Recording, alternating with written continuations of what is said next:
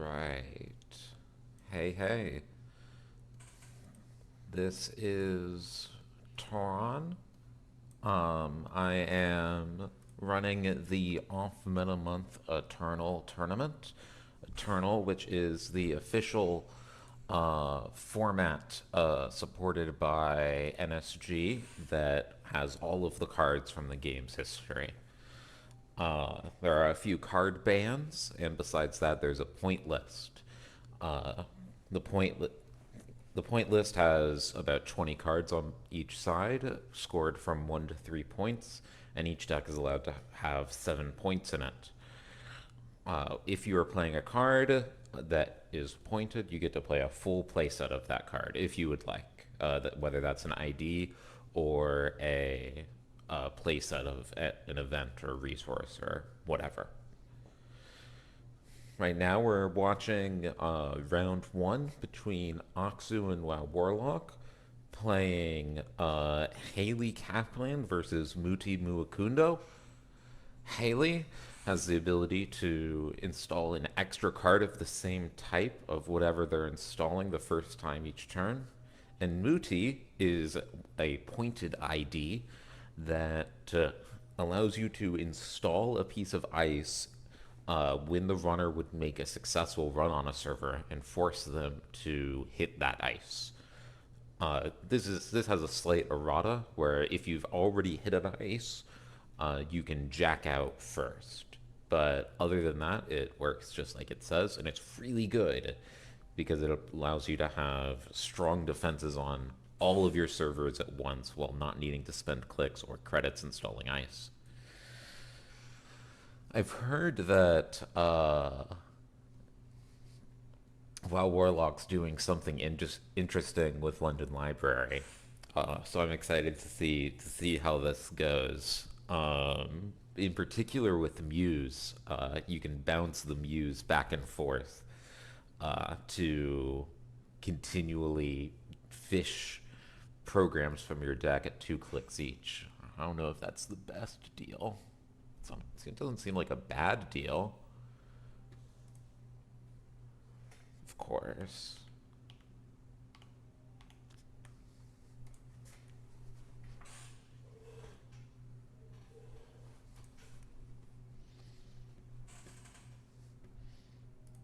We have a very nice ID spread today.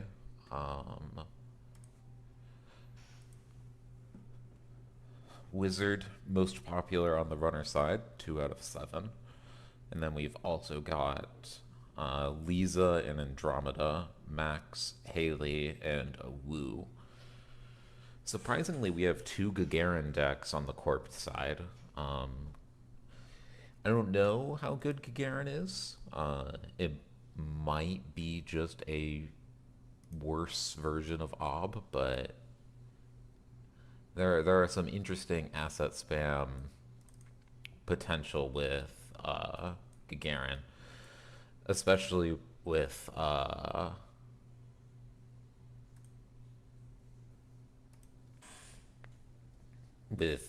usual popularity of Wizard, who is in particular strong at trashing assets, and so having some resistance against that is very strong.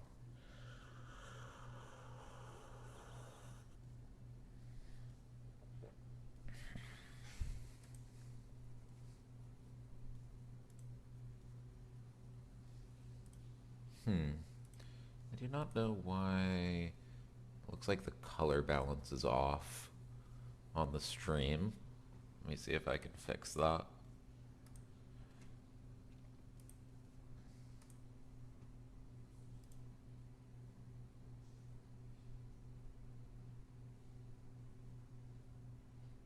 Hooray!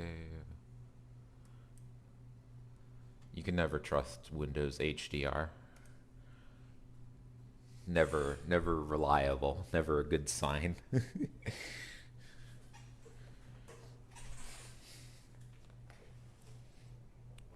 The Temujin contract comes down for Haley. Temujin contract is one of the 3 point runner cards, especially strong because I mean it just makes it an enormous amount of money. And notably, unlike a card in System Gateway, Red Team, it is not a click ability. So you can combine it with run events. You can combine it with other abilities. Yes, it is Eternal. This is the off meta month Eternal tournament. Um, so we've got leaked cards legal from the entire history of the game.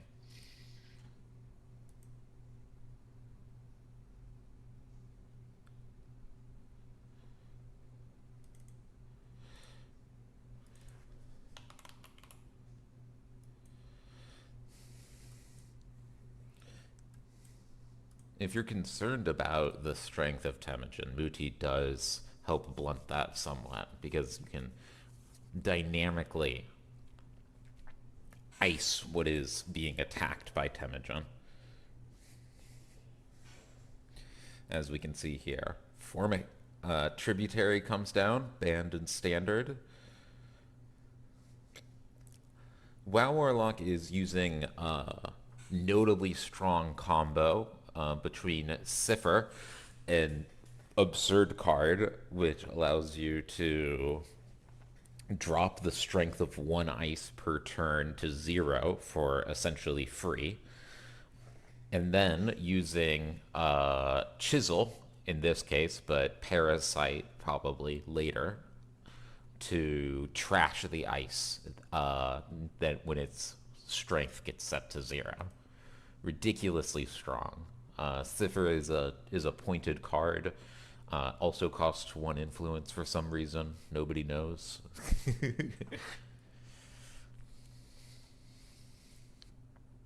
Aksu is trying to get away here with Charlotte Cassador value crimes. Just get ahead on credits. Haley is almost surely going to eventually run out of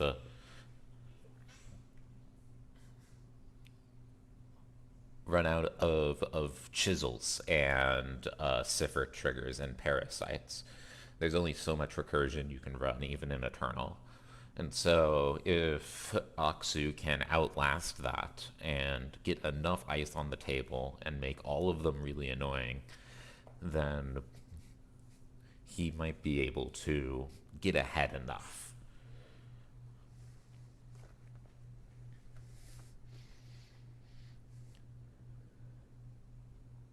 It is so goofy. I don't know what they were thinking.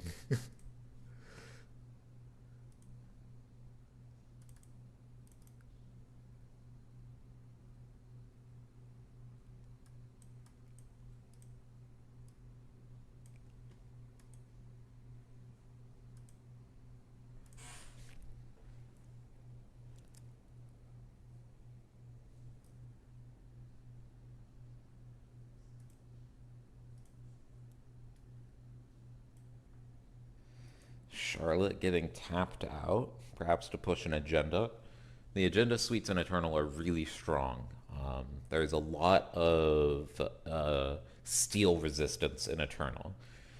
Uh, the Bokita protocol, which is currently banned in Standard, forces the runner to take 4 damage, which is a huge pain, especially when considering some of the other damage dealing sources in Eternal.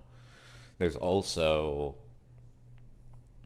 uh, rep- the future perfect, which forces the runner to win a side game to steal it. That's only relevant when the future perfect is on a central server. When it's installed, that ability gets turned off, but still that yields the entire central suite and another level of resistance to random accesses. Aksu laid down Scarcity of Resources this turn. Scarcity of Resources is a current. Currents are a banned subtype in Standard because they promote a lot of weird interactions in gameplay. Currents add essentially an extra rule to the game that stick around until your opponent plays a current or until your opponent gets ahead. If you're the corp, that means the runner stealing an agenda, and if you're the runner, that means the corp scoring an agenda. A lot of eternal currents are really, really powerful. Scarcity of resources is the best current on the corp side, and increasing the install cost of resources by 2 for some decks is just crippling. Your daily cast goes from making 5 credits over 4 turns to 3 credits over 4 turns, which is not even worth playing. As scary as scarcity of resources is, though, it's not quite as scary as some of the runner currents. Employee strike turns off the ability text of the corpse ID, and that for some decks is just crippling, Muti included. Muti's ability is so important for them that employee strike is crippling. It allows the runner to start challenging everything all at once if the corp hasn't been careful and pre-installing their ice, which can be hard to do sometimes considering the cost, the click cost, and the sacrificed potential value of not just having your ID do the installs for you.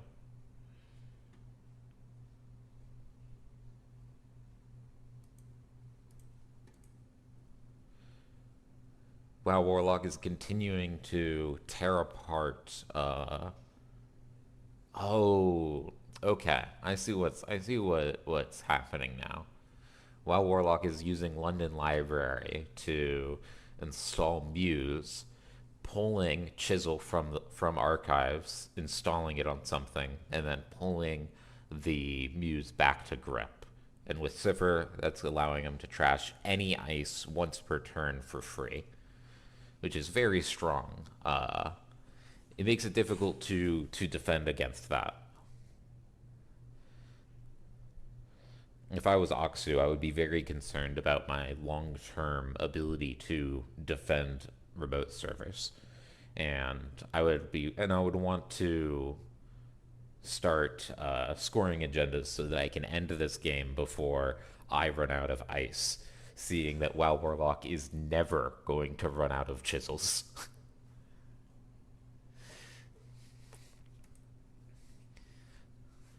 The good news is that it looks like between Temujin Contract, which is 1, 2, 3 Eternal points, Cipher, which is 2 Eternal points, and we don't see any other Eternal points right now, but it seems unlikely that WoW Warlock is playing any of the big, scary runner currents, which is important because the runner currents are very important for their ability to get past defensive upgrades.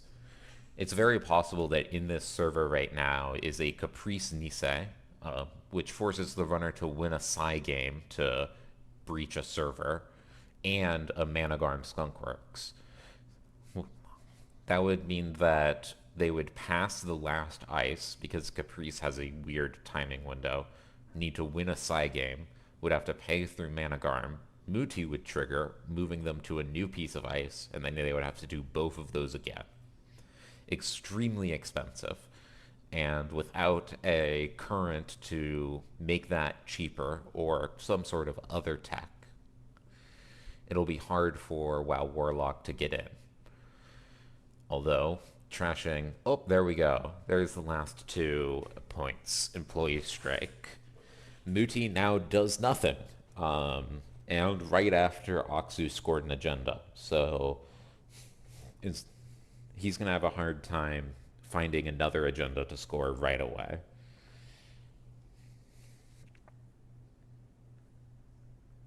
There's a Caprice Nisei from HQ. We can see it there.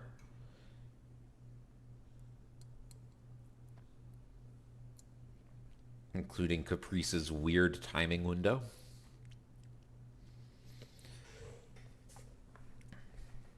Caprice can force the runner to just keep having to play these side games. I've had games where I ran a server 4 times, each time losing the Caprice side game. Because I'm not very good at winning side games, apparently.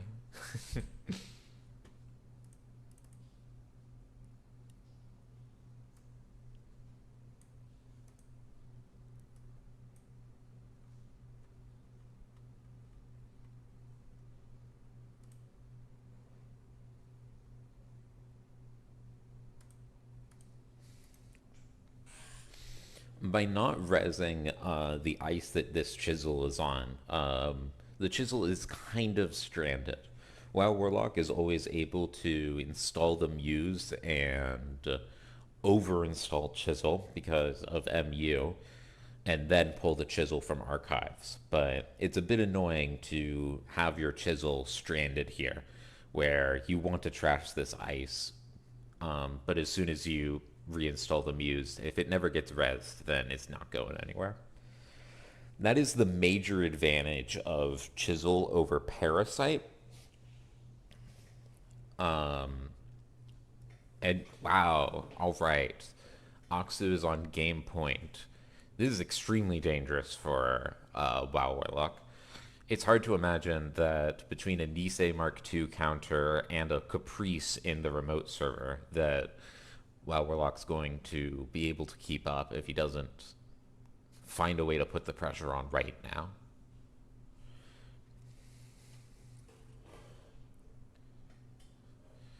And we're starting up with conduit runs. Looks like WoW Warlock forgot to use conduit this time. Not that it particularly matters with the 0 viruses.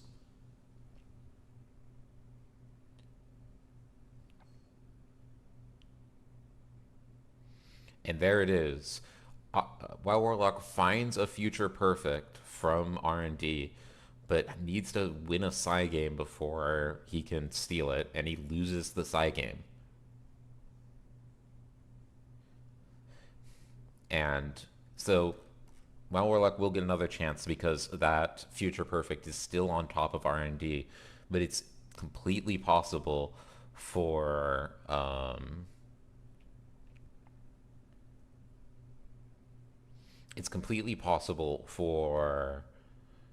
WoW Warlock to just keep losing that Psy game.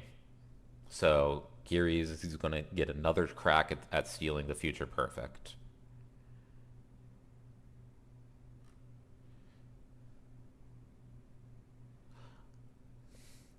Aksu pops Jackson Howard. Jackson Howard, a stronger version of Spin Doctor, allowing you to continually draw cards, meaning that the runner needs to run it, spend a click, or else the corp can potentially keep getting value. And it also allows you to just straight up remove them from the game without drawing cards if you need to, meaning that this is a deck positive card. If you've got nothing in your deck, you can pop Jackson to keep going. Looks like Aksu is pushing here for the win. We've got Lacosta, we've got a single advanced something, very likely a 5-3 agenda. Between Nisei and Caprice in the remote server, I don't know how WoW Warlock's going to be able to get in without some very good luck or some sort of tech. There's a lot of potential tech options. There are some currents, such as Rumor Mill, although WoW Warlock does not have the points left to run Rumor Mill because he's on employee strike and Temujin contract. But there are also other options. Political Operative allows you to trash a card, and that means that when Aksu reses Caprice Nisei, WoW Warlock will have to... There we go. There's Caprice in the remote server. Interestingly, because of Caprice's timing window, WoW Warlock here is trashing the only ice, which means that there won't be a window where WoW Warlock passes the last... Or I guess this time it does, but next time there's no more ice on this server, so Caprice doesn't trigger, which is a big deal. Although, if this last card Aksu has in HQ is a ice, we'll be able to use Muti to reinstall it. Yeah.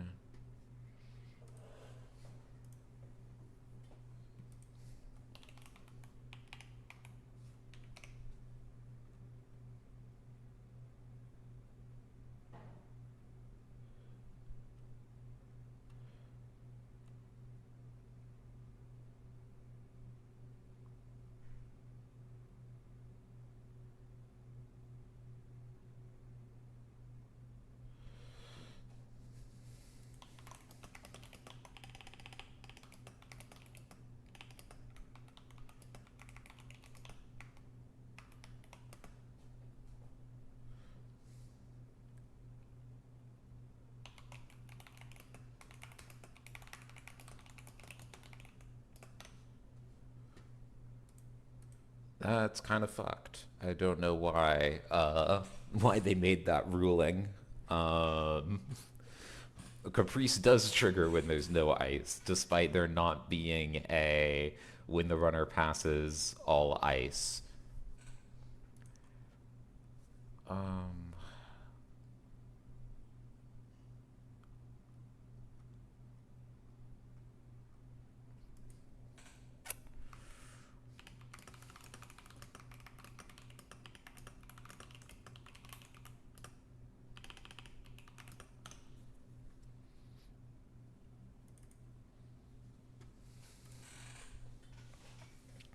I agree that trying to get rid of the remote server last turn was probably necessary. All right, and that's all of WoW Warlock's clicks. Oxu just had too many ways to end the run over and over between Caprice and Nisei Mark II, and that's game.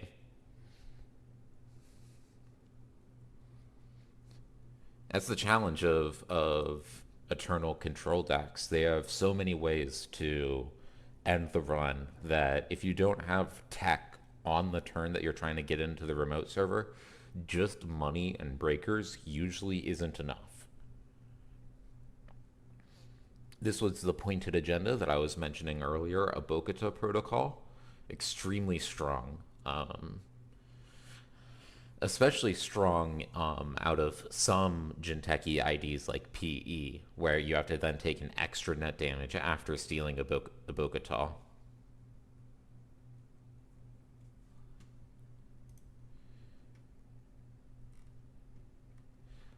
Let's see how things are going with the matches. Looks like this was our first match to end, so I'm gonna go see about joining another one.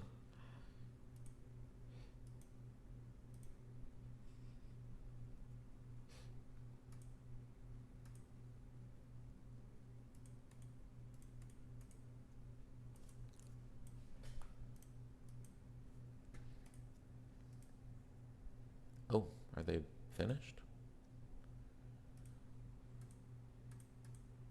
Oh, do I need to allow self-reports?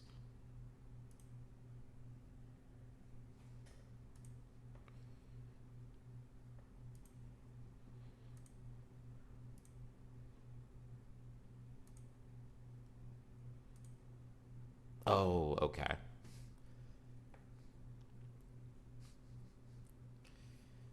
I misread the score sheet.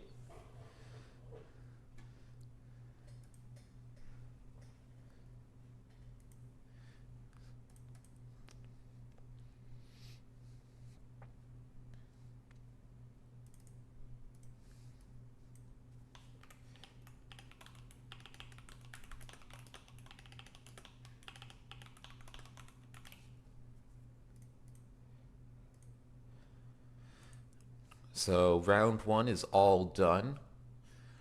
We have a win by Jai and Last Warrior playing Industrial Genomics and Cerebral Imaging, two Corp wins.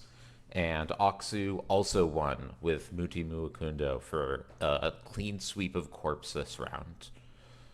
Uh, I'm interested in what happened in on table two, where there was a matchup between Cerebral Imaging, a combo ID from HB, and Wizard, an Anarch ID, which is good into assets. Wizard, the ID text doesn't actually have anything useful to do against Cerebral, but that deck generally is very strong into combo decks. They've got a lot of combo disruption. And how Last Warrior was able to deal with that quickly and be able to close the match out is very interesting. All right, let's see if we're going to start the next round early.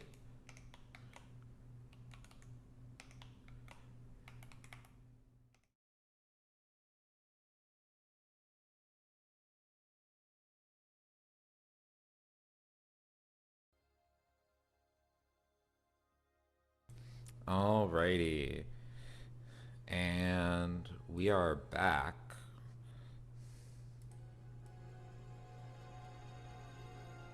adjusted my levels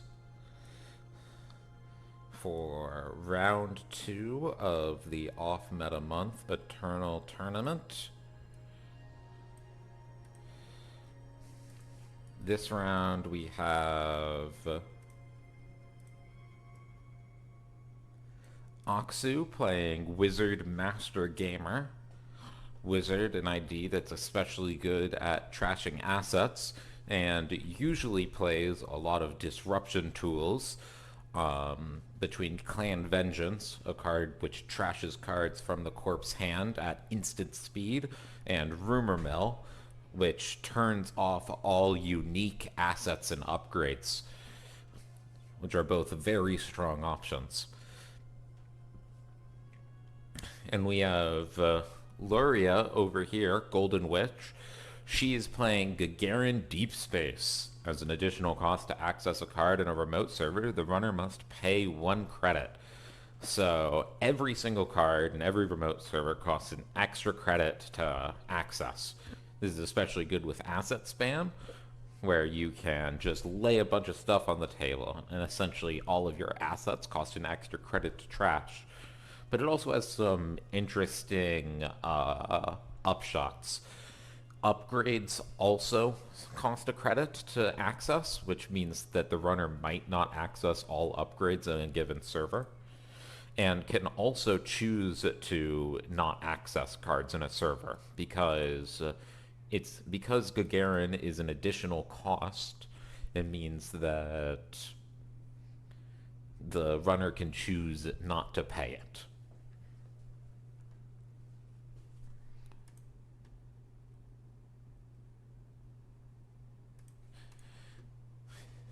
Wizard is going to be a very good matchup into Gagarin. Gagarin is an asset spam deck, and Wizard's very good into assets. However, Gagarin still has some very good kill options. Gagarin is usually on kill, usually using Mutually Assured Destruction, which is a card in Standard, to trash all of their assets and then play High Profile Target, which is a banned card in Standard, which deals 2 damage per tag that the runner has. So essentially any number of cards in the runner's hand isn't enough to protect them, provided that you have enough rezzed assets which can then produce enough tags. They also have some other tagging options, such as Mid-Season's Replacements. Mid-Season's Replacements punishes the runner for stealing agendas, and if you're richer than the runner, drowns them in tags. So many that they have no chance of clearing them all. We get to see one of the major parts of the Garen deck, Alliance cards. This is Mumba Temple. We have 2 recurring credits to res any kind of card. However, it costs 2 influence, unless you have 15 or fewer ice in your deck. The Alliance cards were a series of cards which allowed you to ignore influence cost if you met some deck building requirement, such as having 6 HB cards in your deck, or having less than 15 ice.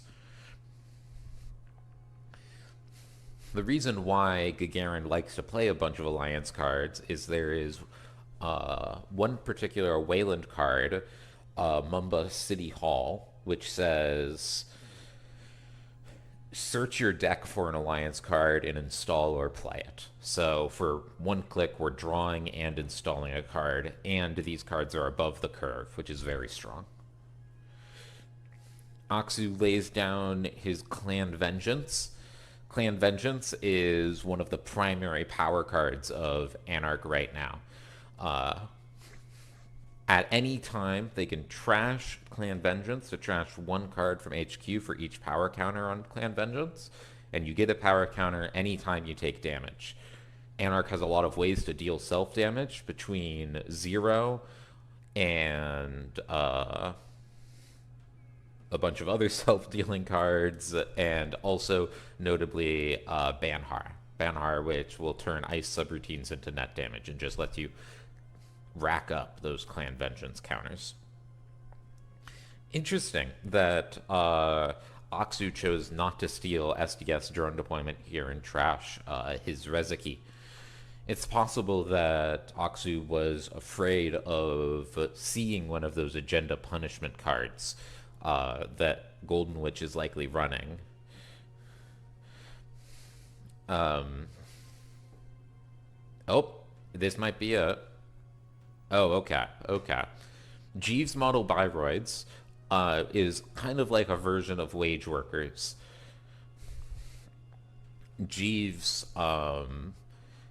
unlike wage workers, can trigger off of a triple. So if you play mutually assured destruction, Jeeves will gain you that click you need to then play high profile target and kill the runner. Oddly, Jeeves does have to actually see all three of the clicks happen, unlike wage workers. So you can't install Jeeves and res him and then get that trigger on installs the same turn.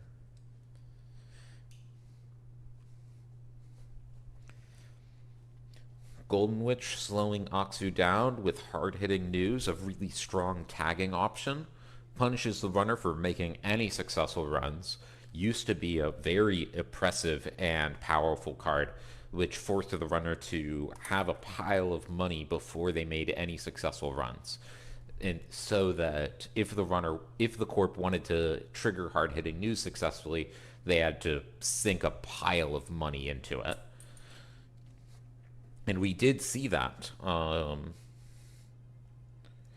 Loria increased the strength of hardening news to 8 by spending 4 credits. So she spent 7 credits total to give the runner 4 tags. The kind of like op research, but if the runner was even richer, it would have been more expensive for her. And we can see here our asset spam getting out of hand.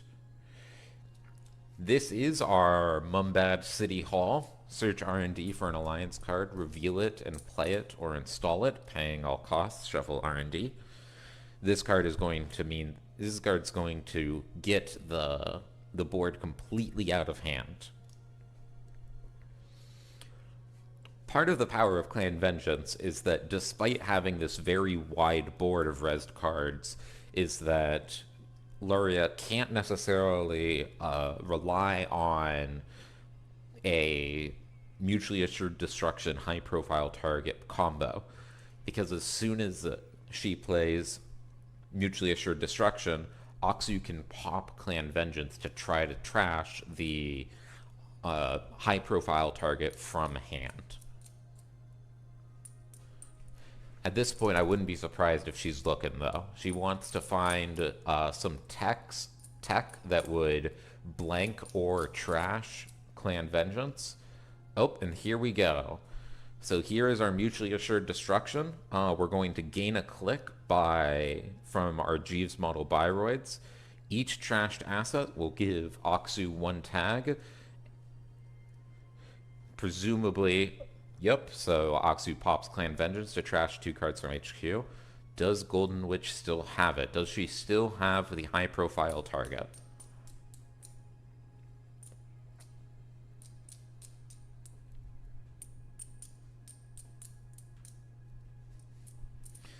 She doesn't.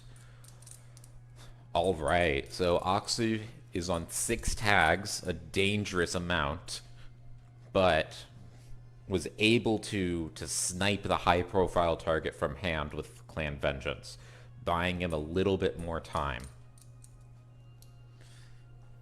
Aksu also has an enormous amount of long-term econ between his 3 Rezekis, a banned card in Standard, which gains 1 credit every turn, and Blue Moose, which, when your turn begins, you may remove 1 card in the heap from the game. If you do, gain 2 credits. It's essentially an infinite daily cast with no downside. So Aksu is going to be able to clear these tags very quickly, even though he did have to float a tag this turn. Loria searching, desperately searching for another copy of another copy of high profile target, but was not able to find it. And now Aksu is down to one tag, and that probably means that Golden Witch is not going to be able to kill him without setting up another board and playing another copy of Mutually Assured Destruction. She was able to successfully diffuse one copy of Clan Vengeance, but will now have to rebuild the board state to try to get another combo off, because that Clan Vengeance sniped her combo piece from hand. Yeah, this is Eternal. The stream title is currently incorrect. That might get fixed. Nobody knows.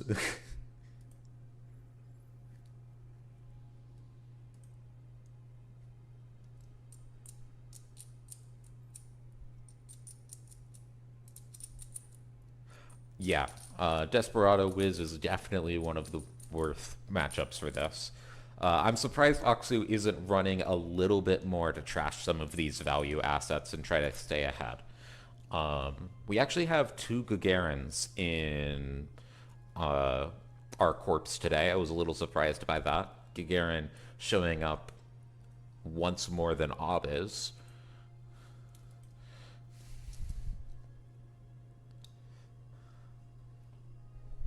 Ah, thank you, Sungren.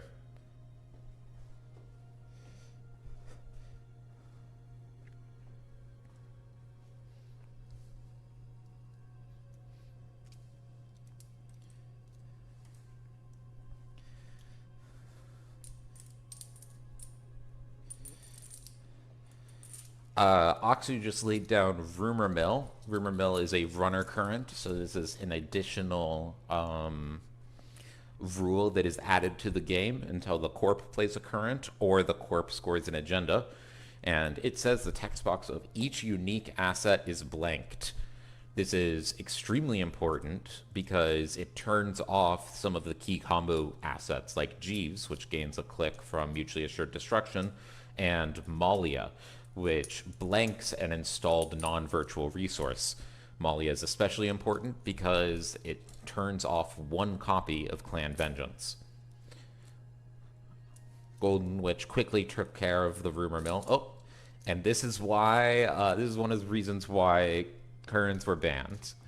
So Aksu played Rumor Mill, which crushes the strategy of Golden Witch. She has to either score an agenda or get rid of the Rumor Mill before she can effectively win. So she plays Paywall Implementation, a current that gets rid of, which would then get rid of Rumor Mill. Of course, Aksu can't let a single turn go by without Rumor Mill, which, because he might end up dying, so plays another copy of Rumor Mill. We might see Golden Witch now, in turn, play another copy of Paywall Implementation.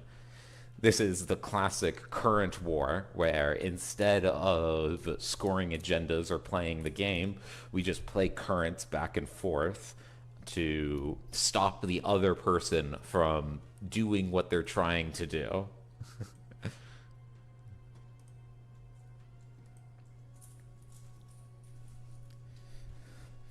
Loria is running away economically. The power of cards like Commercial Bankers Group, a political asset which gains 3 credits every turn, and Maryland Campaign, and not having to pay res costs with Mumba Temple.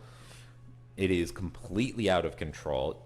Despite having a Desperado and a Blue Moose and 3 copies of Rezuki installed, Aksu is falling further and further behind economically.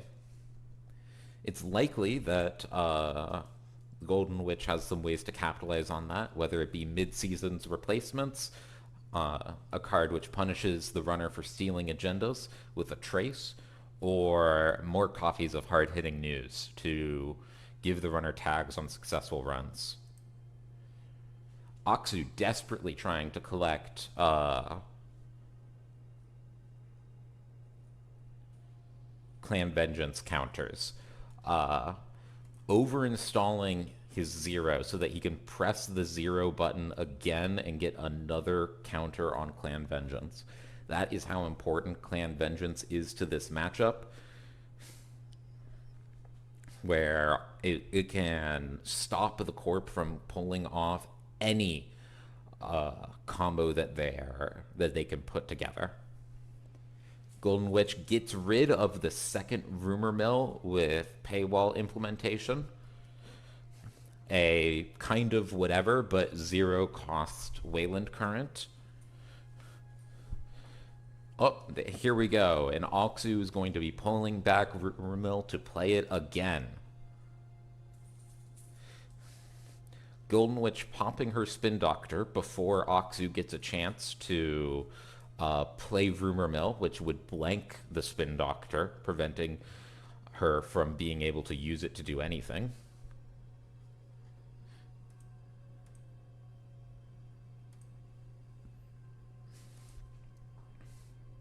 I agree. I'm also surprised that Oxu hasn't been running at all.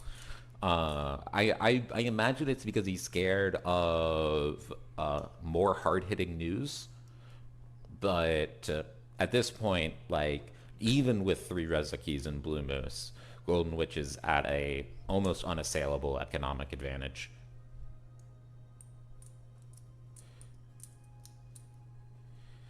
And there we go.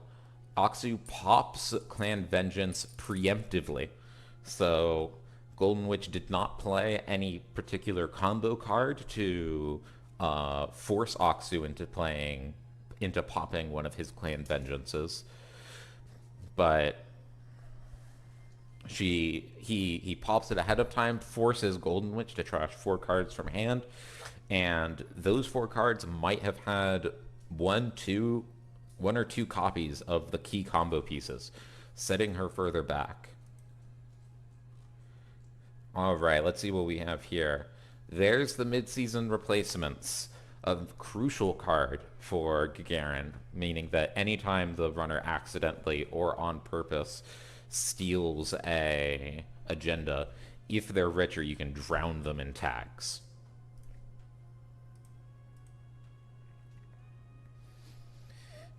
Oxu hammering R&D with medium after successfully diffusing the threat of mid-season replacements. And with no cards in hand, Golden Witch is going to have a hard time pulling this back. She needs to find another copy of Mutually Assured Destruction, wait a turn, because Jeeves will not grant an extra click being turned off by Rumor Mill, and then play a high-profile target. And that whole time, Oxu can pop Clan Vengeance and trash any of the combo pieces that are in hand. Despite having 36 credits and 10 assets on the board, it doesn't look like it's going to be enough to stop Oxu. Clan Vengeance and Rumor Mill are so strong. They diffuse so many corp threats. Defensive corp threats like defensive upgrades and offensive combos that rely on cards in hand or unique assets on the table. The runner bin or the corp bin?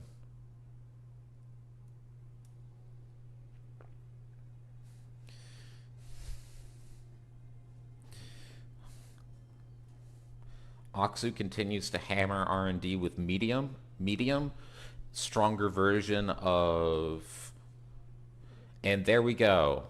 Oxu runs R&D 4 times, uses medium to access additional cards each time, like Conduit, except you can play run events and trigger other things at the same time as you're playing medium, and stealing 9 points in 1 turn.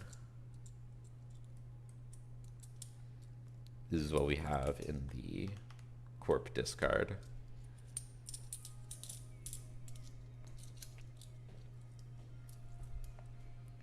It does matter not, sadly. The one mid-season's being out is a huge deal. It's possible that Golden Witch could be on more than one mid-seasons, but it's so expensive influence-wise, it's hard to play more than one.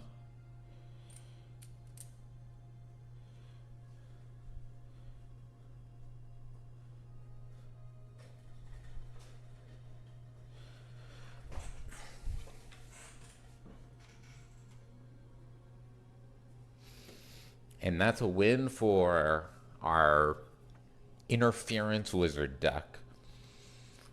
A full clean sweep round one of Corpse. One of them Wizard, and now we have a win for Runner.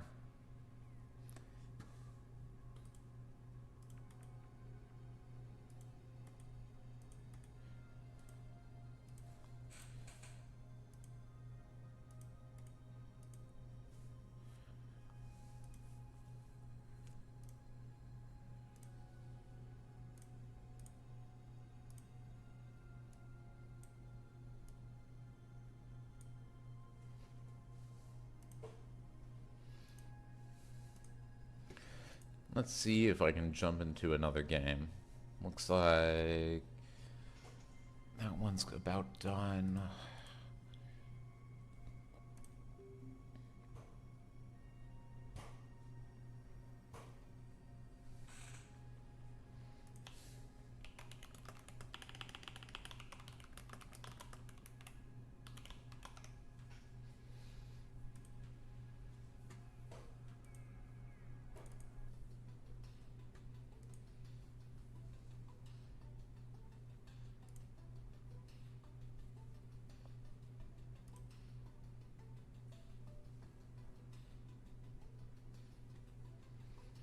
Alrighty.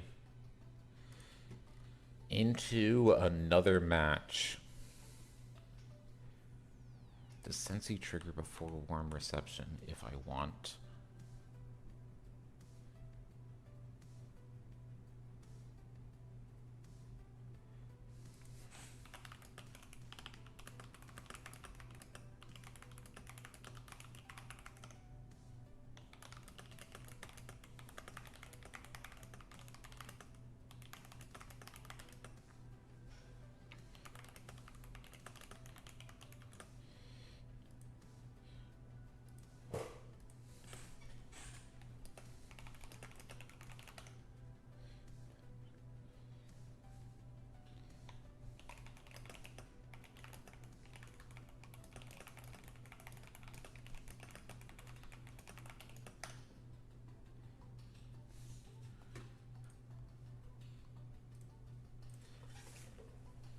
All right.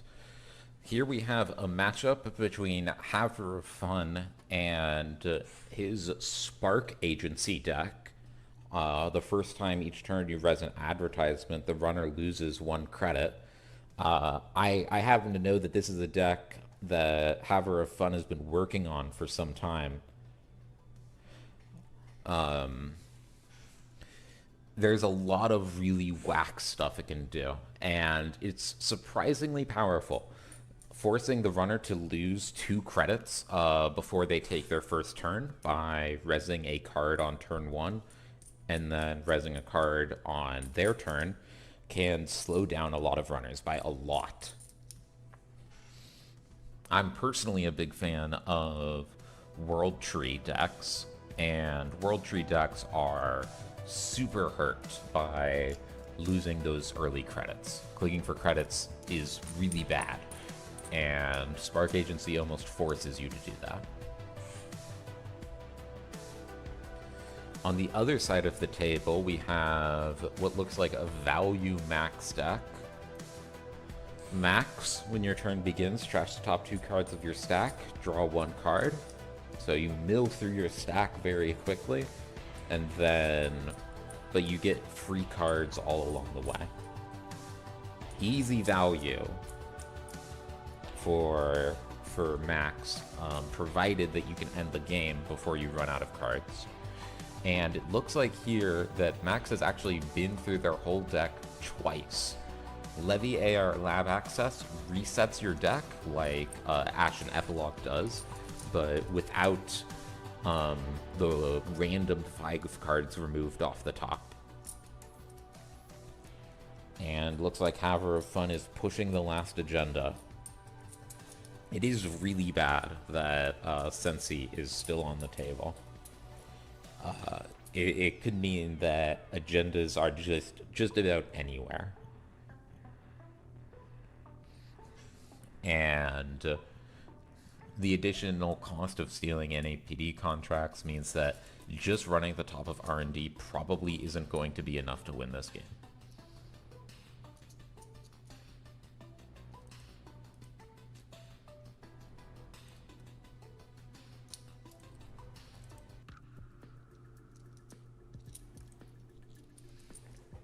Toll booth on R&D, extremely expensive. That does make me wonder if Havre Fund still has the money needed to res all of the ice on server 4. Abyss Stairs Back is running all of the bin breakers. The bin breakers allow you to install them from the heap by paying their install cost. These are, for the Code Gate and Sentry Breaker, pretty inefficient, but not needing to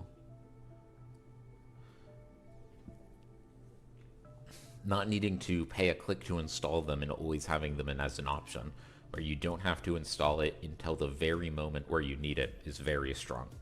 Paperclip in particular is the best barrier breaker ever printed, both being a bin breaker and breaking cards with extreme efficiency. So Abyss Stairs Back is a little poor right now, but if he had the money, he would have access to all 3 of these breakers, which come from the heap, and effectively has a full rig installed. Alright, Havre Fund does not have the credits to res here, and accesses Bologna. Bologna, banned card in Standard. Extremely strong, hard to steal. Abyss Stairs Back just did not have the money to get there. 1 credit off. Brutal.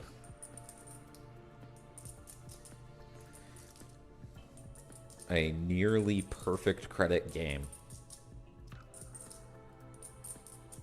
Yeah, Bologna NAPD out of Spark Agency. The Corp is gonna steal, what, like 15 plus credits a game between the 3?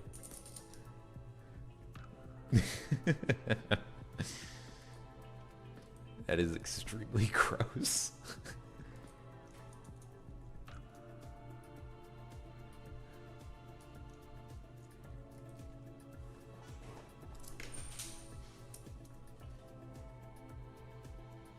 Yeah, that's me.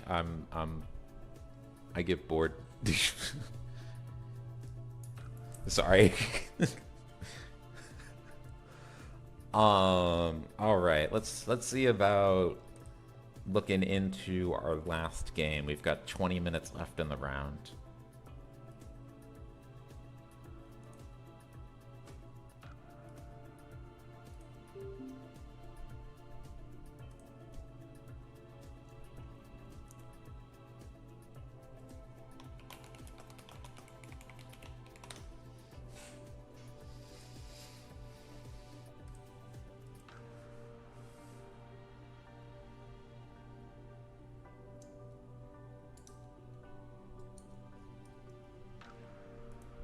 All right.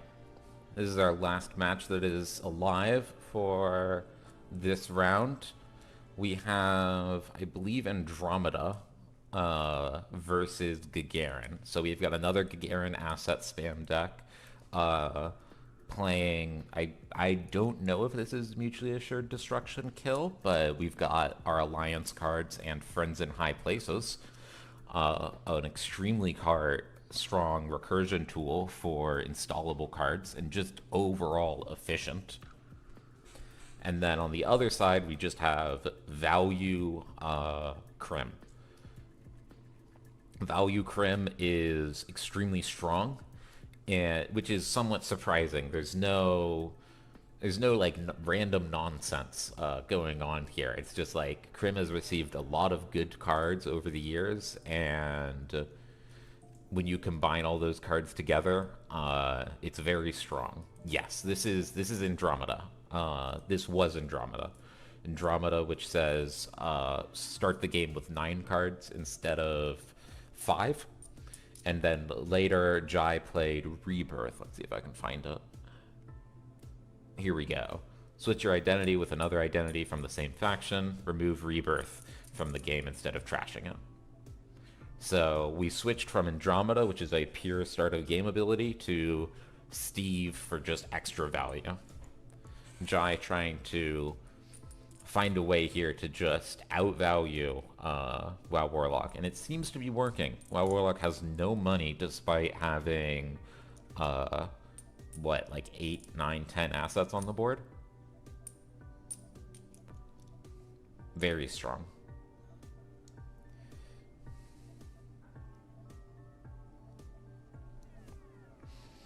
Jai using Account Siphon.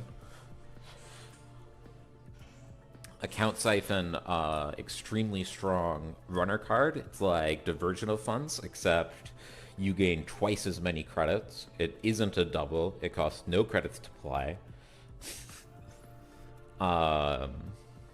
Although you do have to take 2 tags as a cost of playing it.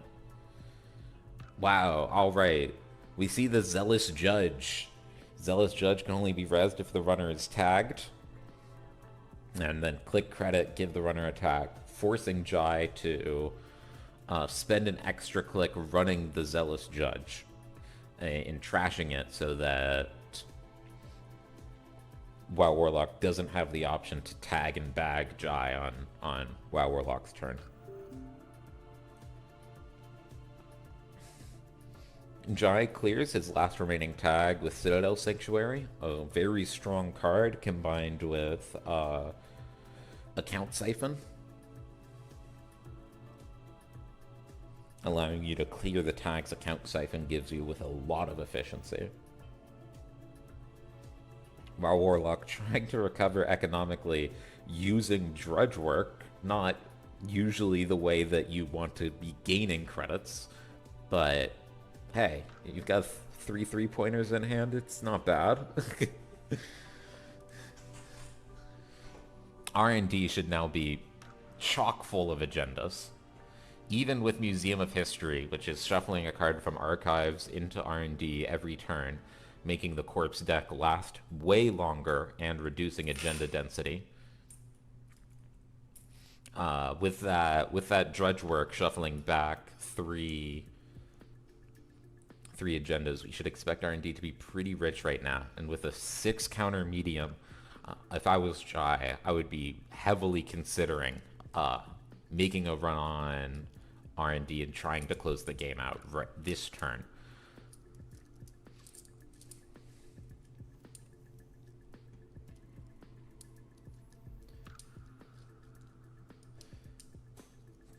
Jai is notably still richer than WoW Warlock, which means that cards like mid-season replacements are not that big of a threat.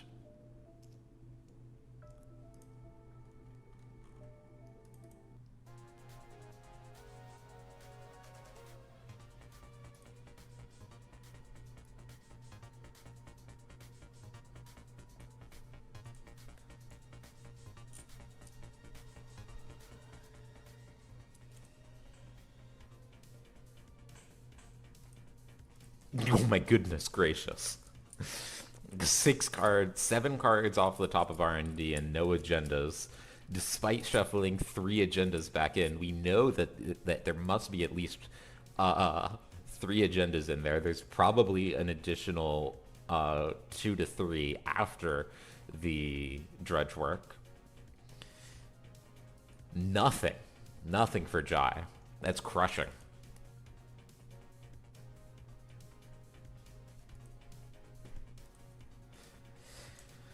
Urban Renewal on the board, standard legal card, forcing the runner to deal with it or having a bunch of extra cards in hand.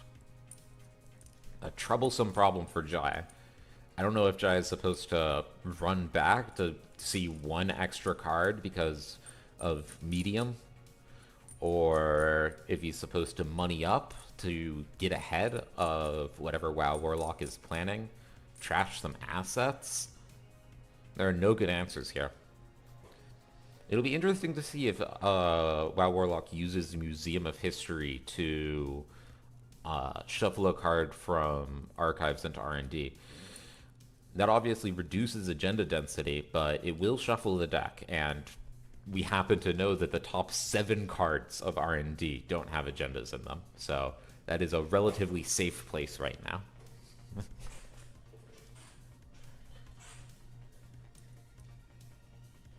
And he does shuffle back. All right, and Purge.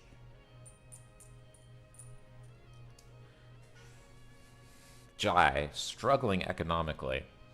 The cost of Gagarin, increasing the trash cost of those 2 assets last turn by an additional credit, is extremely hard. It's hard to keep up. Although Account Siphon will make it easier. Account Siphon continually putting pressure on WoW Warlock. Taking his credits away and keeping Jai afloat. 15 credits swing in 1 click. The massive deal for Jai.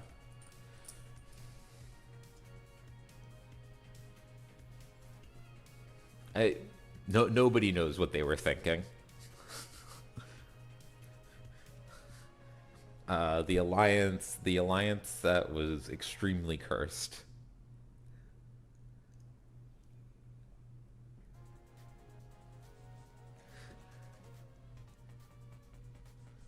Um,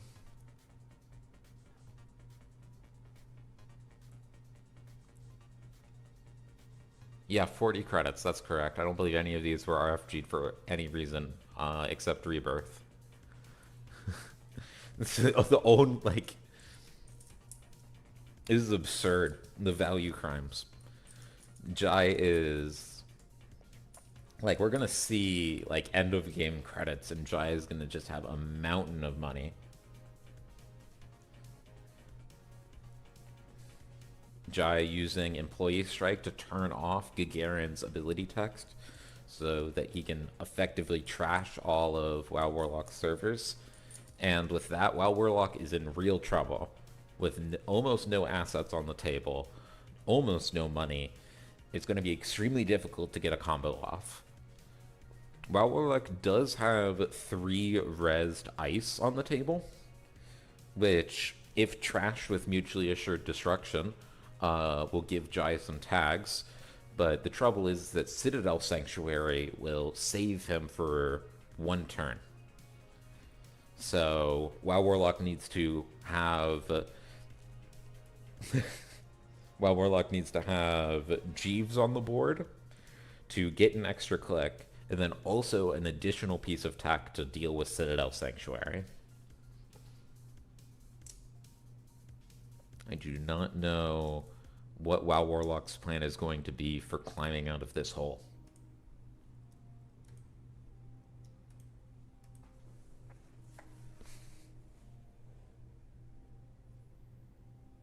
Jai hammering R&D, making credits along the way with Desperado, and steals an agenda. That's actually perhaps good news for WoW Warlock. SSL endorsement gives the Corp 9 credits over 3 turns, whether it's scored or stolen. This is a big deal. WoW Warlock is so far behind economically that these 9 credits might be enough to put him back into the game.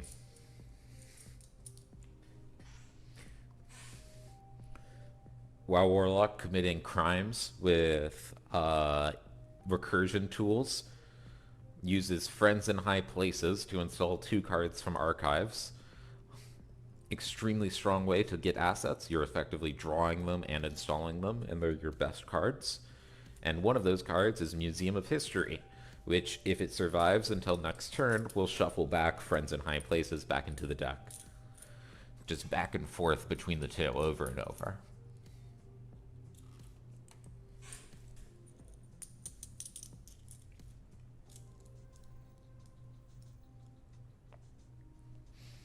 WoW Warlock trying to tax out Jai using Tour Guide. Tour Guide, an extremely strong sentry for, and there we go. Another hammer on R&D, and Jai takes it.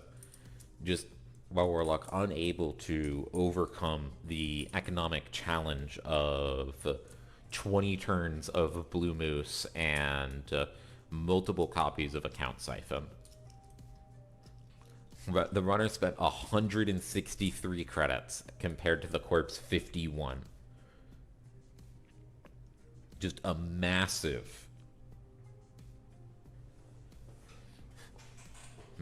credit differential. The fact that the game was somewhat close on the board for a lot of turns is a testament to just how strong asset spamming Gagarin is, that we can have a 3-to-1 credit differential and still, while Warlock had turns where he was building a successful board.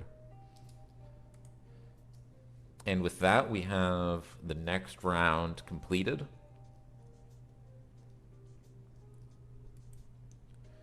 And we will be moving on to round 3. Let's see. There are 5 minutes left in the round. I'm going to go ahead and pair the round a little bit early. Alrighty. We're back with round 3 of the off-meta month Eternal Tournament. Eternal is the official format that is supported by Null Signal Games that has cards legal from the entire history of modern Netrunner. We've got another match with Oxu playing Wizard Master Gamer. Wizard especially good at trashing assets, and this whole deck is extremely good at interfering with the Corp's game plan. On the other side, we have Jai playing Industrial Genomics. The trash cost of each card is increased by 1 for each face-down card in Archives. Industrial Genomics is a really weird ID that allows you to do some really crazy powerful things if you've got a lot of face-down cards in Archives. Although you need to get those cards into Archives. And then you also have to dissuade the runner from running Archives and flipping all of those cards face up. We'll have an interesting matchup here. Industrial Genomics oftentimes doesn't mind losing cards from hand because it adds extra cards to Archives, which then increases trash costs.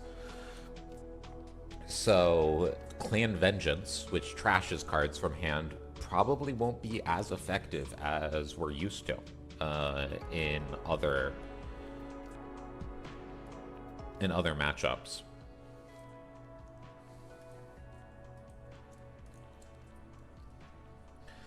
Industrial Genomics oftentimes tries to grind the runner down and kill them with net damage assets on the board, such as Bladderwort. When your turns begin, gain 1 credit. Then if you have 4 or less, do 1 net damage. Bladderwort will be grinding down Aksu's resources over time, but also Jai has some tools to reduce the runner's hand size, and if you get a few Bladderworts on the board and then reduce hand size, that can quickly turn into a kill. For the first net damage, Jai got a very good snipe in hitting Levy AR Lab Access. Levy is Aksu's recursion tool, which lets him reset his deck. This is a big deal, because it means that it'll be much easier to grind down Aksu's resources. It's likely that Aksu has some way to pull back Levy from the heap to still get to play it, even though it's been trashed to the heap, but those resources are just as vulnerable to that start of turn net damage as Levy was.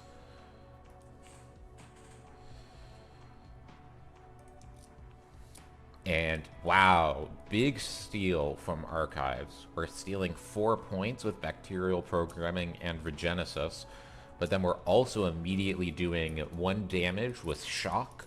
Shock is an ambush, which deals 1 damage anytime it's accessed, including from Archives.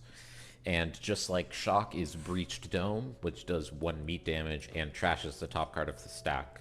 So both of those are milling the runner down and taking their resources away. Jai can dump a lot of cards into archives here, and Aksu does have to access all of them. The breach rules are different for central servers. So Jai might drop an extra shock or breach dome into archives here, and Aksu would have to access those and take the damage. We put 3 cards into archives and add 2 more.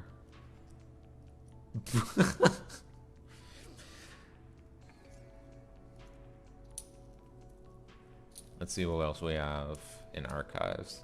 Sealed Vault and First Curfew, and another Breached Dome.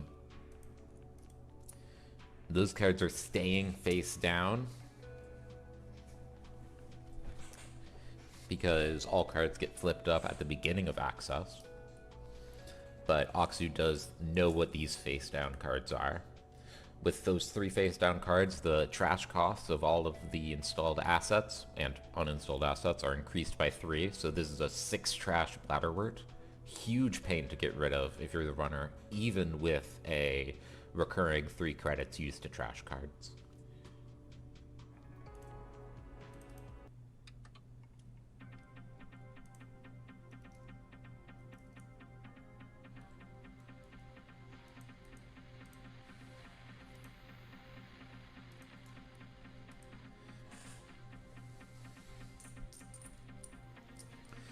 Aksu, stealing 4 points this early is a very big deal against Industrial Genomics.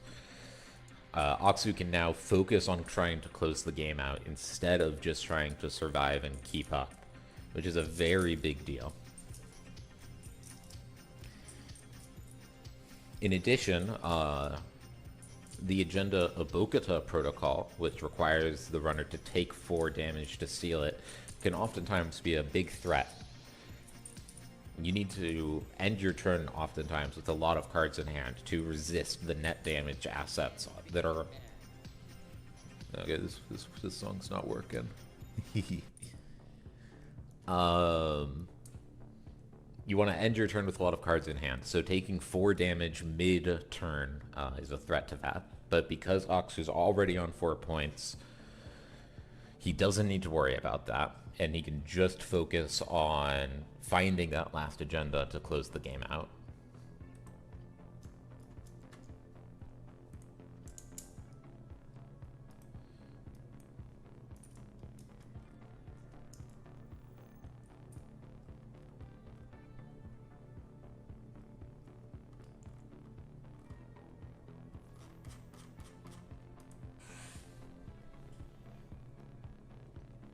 Jai is using Malia, a very strong tech tool in Eternal, and it's good in Standard too, but in Eternal the resources are so valuable that Malia is crucial for a lot of decks. Blanking Blue Moose when your turn begins. Remove. This is just our infinite daily cast. We've seen it before. Extremely strong, almost no downside. But the Malia is in turn being blanked by Rumor Mill. Back to strike and curse the corpse dreams. Luckily, Rumor Mill doesn't affect everything. It only affects unique assets and upgrades. So Bladderwort is still going to be grinding the runner down. Jai drops Enforced Curfew. The runner's maximum hand size is reduced by 1.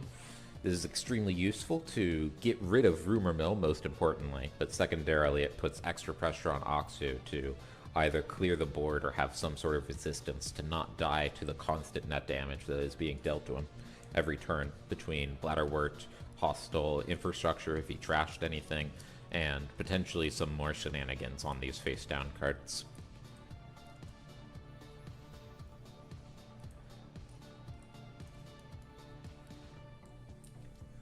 Aksu finds the Future Perfect on R&D. This could be game if he wins the Psy game, but Future Perfect is providing that extremely useful steal resistance to Jai. Jai here survives, although Future Perfect is staying on R&D and Aksu gets 3 more chances to steal it. Jai again wins the Psy game. Jai again wins the Psy game. Oh my goodness. 0-1, 0-1. We're just doing it again.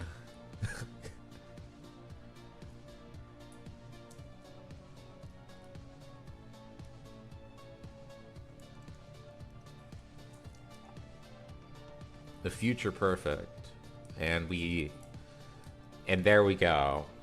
On the last run, Jai is out of money, can't pay. And Oxu steals the future perfect, winning the Psy game with 0 credits and wins the game. Very quick win here. Jai unable to set up a lock, preventing Jai from being able to steal and whittling him down with high trash costs. Hard game for Jai and another W for Wizard. Wizard extremely strong. Alrighty, let's see about finding us another game.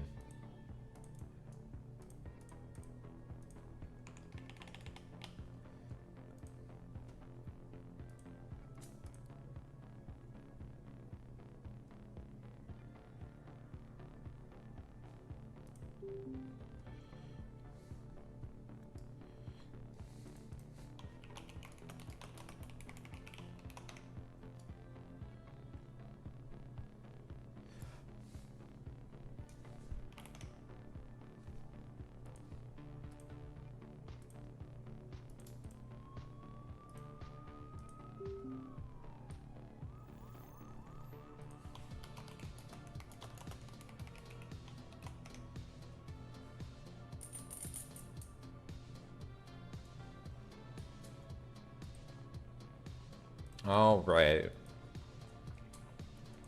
We've got our last match of the round.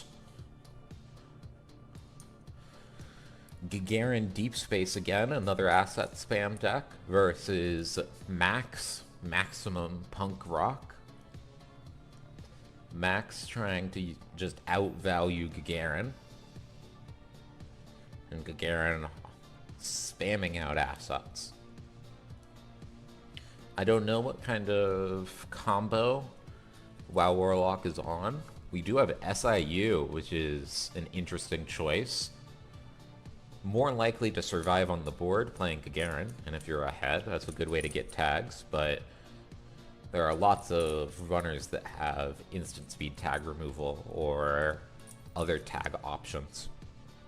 So SIU seems somewhat unreliable.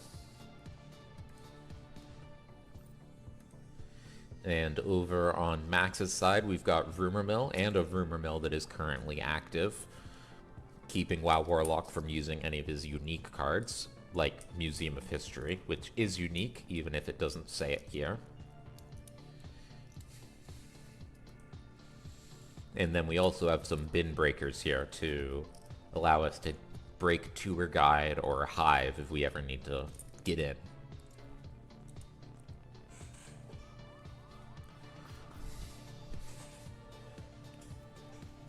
Strike Fund, very good out of Max. When you trash it yourself with Max's ability, you get to trigger Strike Fund, which is super nice. Abyss stares back, is checking some of the table. Finds a hostile architecture.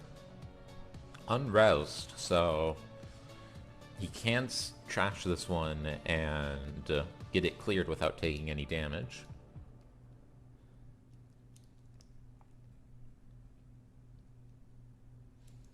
We also have Clan Vengeance in this max deck, which will be troublesome for whatever combo WoW Warlock is using. Probably a kill combo, given that we can see SIU in Archives and Jeeves in Archives. But it's hard to say exactly what.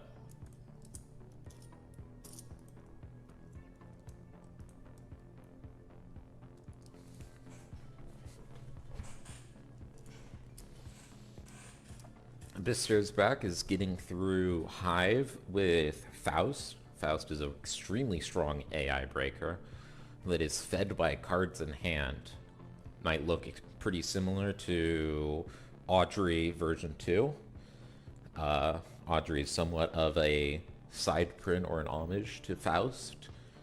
Faust is the OG, very strong. If you just have enough cards, Faust can get through anything. Although, in this case, we are paying an absurd amount of cards to get through Hive. Hive just 5 end the run subroutines. So we're spending 6 cards to get through this with Faust. Maybe a little expensive, but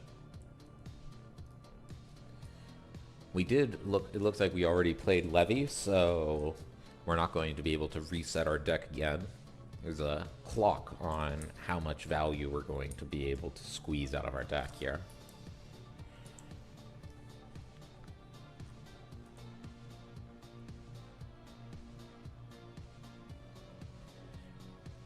This goes back, making a run with Hannah and choosing not to pay, so not accessing anything.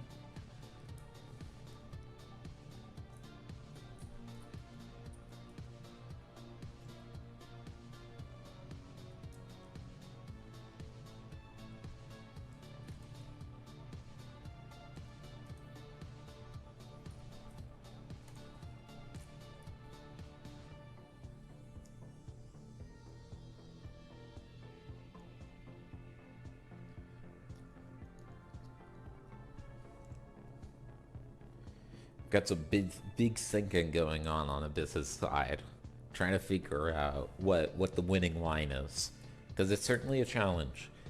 Abyss Stares Back is probably in the stronger position right now, between the money of Blue Muth and the anti-combo use of Clan Vengeance and Rumor Mill. Abyss Stares Back has a lot of options, and WoW Warlock is kind of locked in a box, where if you can't get rid of Rumor Mill, it's a huge problem. But because Max is going to continually grind the remainder of Abyss's deck out, he's probably on a clock. At some point he's going to run out of cards to play, and the only money left is going to be Desperado and Blue Moose. Which probably isn't enough.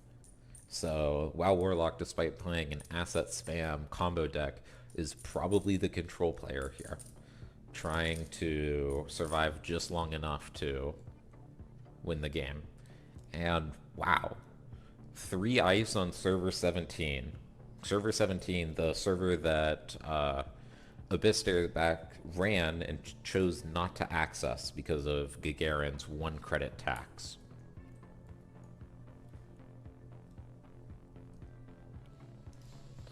One of these ice, maybe 2 of these ice, are probably tour guide, which will have, at this point in time, 5 end the run subroutines, but could get up to 7, which is a huge pain, especially when you're breaking with MK Ultra.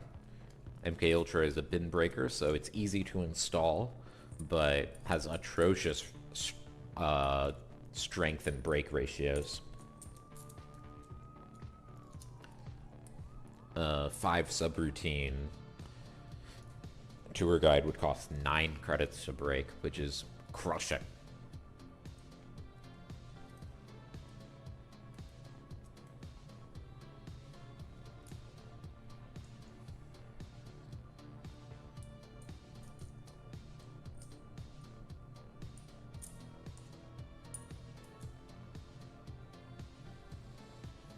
Abyss continuing to consider, trying to figure out what his winning line is. It's only a matter of time before WoW Warlock finds another current to turn off Rumor Mill, and then it's going to be extremely problematic. Museum of History will start diluting the deck and making it harder and harder to find agendas. And there's also only so many times that Abyss Stares Back can break Hive with Faust. I'm surprised that we see a paywall implementation from HQ. So WoW Warlock has the current he needs to turn off Rumor Mill. And Max just trashed one of her Rumor Mills. We do see a second Levy. So this is actually on 2 Levy AR lab access. That's a lot of recursion. There's going to be a long time before Max truly runs out of cards. That's an absurd amount of value. This time we do pull out MK Ultra, spending 9 credits to break 7 subroutines.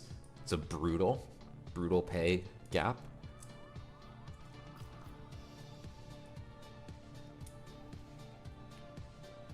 Sees nothing off R&D.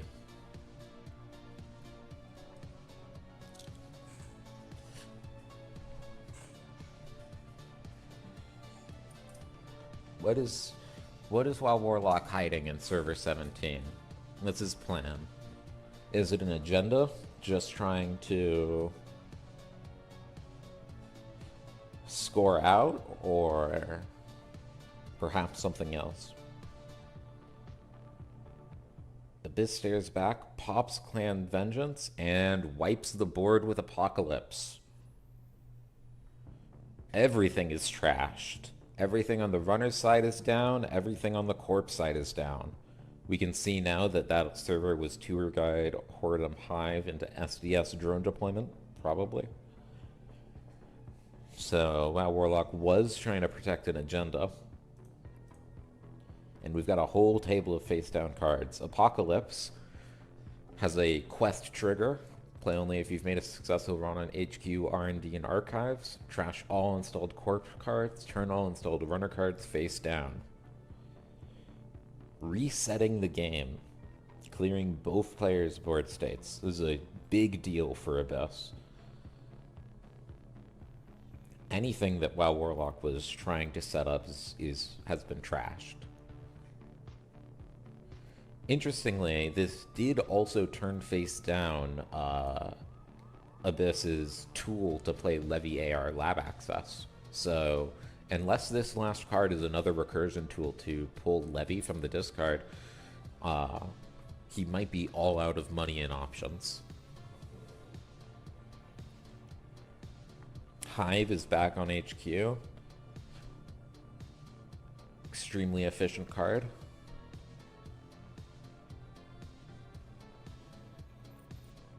And it doesn't look like Abyss back has anything left.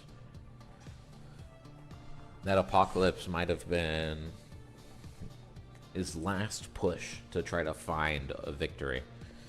And I'm sure that having all of his cards turned face down is a bit frustrating to then have SDS drone deployment in the bin. He'll be able to pull out Paperclip upon encountering Hive, and then he could bin that to steal SDS, but it might not be enough if he can't find a third agenda.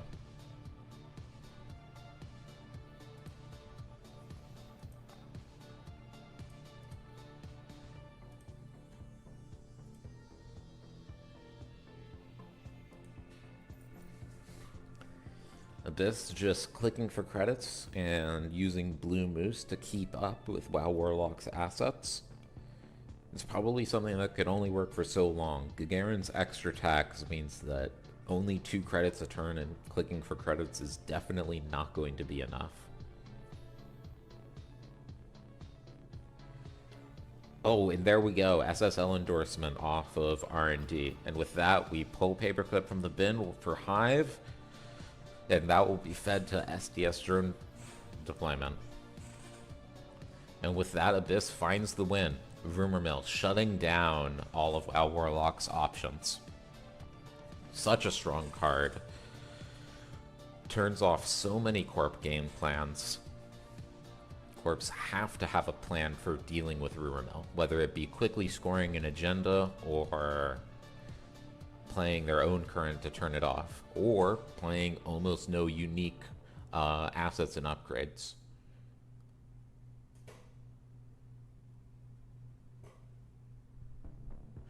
They certainly can be that way for the Anarchs. Anarch is very strong, and Rumor Mill plus Clan Vengeance inside of Anarch is extremely hard to deal with. There are some decks that deal with it better than others, though. Cerebral Imaging, in particular, is a combo deck that can afford to lose 4 or 5 cards from hand. and still combo off thanks to their hand holding 30 cards.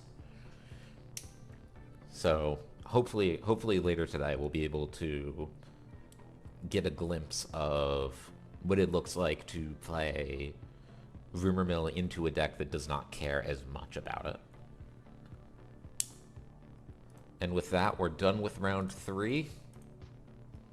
We have 1 Corp win and 2 Runner wins. We've got a pretty even Corp Runner win rate so far.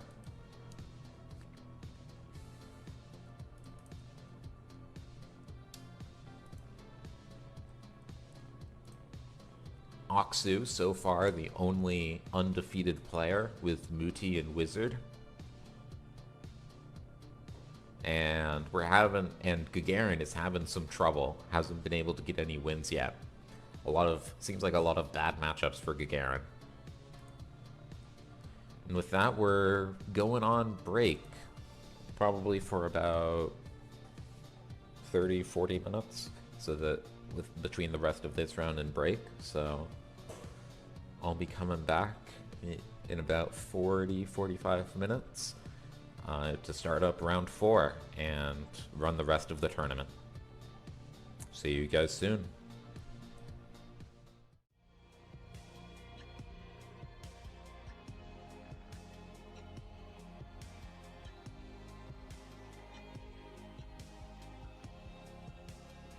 Alrighty.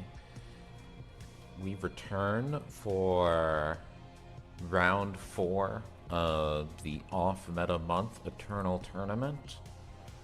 Eternal is No Signal Games' official supported format of cards that exist throughout the game's history.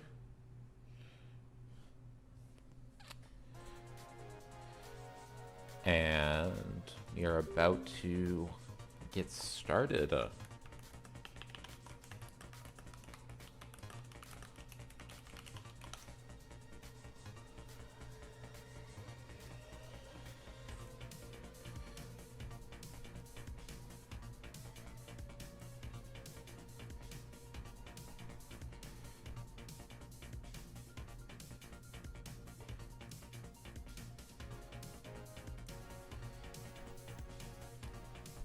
All right, and we're into round 4.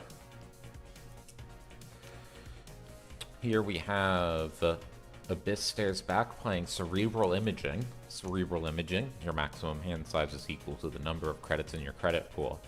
Cerebral Imaging is known as a combo ID. You collect a ton of cards in hand, put them all together, and then win the game in one turn, either by killing the runner or by scoring 7 points all at once. It's not unusual to see Cerebral Imaging with 20, 25, even 30 cards in hand, and they've really amped up in power since the release of the latest set with Your Digital Life. Your Digital Life has been a huge boon for Cerebral. It looks like Jai over here is on Andromeda, which is just Reg Crim, a big pile of strong criminal cards, which when combined just puts too much pressure on the corp for them to effectively handle. We saw that with turn 1, Bravado, Bravado, Bravado HQ, each one making 4 credits, and then ending with a draw 4 class act. So we're back to 9 cards in hand. We made 8 credits, and we stole a 1-point agenda. Brain Rewiring is a really useful kill tool for Cerebral Imaging. You can pay X to force the runner to add X cards from his or her grip to the bottom of his or her stack at random, then draw 1 card. So you can force the runner to empty their hand and then immediately kill them by doing 2 damage. Decks that are on Brain Rewiring usually aren't trying to score 7 points in 1 turn, and instead are looking to kill the runner in 1 turn.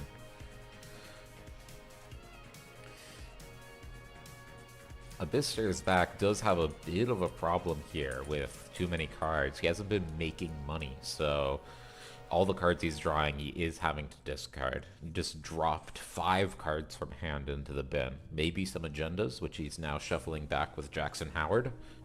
Jackson Howard operates very similar to Spin Doctor. Ooh. And we see a Count Siphon. This is a huge problem for Abyss. Losing credits, which is your hand size, is a huge threat. As you can see, because he's now on 1 credit, his hand size has dropped to 1. This is a crushing amount of credits to have. And if he doesn't have a way to bounce back, and he has to discard down to 1 card, that could be a potentially game-losing situation.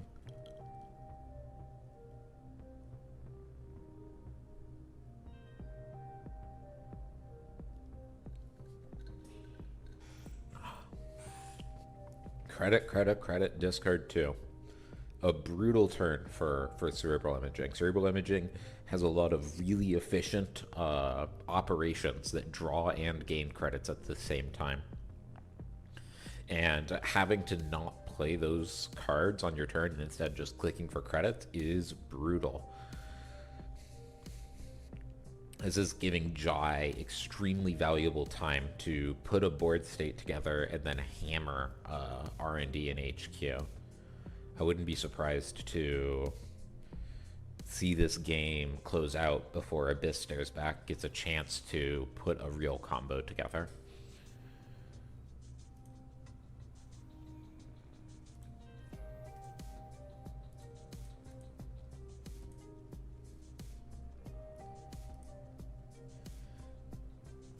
In the discard, we have Cyberdex, Shipment.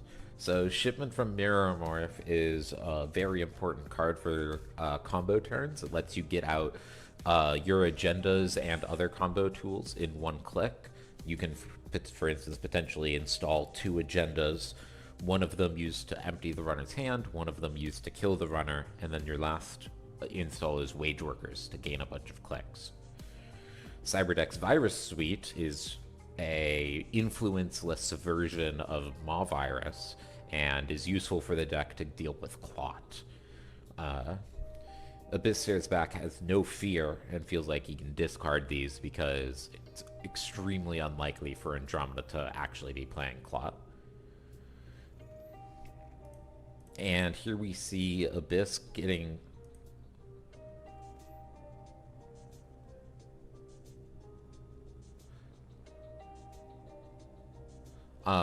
So Jai just dropped Employee Strike, which is extremely punishing against Cerebral Imaging.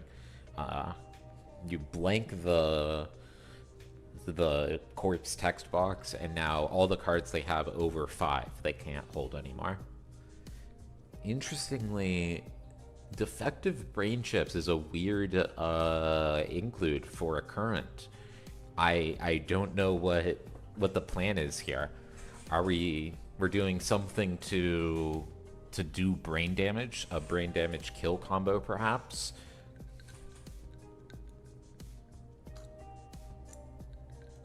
The past few sets have added some cards which do direct brain damage to the runner, whether it be salvo testing or Dejepistad Grid. And either of those could be a potentially effective kill combo if Defective Brain Chips is on the board.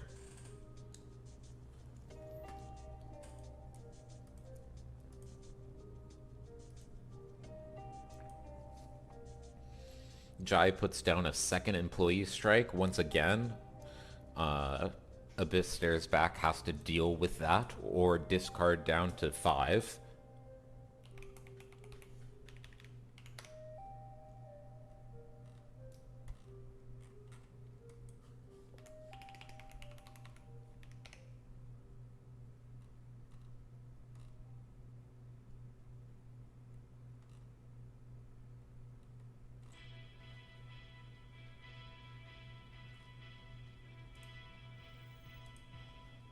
Abyss Stares Back is searching for a current to play, hoping that he can get rid of that Employee Strike and not have to discard down.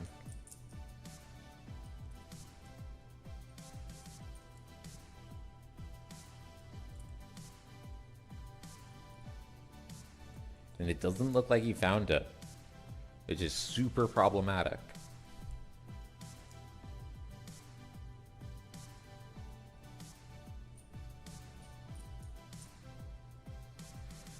Is going to be a hard turn for Abyss. Discarding 5 combo pieces, potentially. 5 econ combo pieces, tech.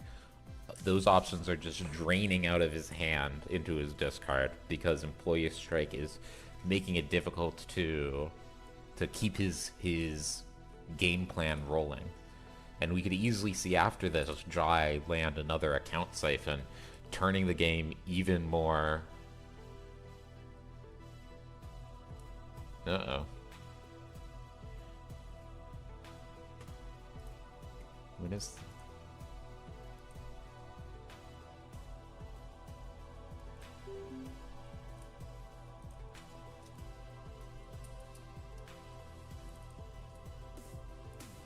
Welcome and thank you for volunteering your time to the Symbian Consumer Marketing Focus Group. Your opinions are valuable to us and we want to know what they are. Tell us everything. Everything. Hold on, I'll be right back. Everything.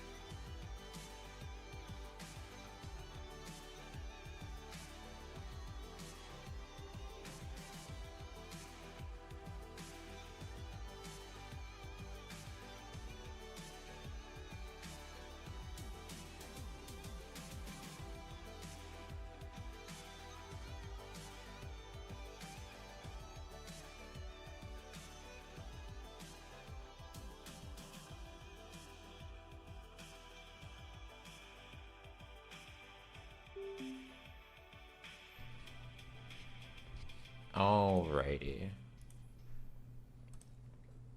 We're back into our cerebral imaging matchup. There was a little bit of concern about a upcoming server reset, but we're going to wrap up this round before that happens, so there's no problems.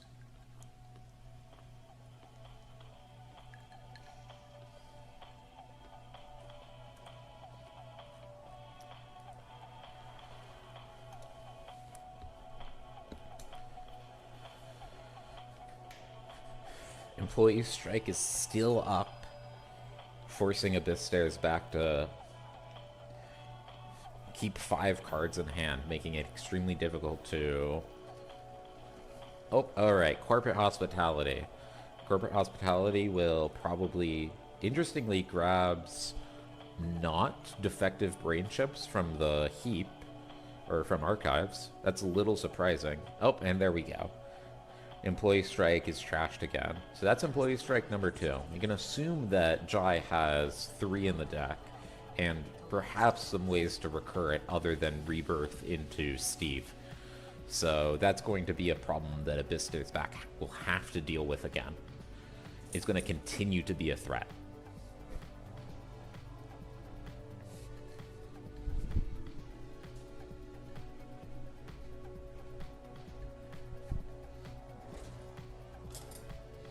It seems like much of the tech that Jai is on, other than Employee Strike, is going to be non-interruptive to Abyss Stairs back's combo. If he's doing net damage with, or brain damage, there isn't tech that is in Jai's deck that will stop that.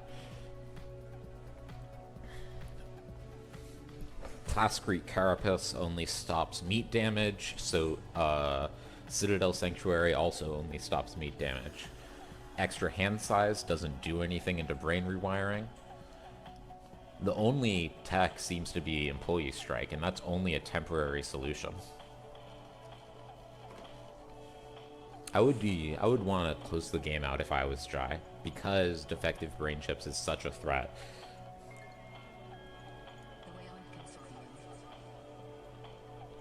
That is a second brain rewiring stolen. That's a really big deal. That means there's potentially only one brain rewiring left in the deck, and if there's only one brain rewiring left in the deck, and it gets stolen or it's at the bottom of the deck, it's going to be really, really hard for... Really hard for Abyss's back to do a combo turn. It seems like that is a mandatory part of the combo, oftentimes, for CI. And while I don't know exactly what Abyss's plan is, it's going to be extremely problematic if he does need Abyss. He does need brain rewiring to combo out. We're getting an ice on R&D. Probably isn't going to do much. Amakua is at 5 counters, and there's not very many ice with more than 5 strength that would be played out of this deck. And while we shoveled back one Cyberdex Virus Suite at some point, we still have... it doesn't seem like we have an effective way to purge out these counters. Abyss is bouncing up on credits with Your Digital Life to gain 8. Project Viturion gets stolen by Chai. Project Viturion is an extremely strong agenda. It is worth 0 points to the runner for 4 turns after it's stolen. And that interrupt text, it overrules essentially everything. So you always get 4 turns following Project Viturion.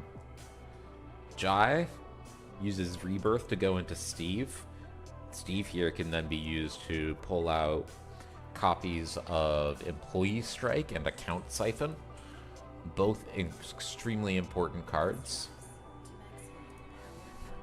Account Siphon to keep the corp down and prevent them from having the credits to combo out, and Employee Strike forcing Cerebral Imaging to discard cards. Abyss should be extremely worried right now about their ability to continually deal with copies of Employee Strike.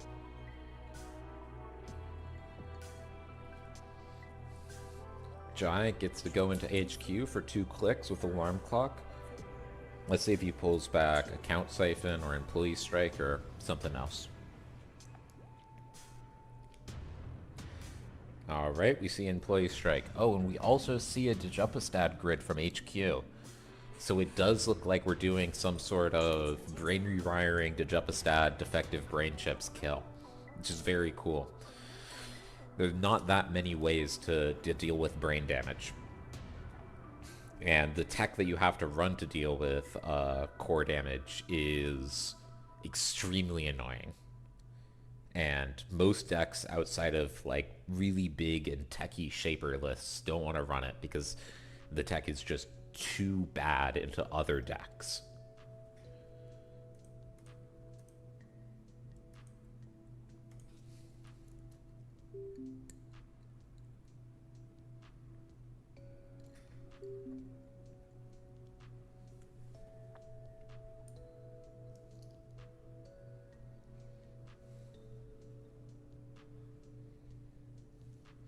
Second ice on HQ to stop Alarm Clock. Paper Wall, very fun ice. 0 res, 1 strength, and the run barrier. But after it's broken, Paper Wall gets trashed. So it's a one and done after the runner breaks it. But it's useful for dealing with on-encounter text like Alarm Clock. Alarm Clock won't be able to trigger on Hagen, although Paperclip is now installed and can break Hagen for 2 credits. Paperclip, absurdly efficient barrier breaker. Getting to boost and to break with the same credits. Jai, 2 turns away from Project Viturion, becoming worth 3 points. So, account siphon. Alright, so Jai is cleaning up Abyss's credits. Second account siphon. Wow. Looks like we'll be floating some tags. Probably not a big deal. This deck doesn't look like it runs any tag punishment, and if Abyss Stares Back needs to spend time trashing Blue Moose, it's really not the end of the world for Jai.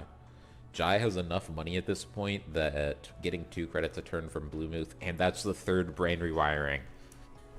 And a concession. Brain rewiring, too important. All 3 brain rewirings gone. Abyss Stares Back doesn't have a way to combo out and concedes the game. That's rough. All 3 of them stolen quickly. The early employee strikes, keeping Cerebral down, unable to play the big efficient events, which draw cards and gain credits.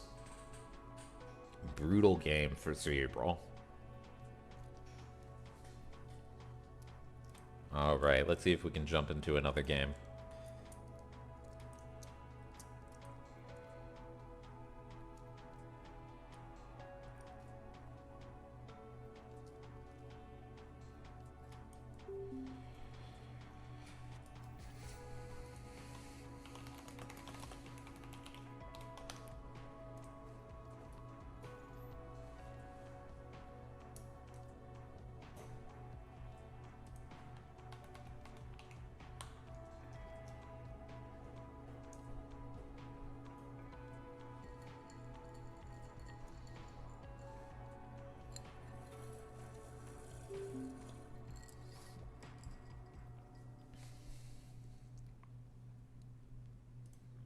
Alrighty. Here we have a game between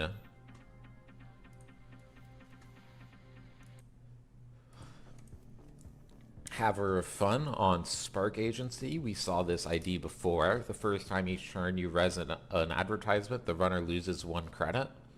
And on the other side, we have Golden Witch on Lisa Talking Thunder. Lisa is a really strong ability.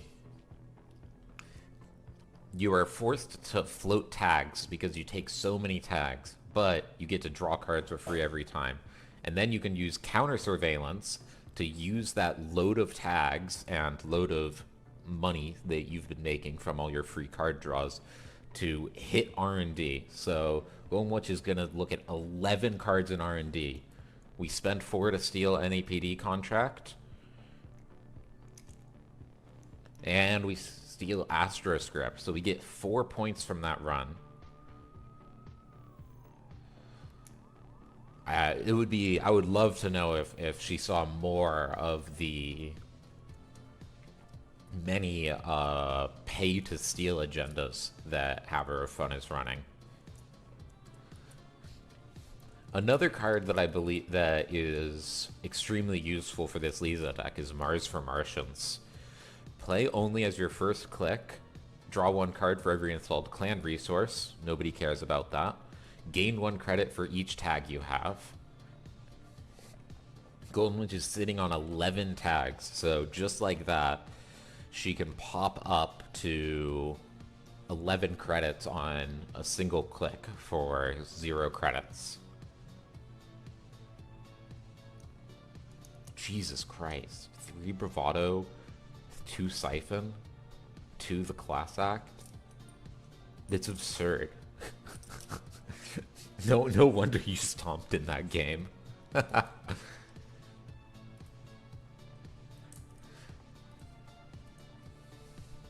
We have such a big board here on Haver of Fun's side. It is a mountain of credits. But he probably doesn't have the ability to close this game out in a way that's notably efficient. Lisa oftentimes has kill tech to stop any tag and bag strategies, or at least tries to stop those strategies. And Hour of Fun isn't running a lot of big ice to spend these credits on. So it's a question of if Golden Witch can find a way to find those last few agendas to get the win, hoping that Lisa can provide enough value to get there. It looks like she's lost a lot of resources this game to working prototype. There's been so many reses and dereses, working prototype is just free. Scarcity of resources comes up. Install cost of each resource is increased by 2, making it harder for Golden Witch to build an economy to try to get back into the game.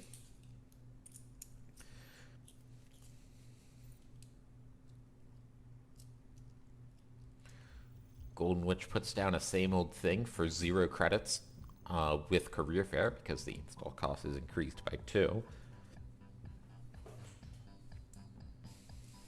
We'll see if same old thing survives the turn or if it's going to get trashed.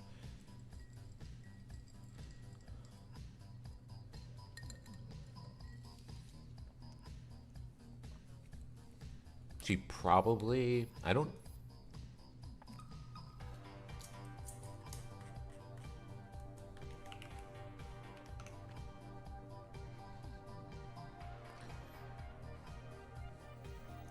First click Mars for Martians, and that's 11 credits in the Golden Witch's pocket. Huge deal. And just like that, she bounces back and she's able to break ice and get going again. Hot Pursuit to make some more money after that. Take an extra tag, use Lisa to draw some cards. This is how this Lisa deck gets just out of control. Drowning in money, drowning in cards. You have so many options, provided that your opponent doesn't get a kill off. And with 13 tags, it's only a matter of time if your opponent is playing those kill options.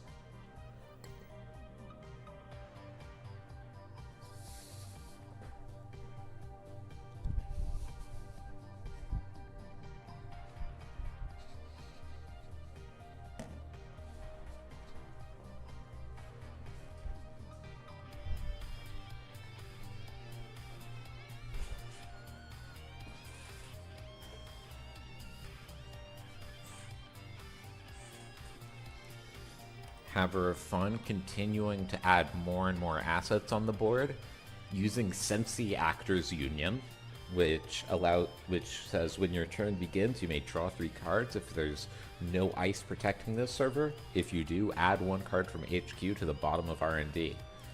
This card's extremely similar to Federal Fundraising, but it allows you to bottom any card from hand, and it's a net draw 2. This is important because you can continually bottom agendas, and then the agenda density of R&D is really messed up. It's really hard to predict where agendas will be once Sensi has been rezzed and used even once or twice. And the sheer value of so many draws makes it difficult to keep any board state down. Not that credits particularly matter right now, with Haver of Fun sitting on a smooth 46 and 16 counters on working prototype. It doesn't look like it's going to be particularly important for Golden Witch to trash any of the econ assets that are currently pressed on the board. AR Enhanced Security can in some ways be a boon to a Lisa deck, which has ways to benefit from having lots of tags between Mars for Martians and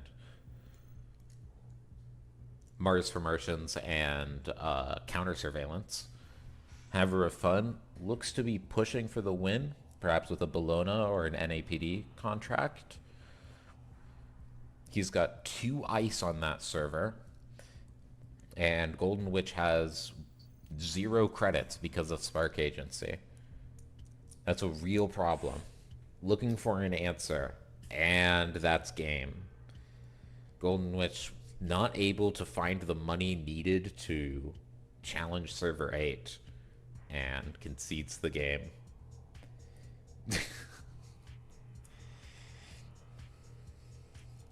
It's possible that not all the decks in my Eternal Guide are perfect.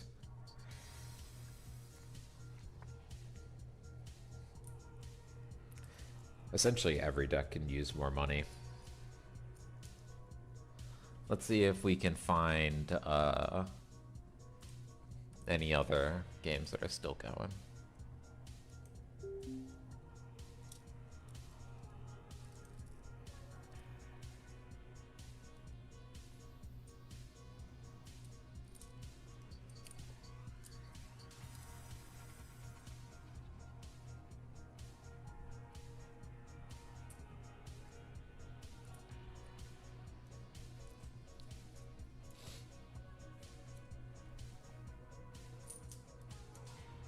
Alright, this is our last table going. We have Muti Muakundo, played by Aksu. This is a control deck with a very strong ability to install ice during runs. And then we have Wizard once again on the other side. This is another Clan Vengeance Wizard, or maybe not. We've got Rumor Mill in this deck, and we also have crowdfunding. Crowdfunding is a really strong option for runners, providing infinite value, 3 credits a turn, or 1 credit a turn for 3 turns, but you can keep having it installed if you can get 3 successful runs.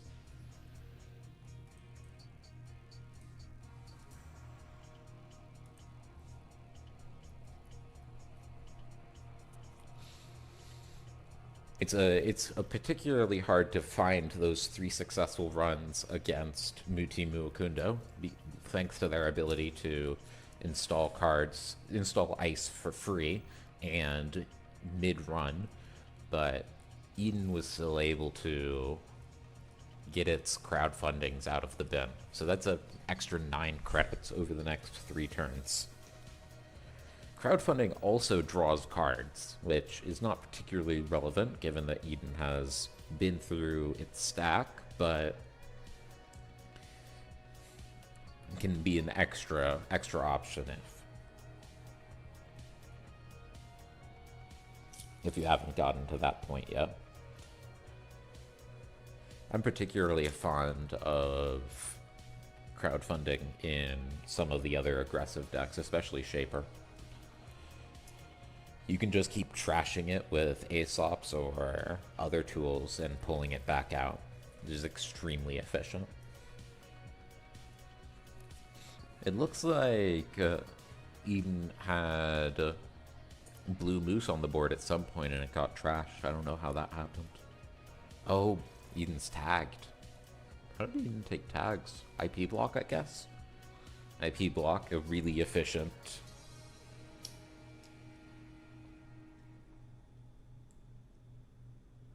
really efficient barrier. Aksu firing slot machine. Runner loses.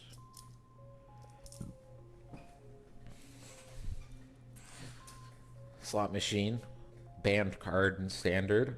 The runner always loses 3. Sometimes you gain 3, and sometimes you get to place 3 advancement tokens on an installed card, depending on what you revealed off of the runner's stack. It just has a really efficient res and strength ratio. So it's just always good to have this in your deck. And at only 1 influence, decks that run ice like Muti love to have it. Aksu slowly letting Lacosta put advancements on whatever it is that he has in his remote server. Eden crediting up, potentially getting a chance to challenge this unless Aksu is scoring it. Is Aksu going to take another turn off or push out this agenda? It's true. Without anything in the stack, Slot Machine does get a good bit worse. You can't reveal cards of the same type from the stack if there is nothing in the stack. Tributary Getting value for Aksu, forcing Eden to break it every single time. Huge pain for it. Very easy to get tributary rezzed as Muti. You can force the runner to encounter it using your ID ability in the early game, and then just having it trigger every turn is a huge deal.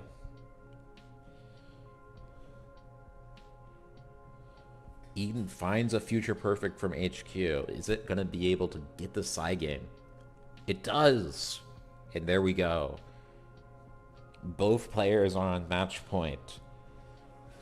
We know that Aksu has an Abokata protocol that Eden can't steal in HQ. But is there another Future Perfect or Nisei available?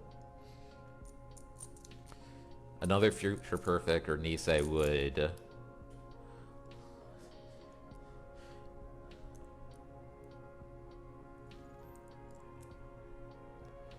would give Eden a potential out for the win, but without any recursion, it's going to have a hard time with all of the unstealable Abokata protocols.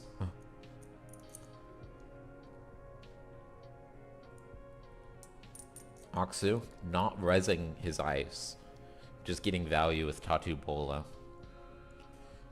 Perhaps an ice that isn't going to actually do much. Slot Machine or Engram Flush would do almost nothing on this board. Say, oh. And Eden sees the Abokata protocol, but can't steal it again. Without any cards in hand, Abokata protocol is unstealable. Unlike Fuji Asset Retrieval, which you can steal and win the game before you die. Abokata protocol, you have to suffer the damage first. And we have one more HQ access, and we see another Abokata protocol. Brutal. Whether that's the same Abokata or two different Abokatas in HQ, Aksu is going to be able to push that on the board with absolutely no fear.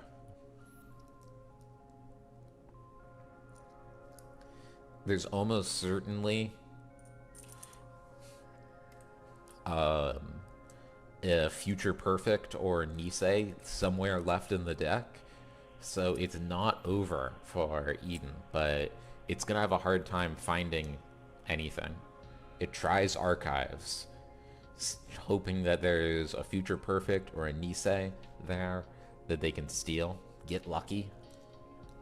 With only 6 cards left in R&D, the agendas have to be somewhere.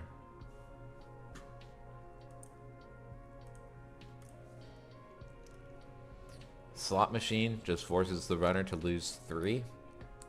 And then finally IP Block gives the runner a tag because there's an AI installed, and then broken for 3 with Paperclip. Do we see anything in Archives? We do get to Muti first, so we'll get some extra Tatu value. Ox is not gonna let a single credit go. Wise. Nothing in Archives. Hansei, Engram Frost, Rashida. And with that, Aksu takes the game with the unstealable Abokata protocol.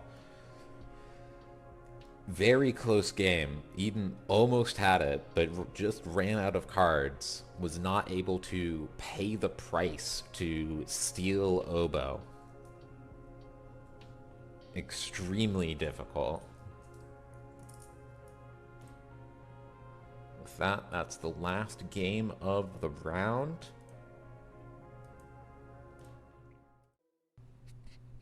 Alrighty. After a server restart, we are back in action with round 5 of the off-meta month Eternal Tournament. I've been very excited to see this match in action. We've got Ob on one side, played by Eden, usually a combo kill list. And on the other side of the table, Havre of Fun is playing a 136 card Woo deck. I happen to know that this is a World Tree Woo deck. It is absolutely filled to the brim with tech and options and ways to get World Tree value. This deck can pull out just a ridiculous amount of tech and money. Like it's hard to keep it all in your head. I don't know if there's a single person that knows how to play this deck or can know how to play this deck at an optimal level, but I'm so glad that Haver of Fun is giving it a try. We've got a quadruple install from Eden using advanced assembly lines, setting up all the options that it needs to push out a combo win, usually with mutually assured destruction. Let's see what Haver of Fun is up to. Cabanasso Wu says, search your stack for a non-virus program, install it, lowering its install cost by 1, then shuffle your stack. If that program is still installed when your turn ends, remove it from the game. So Haver of Fun gets to open by installing a Coalescence from the deck for 1 credit, and then installing a self-modifying code from the deck. Self-modifying code can then be used to fish out World Tree. Because self-modifying code was pulled with Wu instead of World Tree, that World Tree is now safe. Coalescence gets trashed by World Tree to pull out another Coalescence, making 4 credits with 1 click left. Haver of Fun sees a Jeeves model Biroids in Server 5. That's a huge threat. This is one of the key cards for Ob to be able to pull off their combo. And they can trash Jeeves with mutually assured destruction and still get the extra click. And then from Jeeves pull out something like Malia to counter any tech that the runner has on the table. Eden might be pushing for a win right now. If it draws mutually assured destruction and high profile target, there's very little Haver of Fun can do. Because the deck is so big, you can't get tech reliably until about turn 2 or 3, because you need to be able to search your deck with World Tree. And if you can't search your deck with World Tree, you can't win you can't win. And this might be it. Jeeves is on the board. We have 3 rezzed assets. We do not have it. All right. Haver of Fun gets another turn to live. Eden was not able to find both high-profile target and mutually assured destruction. And this is a huge win for Haver of Fun. Haver of Fun now gets a chance to install potentially a hardware and then replace it with Plascrete Carapace. They can install a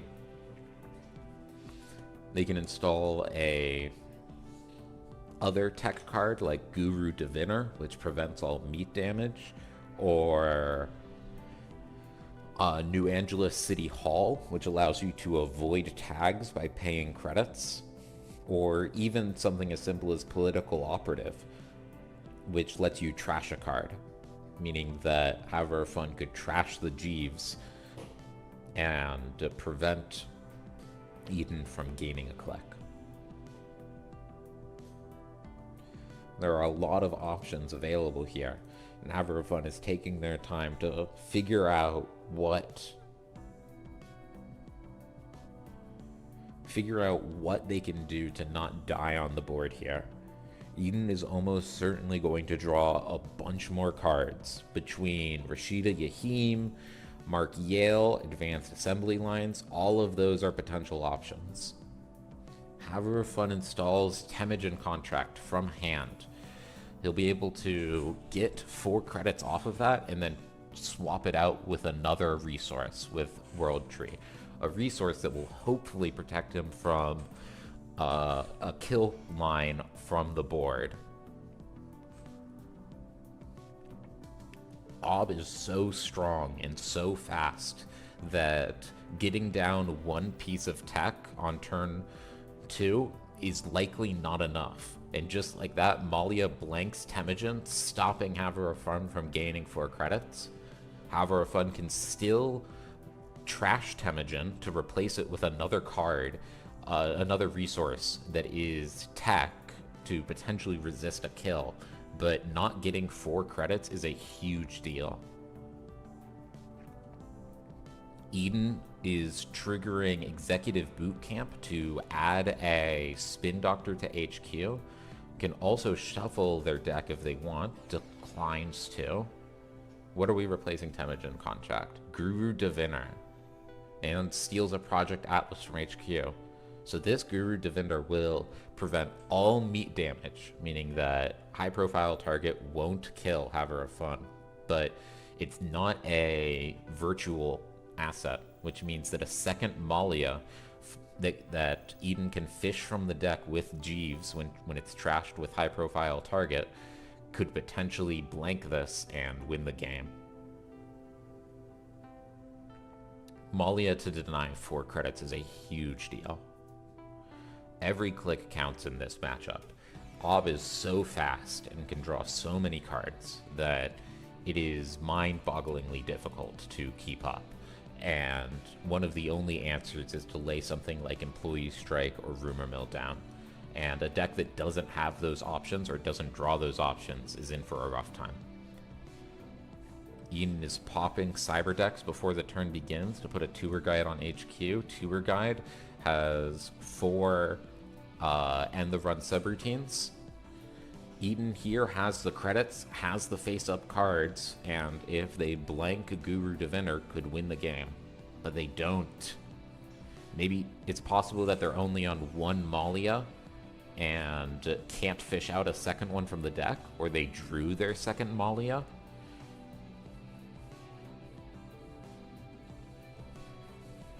Eden reworking their turn, trying to keep the options in their head.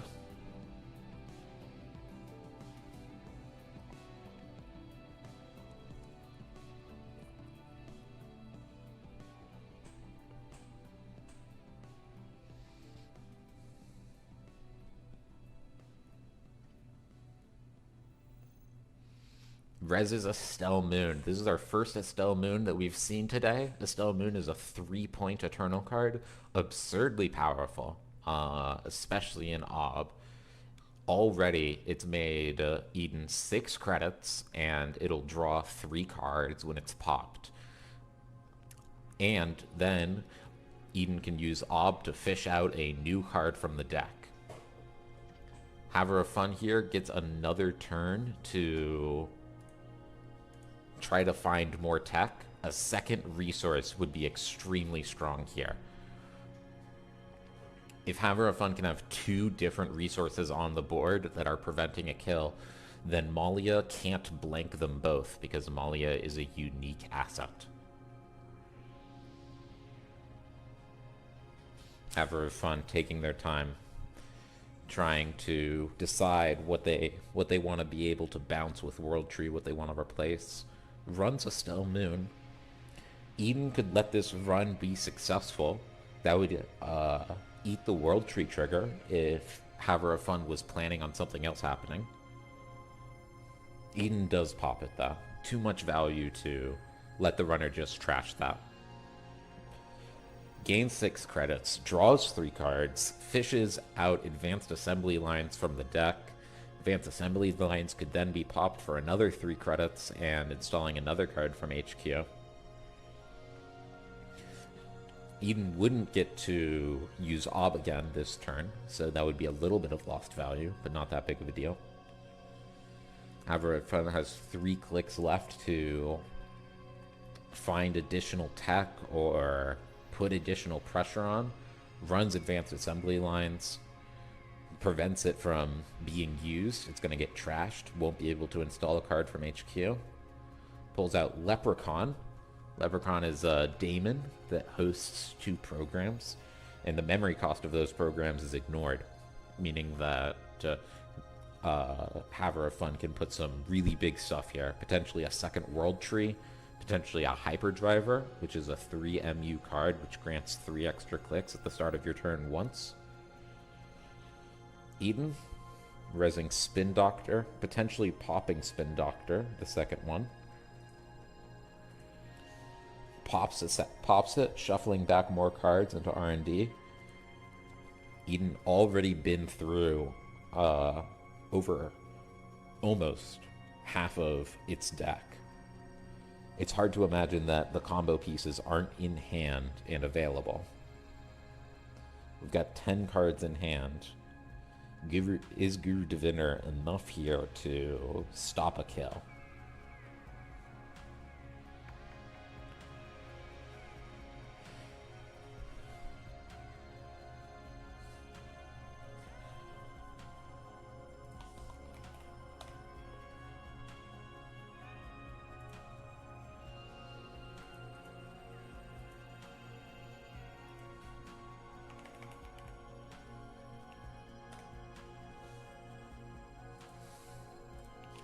Yes.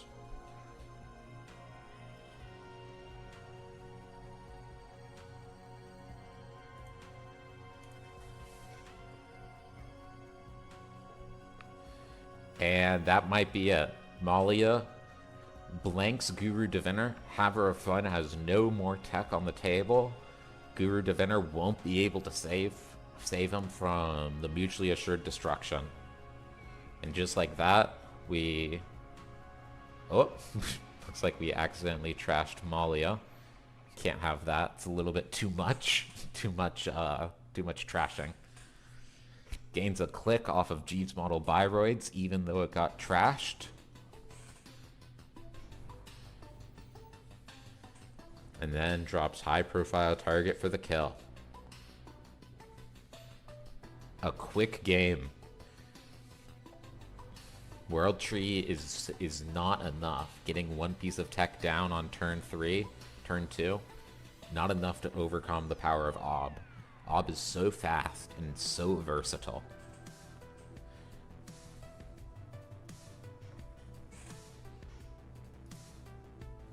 All right. Looks like we still have one more game going, and we're gonna go tap into that one.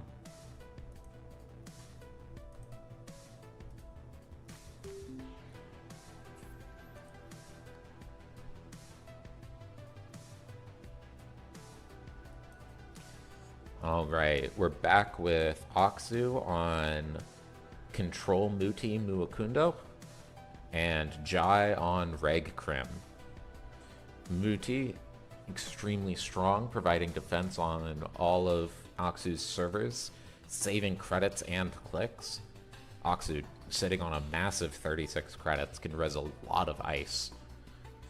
Jai has a full breaker suite down of extremely efficient breakers. The Galter, banned in standard, saving 2 credits every time the first time each turn you break a sentry. Unity, just good res, or good strength ratios, and Paperclip, the best Fractor ever printed, breaking and boosting at the same time for the same credits.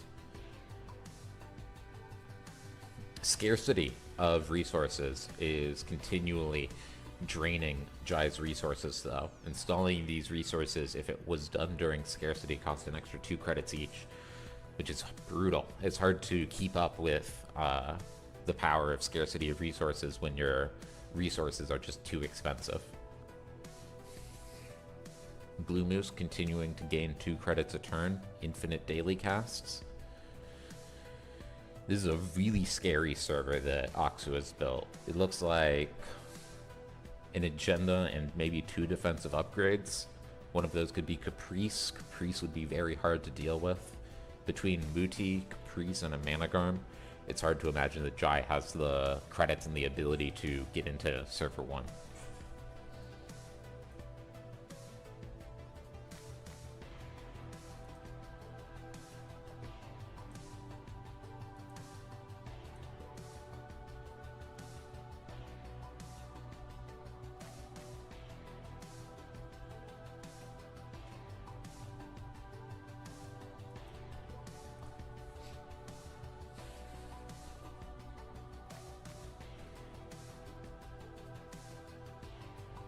thinking about that last game. I'm just trying to figure out if there was a line available to have her have fun to win. I'm very familiar with that World Tree deck, and Bob is a really hard matchup just because they're so quick. Even in cerebral imaging, like, can't put their combo together as fast. And so it depends on what specific tech options Haver of Fun was playing. But Guru Diviner is potential new. If you put it down in New Angeles City Hall, that one also potentially could have helped. I don't know if you had another resource at hand. If you didn't have any resources or hardware in hand, and it was just all events and programs, that would have made it a lot more difficult. There isn't any good program anti-kill tech available for that deck to try to fish out and play.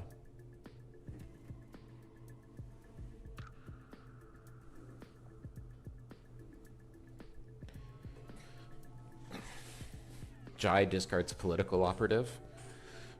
Very relevant card. Could be used to trash a Caprice after it gets rezzed, but before it gets triggered. Oxu scores out a Bokata Protocol, is on match point, has a very strong server still, and Jai is trying to find a way to get enough credits to start challenging any of Oxu's servers. Jai swaps to Leela. Leela has the same text as Hermes, bounces an unrezzed card whenever an agenda is scored or stolen. Oxu won't be scoring any more agendas before the game ends, but Jai might be able to use Leela to break open a server, make it cheap, and drive home the victory. It's a very interesting choice, very exciting choice. Jai is playing to his outs.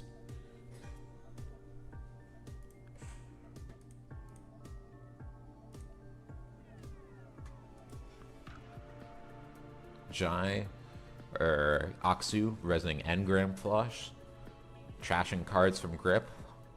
Extremely cheap res, extremely expensive break. Trashing 2 boomerangs from hand. Jai reveals the future perfect. This is a big deal. If Jai steals this, that's 3 points. It denies Oxu a potential steal, a potential agenda, and it would provide him a bounce with Leela. Jai guesses 0, Oxu spends 2. And we get no steal on the future perfect. But Jai does know that's on top of R&D, so Jai could run back and try again, get a second crack at it. Would have to deal with Engram Flush. Engram Flush revealed a Count Siphon, Amakua, and Boomerang. Last turn, it didn't trash anything, or last run, but this time it would definitely trash either Boomerang or a Count Siphon, which would be a huge pain. Jai could potentially play one of them and then make the run, but because Oxu knows exactly what's in his hand, Oxu will always be able to guess correctly.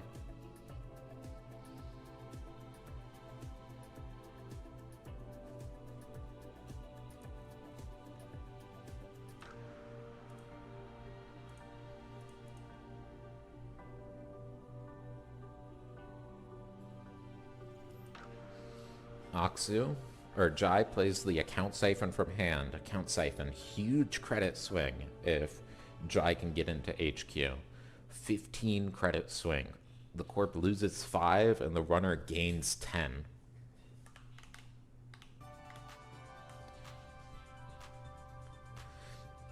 The 2 tags that Jai takes probably aren't that big of a deal.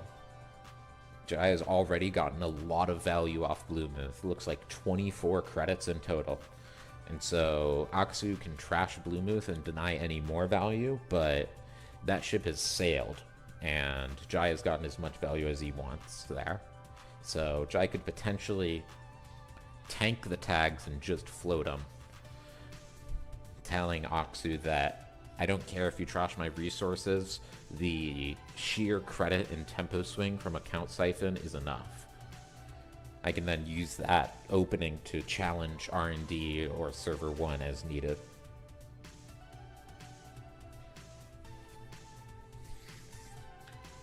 Jai breaking one subroutine on IP block. IP block gives the runner a tag if they have an installed AI, traces to add a tag, and then ends the run if the runner is tagged. Very strong barrier, 2 credit res, 4 strength is great, and there's a lot of AIs in Eternal. So that free tag on encounter if they have an AI is very nice. Jai is able to break it for relatively cheap though with Paperclip, which boosts and breaks with the same credits.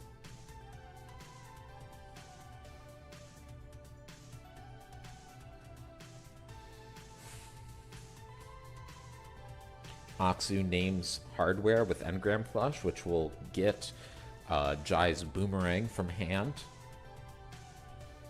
And Jai's, here we go, we got the Muti install for 1 more ice. It's a Tatu Bola. It's a cheap break with Paperclip, but it'll help.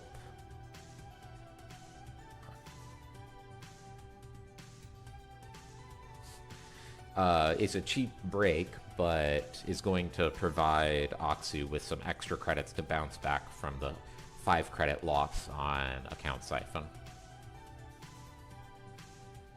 Now, is Jai going to challenge R&D, try to take another crack at the Future Perfect, play a side game to get to steal the agenda? Or is it time to challenge something else? Aksu, trying to make Jai think about mindscaping, doing some net damage because the runner has tags. I have a sneaking suspicion that that's just mind games, though.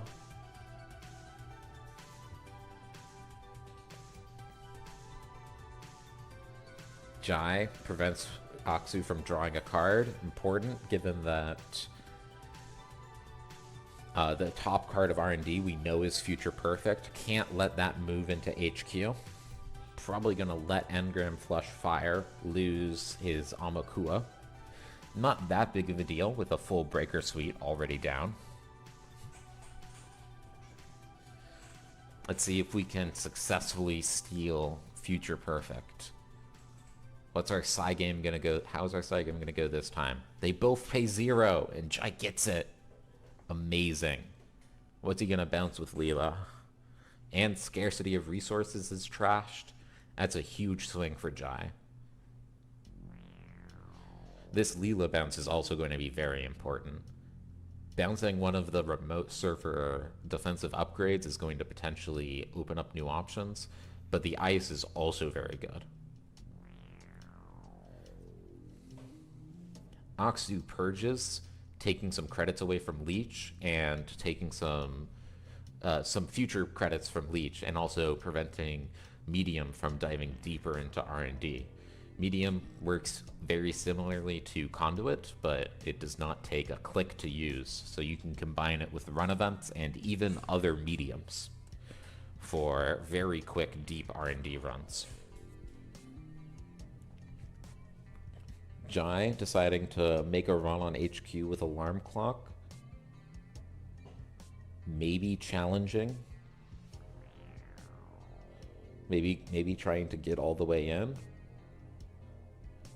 Might also jack out, just trying to pull the Tributary onto HQ. Get Aksu to think about it before just moving on. And then challenging R&D, amazing. Engram Flush not doing anything right now. Engram Flush trashes cards from hand, and without any cards in hand, Engram Flush does nothing. Even though R&D looks open, Muti's still useful, still able to provide some additional defense and credits. Jai trashes Charlotte Casadore off the top, runs back, wants to see 2 more cards. Did Aksu, we're just swapping Tatu Bola back and forth. Getting absolute value crimes. Tatu printing money for Aksu.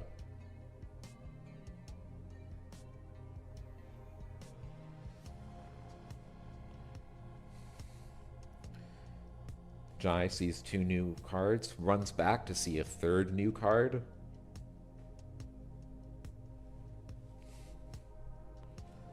It's possible that Jai is seeing some Abokita protocols right now. Abokita protocol would require him to take 4 net damage to steal, and Jai does not have those cards in hand.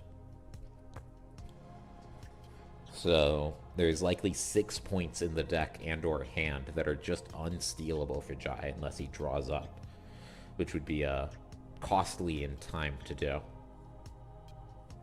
Jai doesn't see anything notable on R&D again, and draws a card, perhaps looking to credit up or draw up before making another run at R&D to steal an Abokita protocol.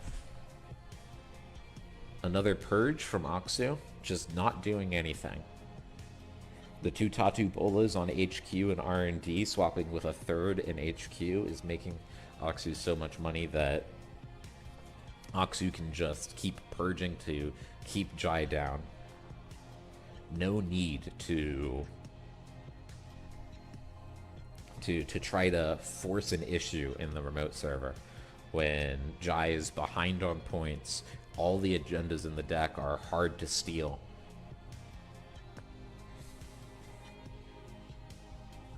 And Jai has the money and time to just wait it out.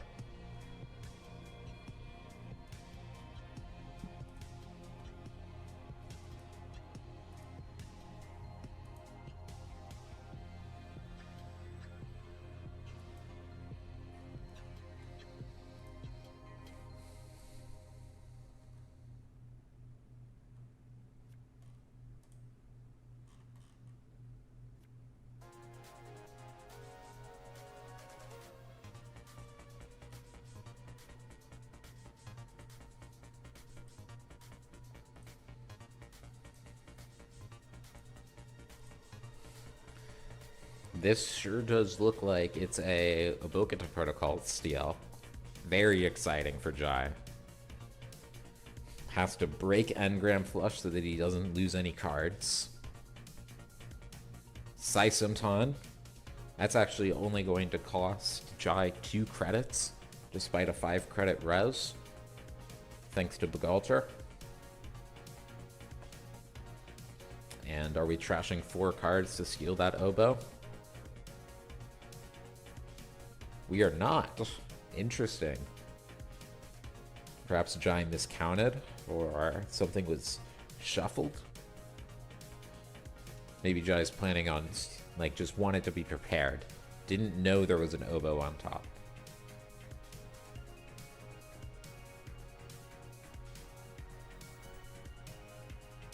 Aksu installs Jackson Howard, draws 2 cards, breaks R&D lock, and has the option to shuffle cards back into R&D, diluting the deck, or potentially breaking R&D lock again after Jai's next turn. Puts another upgrade in server 1, perhaps a Lacosta grid to help scoring an agenda on a future turn. Perhaps a defensive upgrade like Caprice Nisei or Managarm Skunkworks.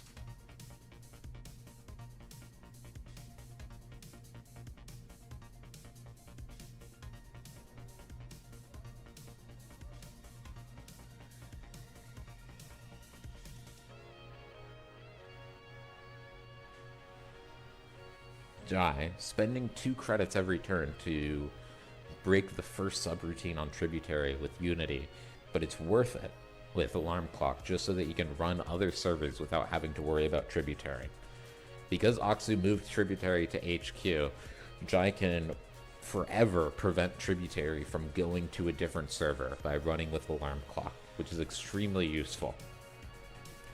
If Jai ever gives Aksu a chance to move Tributary off HQ, Aksu can take that chance, and it'll always be a pain to get it to go where Jai wants going forward. So Jai needs to keep running HQ with Alarm Clock and either letting it fire or breaking the subroutine in order to keep some control over this game.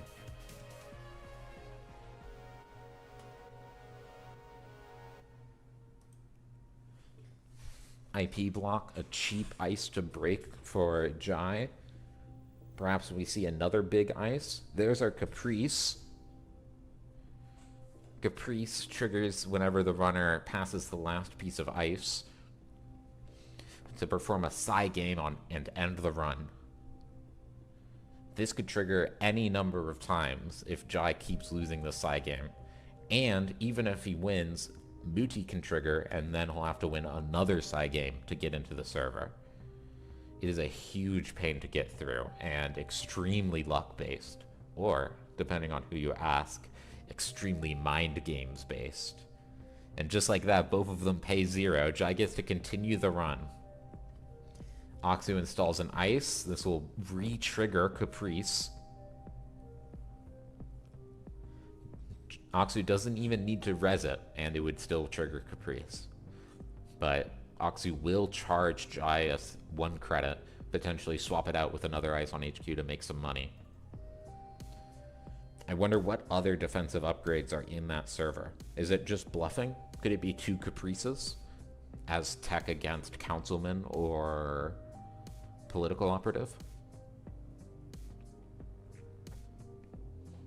Is Jai gonna win a second side game here? Oh, Jai misses, pays a credit. Aksu pays nothing. Jai paid a credit for the privilege to have his run ended. Very nice.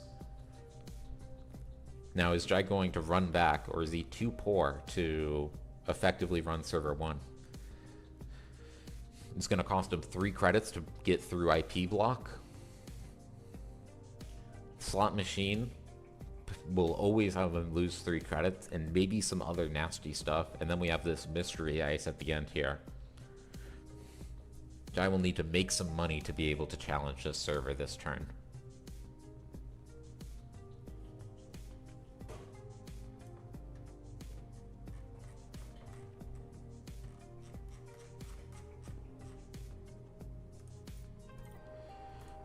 Jai just finding some draw, clicking for some credits. Jai is low on cards, and those cards are important in order to pay for an Abokata Protocol steal. Aksu looks like he's pushing to win the game, or yes, win the game. Has an extremely strong remote server. Caprice, potentially Managarm Skunkworks. Caprice that will trigger twice thanks to Muti. Even if Jai got lucky and was able to pay through a 2 credit side game twice, I don't know if Jai has the credits to break that server and pay for Caprice and pay for another Managarm or other defensive upgrade.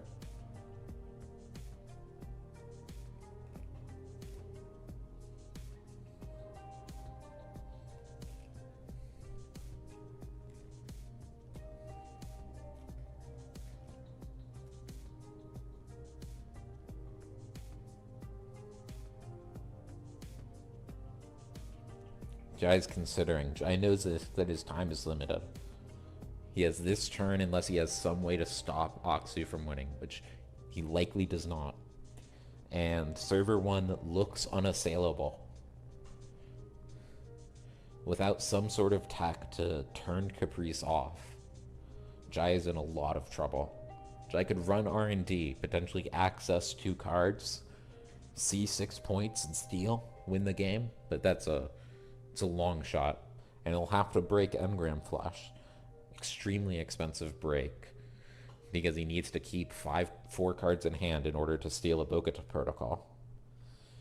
And he can't steal 2 oboes if he happens to see them.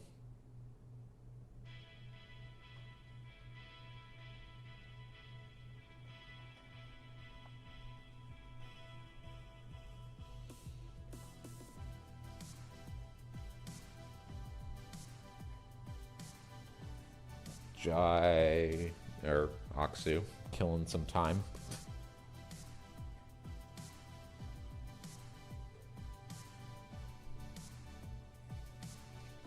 Jai is in a real pickle here.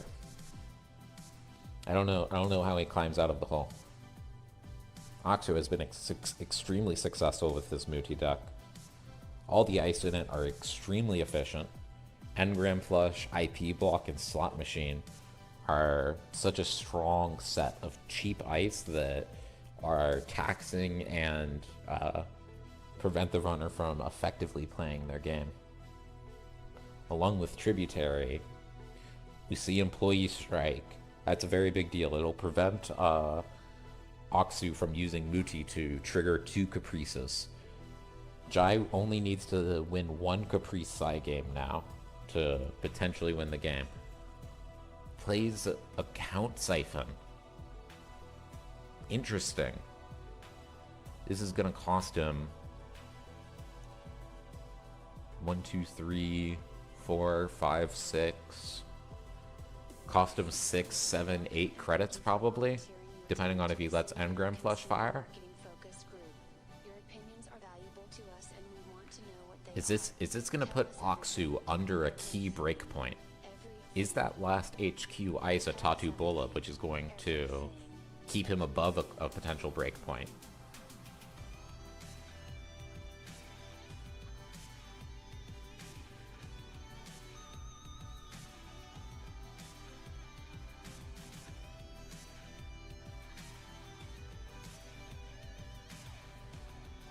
Jai, letting Aksu draw a card and install a piece of ice.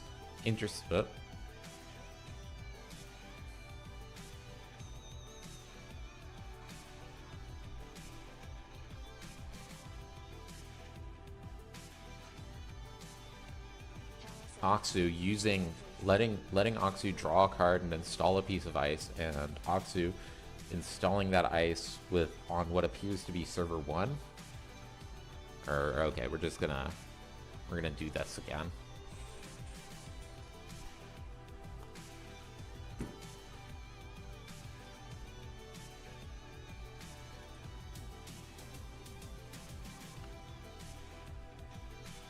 Yeah, okay, Aksu puts another ice on server 1, increasing his resistance there. It's not necessarily clear that Aksu is gonna have the credits to res all those ice.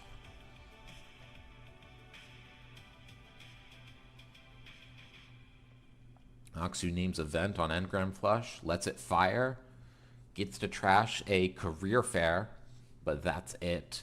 Amakuma, Desperado, and Miss Bones in hand. That is a Tatu on the innermost of HQ. If Jai was trying to get Aksu under a key breakpoint, Tatu Bola is going to help.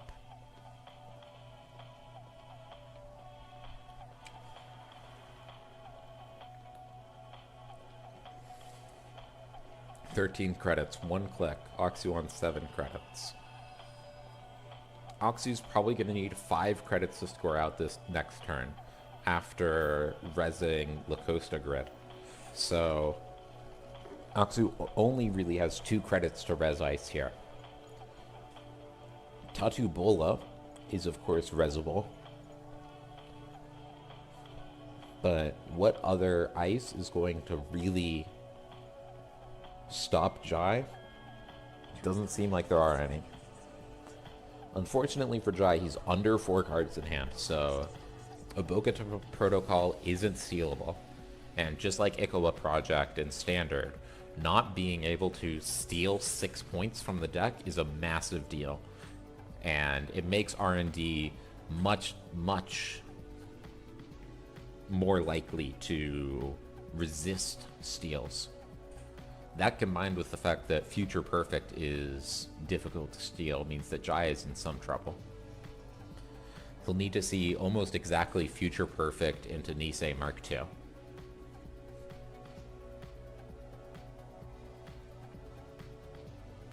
He finds a Nisei, but no... Oh, and he gets to bounce. Does he bounce the right card in server 1? Did Jai manage to buy himself another turn? He does. Amazing. Uses Leela to bounce the agenda that's in server 1, forcing Aksu to wait another turn before winning.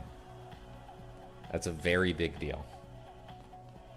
Jai can now potentially draw up, steal an Evoca Protocol if he saw one on R&D.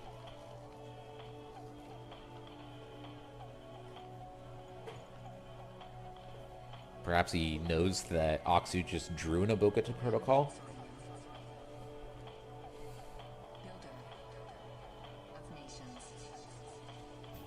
Jai has the tools available, I think, if he's lucky. A future perfect Psy game might decide this game.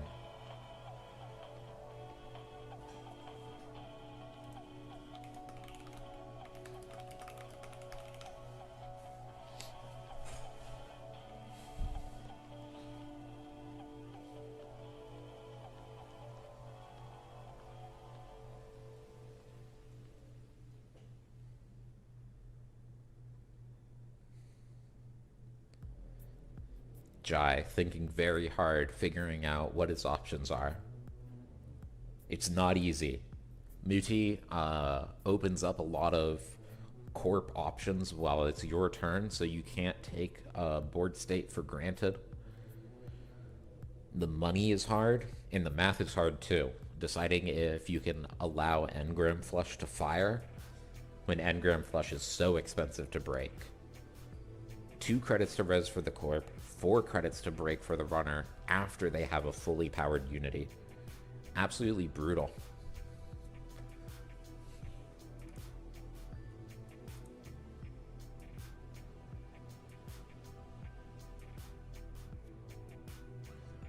Jai drawing some cards, looking for answers, perhaps looking for options in order to feed cards to a Abokata protocol.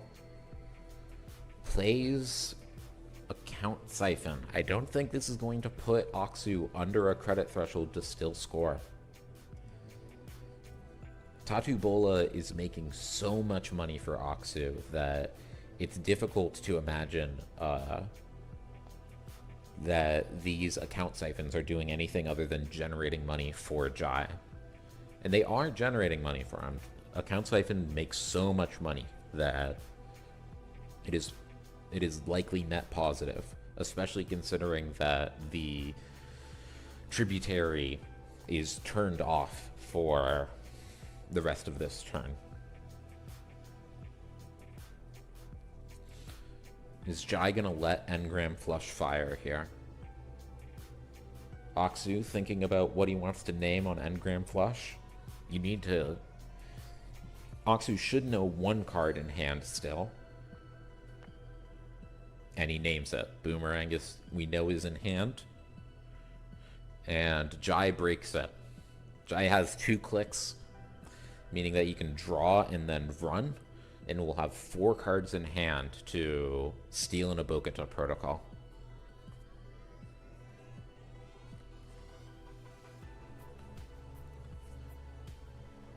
Draws a card and runs R&D, and there we go. This is likely the last run of the game. He's either going to find the win or Aksu's going to push out.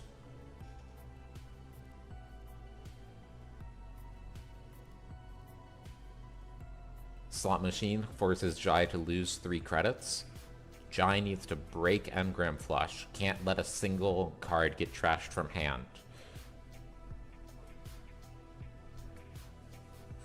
A single card trashed from hand will stop him from stealing a Abokata protocol, and Jai needs to be able to steal every agenda possible. Tatu. That'll cost an extra credit for Jai and make Aksu 2 more credits.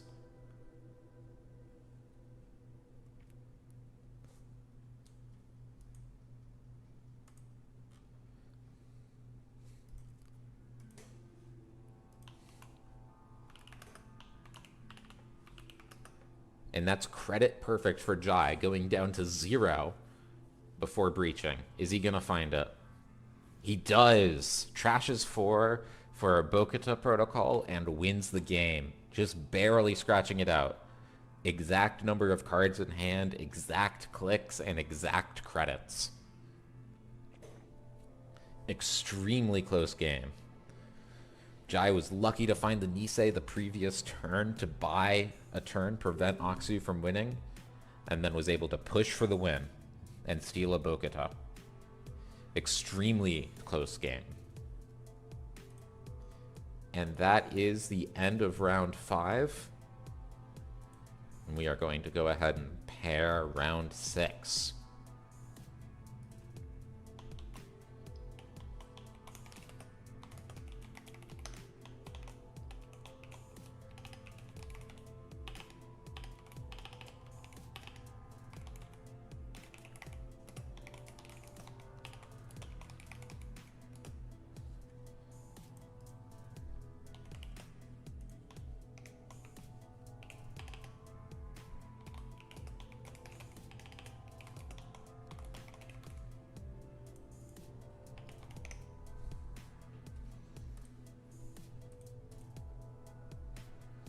Alrighty, I'm going to take a short break while we wait for people to get to their tables, go to the bathroom, or whatever else they need to do. You can continue to enjoy the great music by Trip Mirror, Always Be Running. Graciously allowed us to play it during the stream. We'll be back soon.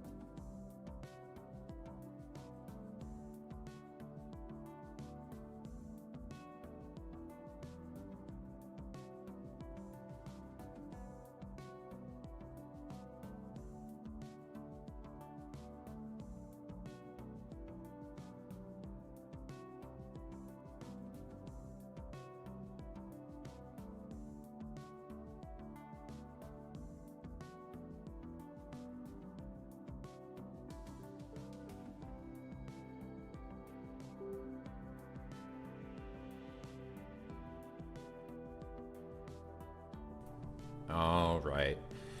And we are back with the last round of the off-meta month Eternal Tournament. We once again have Haver of Fun playing World Tree Woo, 136 card deck filled with options and money and nonsense. And Golden Witch playing Gagarin.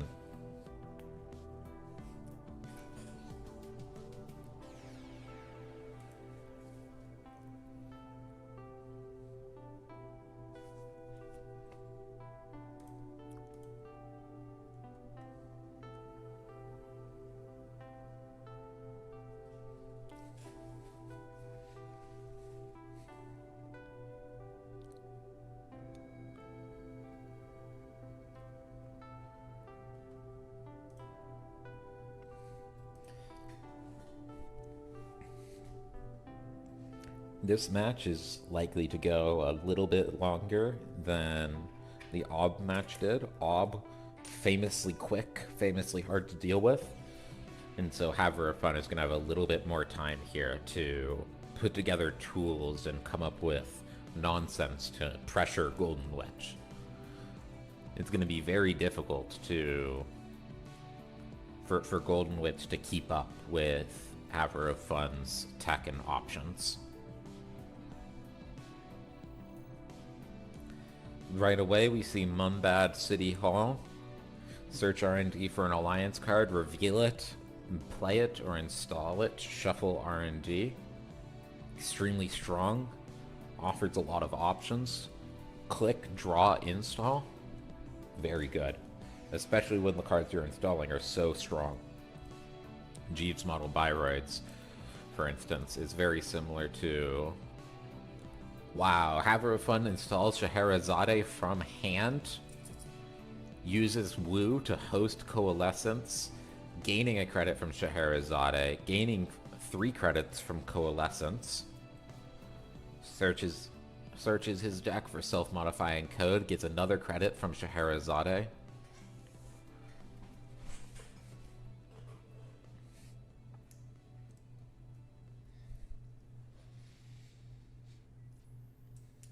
Runs HQ, replaces SM3 with World Tree, gets another credit from Scheherazade. Scheherazade, already an extremely strong econ card, and then trashes Coalescence and replaces it with. This is one of the hardest decisions. There's a lot of good options on this first Coalescence. You could go get Degdeer, which allows you to host a program without paying for its MU. You could install Leprechaun, which installs 2 programs without paying for MU. Or you could just get another Coalescence for 4 free money. All of those are extremely strong options. Golden Witch starting to try to run away with things economically. She'll get to install 3 cards. Is going to click Mumba City Hall to install a temple and to install another temple, both of which will help pay for res costs of all of the assets that cost money. And installs a Mumbad Virtual Tour on HQ. And then installs an upgrade on R&D. Mumbad Virtual Tour forces the runner to trash it if able, sucking up runner credits if they have them. Notably, you do not want to install that card on remote servers because as a Gagarin deck, the runner can always decline to access a card in a remote server. Haver of Fun starting his turn with 1 credit. Not that big of an impediment, considering that Woo can just immediately pull another Coalescence from the deck and make 5 credits between Scheherazade and Coalescence. And there it is. Haver of Fun pops up to 5 credits. You can now run, drop that Coalescence, and get something else.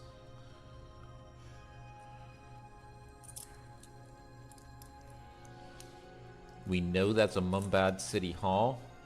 Haver of Fun might just be using this for a successful run.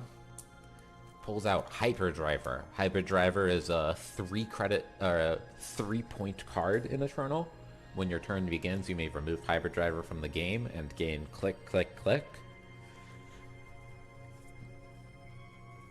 There are some runner decks that use this to do big deep dive turns, where you play potentially 3 copies of deep dive and still have a click left for each of them. But World Tree Woo just uses Hyperdriver for value. 3 extra clicks is a lot of clicks, and installing cards from hand is amazing. A big downside of Hyperdriver is that it costs 3 MU. You can't have many other programs going on and install Hyperdriver, but luckily it's hosted on Leprechaun, which allows Haverfund to ignore the memory cost of Hyperdriver.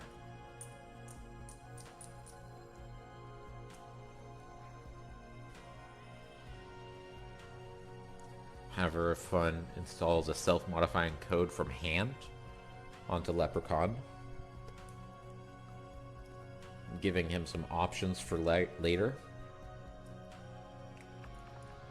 Potentially pull out another Hyperdriver, potentially pull out another World Tree, pull out a Breaker. Golden Witch, installing a Spin Doctor, drawing some cards, potentially installing 3 cards this turn with to get an extra click from Jeeves. And there we go, we have 4 installs on Golden Witch's turn. Using Jeeves and Munbad City Hall to get ahead. Haver of Fun, taking a 7-click turn, is going to be able to once again pull a Coalescence from the stack. This is the last Coalescence, but popping up to 5 credits, leaving plenty of options for what he wants to do with 6 clicks, 5 credits.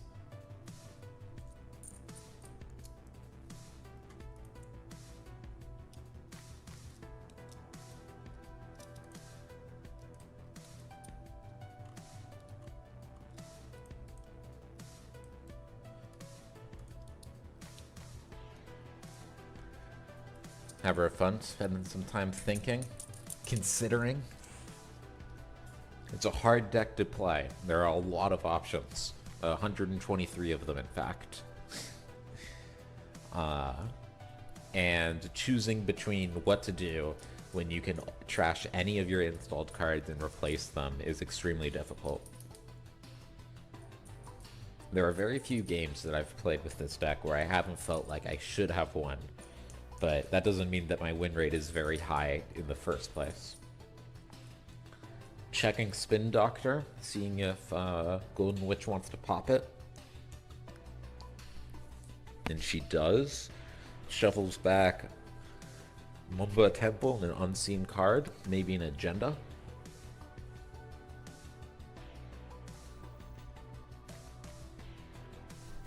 Golden Witch reses Mumba Temple, uses those credits to pay for Maryland campaign.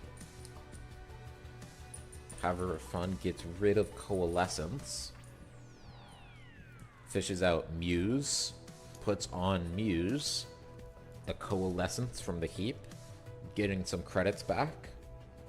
Can't afford to trash Mumba Temple. 1 credit short because of Gagarin's credit tax. But now Haver of Fun has plenty of programs to feed to the hungry World Tree. Trashes Jeeves, puts an Aesop's down. Aesop's is going to generate a lot of credits for Haver of Fun. Haver of Fun's also going to have no trouble finding more muses to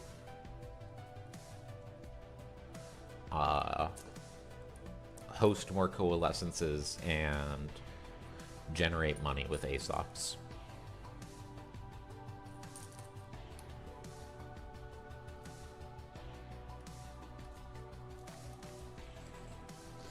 We can see here some of the silliness that this deck ends up generating with a 3-tiered hosted program tree.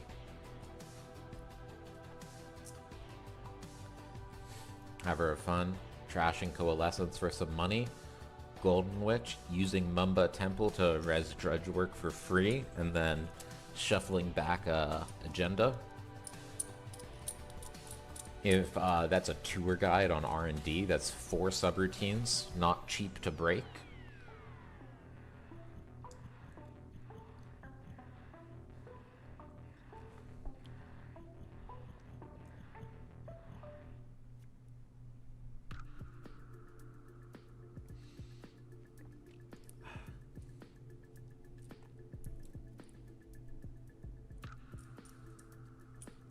For fun, spending some time thinking about his options. Getting a second World Tree down with this deck is very strong, but it's also very expensive. It takes up a Leprechaun slot, and paying the potentially 8 credits to get it out is sometimes a credit sink that you just can't afford. Eternal matches are very quick, sometimes not going past turn 5, 6, or 7, occasionally not going past turn 2. And so finding the time and the money to put a second World Tree down just so that you can invest in future value isn't always viable.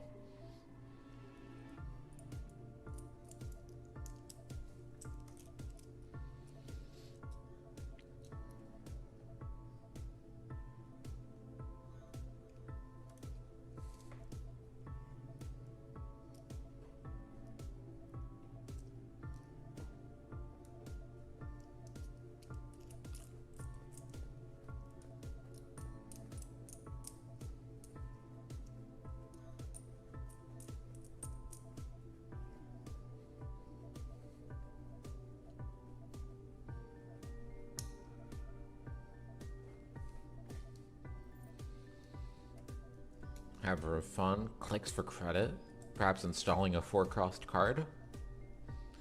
Could be a Temujin contract. Very strong money option. Runs server 8. However, fun might be trashing Muse here for a second World Tree, or maybe just another Muse, and then grab Coalescence so that you can have more Aesop's fuel. And he does. Trashes Muse to fish out Muse. Spends 2 credits to install Coalescence. That's more fuel for Aesop's pawn shop.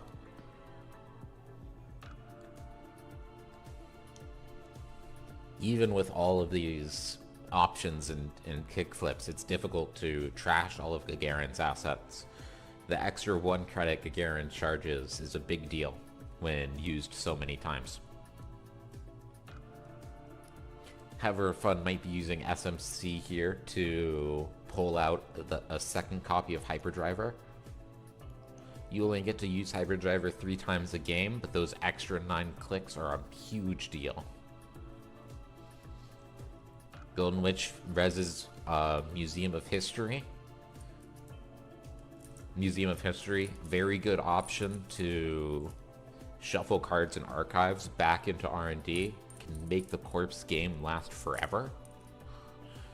And it always dilutes R&D with non-agenda cards. It keeps an asset deck like this rolling for much longer than what you would normally be used to. This is World Tree Woo, and this is our stack of daemons. At the very base, we have Scheherazade. Whenever you install a program on Scheherazade, gain 1 credit. Scheherazade is hosting World Tree, Leprechaun, and Digdeer. Leprechaun is hosting Self-Modifying Code and Muse, and Muse is hosting Coalescence. We've got a lot of programs, we've got a lot of value.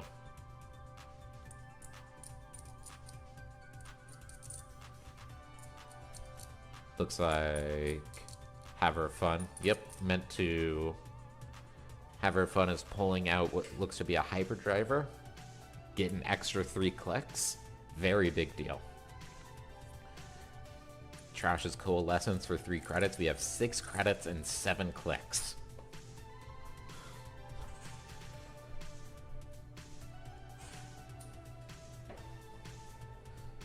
could potentially put down a Temujin contract and empty the whole thing in one turn. Make 16 credits. He's looking for options. Perhaps some hardware to turn into a lily pad or a plasticrete carapace, which can then be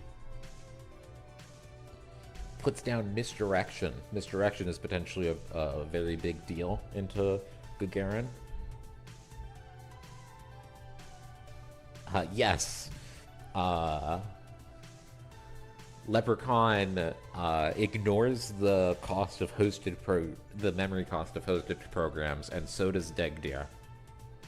So the only things that cost MU are Scheherazade, which costs 0, World Tree, which costs 2, Leprechaun, 1, Muse, which is on Leprechaun, costs 0, Coalescence, which is on Muse, costs 1. So that was 4 MU. And then Degdir is 0 MU. However, of fun, binning Aesop's Pawn Shop for a Temujin contract. Temujin contract installed for 1 credit, so potentially a 19 credit econ card. Puts a Temujin contract on archives, can just run it 4 times to make 16 credits. Can then turn around and use those credits to start trashing assets. By leaving 4 credits on Temujin contract, Haver of Fun can trash it for another Temujin contract the next turn.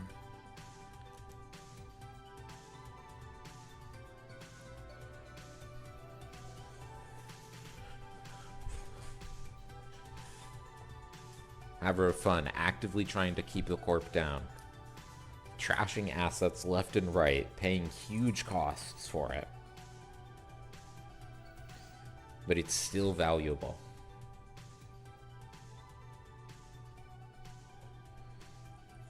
If this is a mutually assured destruction combo deck, they need those rezzed assets to be able to push out and win the game. We're pulling out Consulting Visit into hard-hitting news. That'll put 4 tags on Haver of Fun, who has no money to increase Trace. Luckily, Haver of Fun will be able to use Misdirection to clear those 4 tags for 4 credits and 2 clicks. So those 4 tags aren't that big of a threat. Although I wouldn't be surprised if Server 13 is a Zealous Judge in hiding.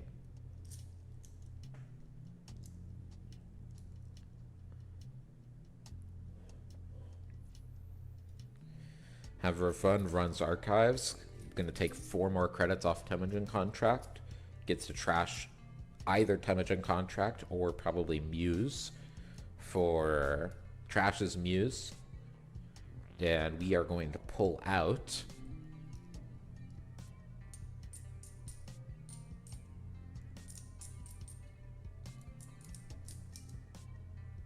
Peritia.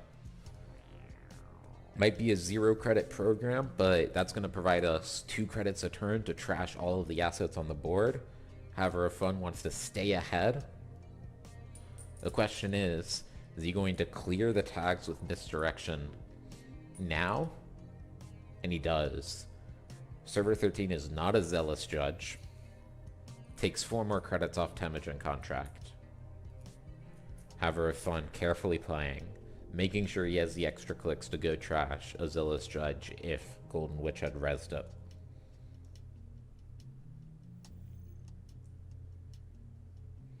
Second Museum of History puts back a Consulting Visit. And Golden Witch has iced all central servers. It's still going to be very easy for Haver of Fun to find successful run triggers.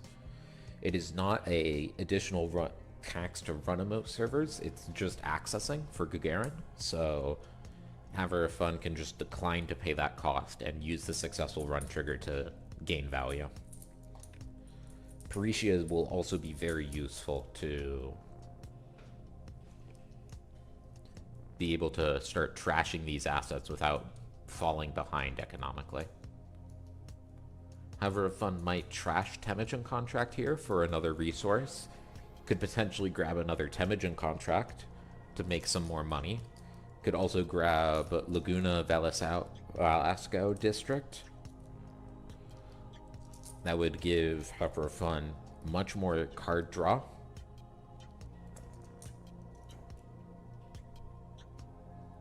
Let's see. What are we getting rid of today? Drops Misdirection.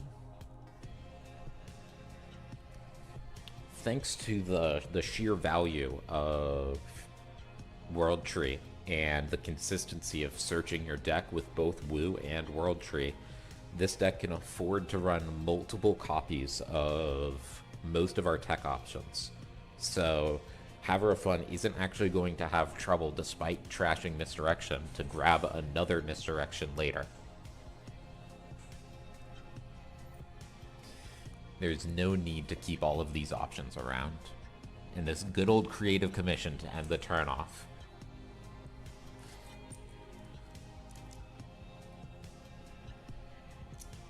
Golden Witch installing some more cards, trying to tax out Will.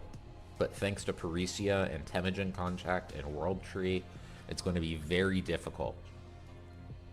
She's ahead economically right now, but it's not clear that that's going to definitely last. Haver of Fun installs an environmental testing from hand. Just strictly efficient, good stuff. Uses Woo to install Muse. Pulls Coalescence from the bin.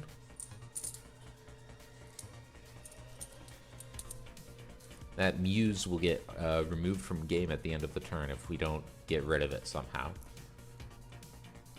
Spec work into a run and then trashing Muse with World Tree, so both the Coalescence and the Muse gets used, would be very nice. Doesn't look like we're going to be fully utilizing it though. That's okay. Environmental testing is so efficient that we can afford to let Muse get removed from the game. Haver of Fun finds a second Degdeer. More options for things to host, charging up that environmental testing. Runs both of the new remote servers. Trashes a Maryland campaign. Finds a Maryland campaign, does not trash it.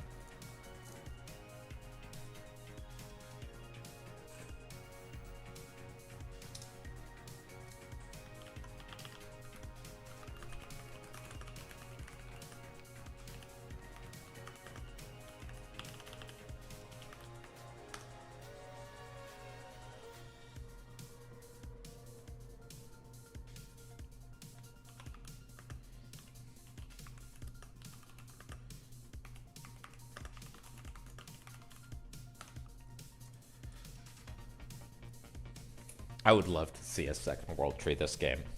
I love having two World Trees. And there are definitely some options that Haver of Fun has right now. Could fish out self-modifying code, put it on Degdeer, pop environmental testing, pop SMC for a second World Tree, get something else from the deck, plays Misdirection just from hand, and then plays Levy, just a value Levy to put all three Coalescences back into the deck and to draw some cards. Levy AR Lab Access, very good in this deck. Completely no need to use it for extra cards. We're never running out of cards, but because we can search for our best cards, adding those same cards back to the deck again so that we can use Woo and click for Coalescence is extremely strong.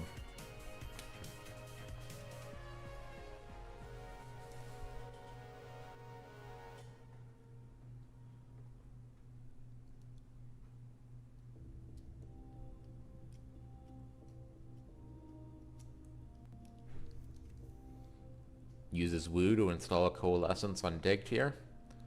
Probably makes a run here. There we go.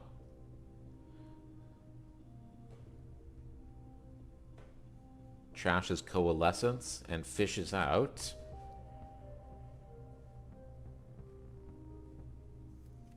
Hyperdriver for another 7-click turn. This is our last Hyperdriver, so we're not going to be able to, after this turn, have any more 7-click turns, but I imagine that 3 is going to be good enough to put Haver of Fun in an extremely dominant position.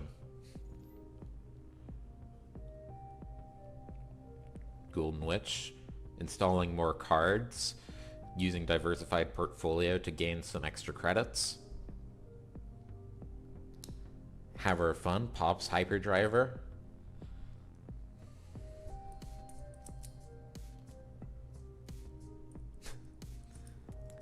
I can't imagine. I want to play this deck in person. I would love that so much. I don't have enough card sleeves of one type to make this deck as I have it currently built.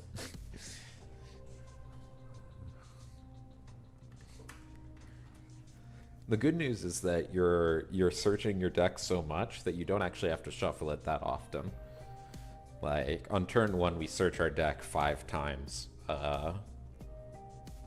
And you don't have to shuffle it because you're not drawing cards, you're just searching. Golden Witch reses her tour guide. That has 4 subroutines right now. Lamb will be able to break all of them for 4 credits. Lamb, very useful to break these high subroutine ice, even if it's doesn't match barrier.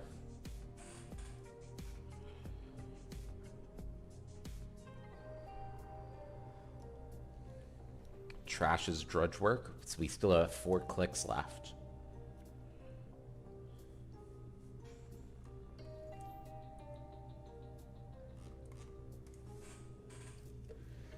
Installs Laguna Valesco District from hand. That's going to provide us a lot of card draw. Laguna Valesco District, whenever you spend a click to draw 1 card, draw 1 additional card. So essentially gives us access to unlimited diesels.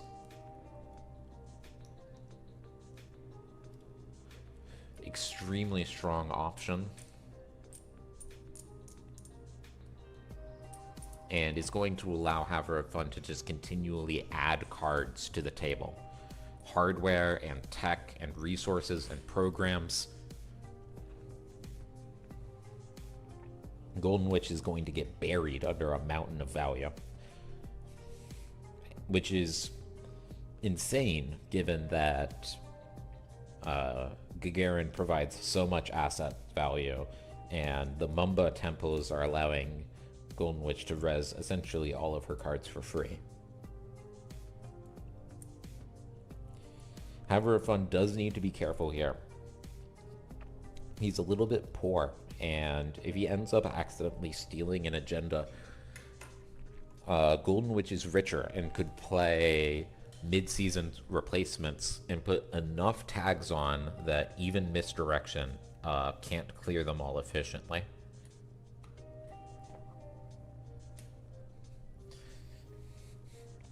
Haver of Fun has not spent any time getting anti-kill tech down.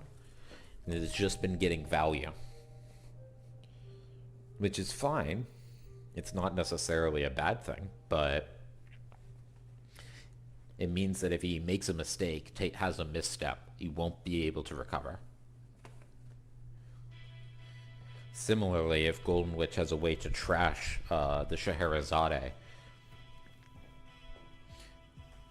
then that would trash the entire tree web of programs. And Haver of Fun does not have any anti-trash tech down.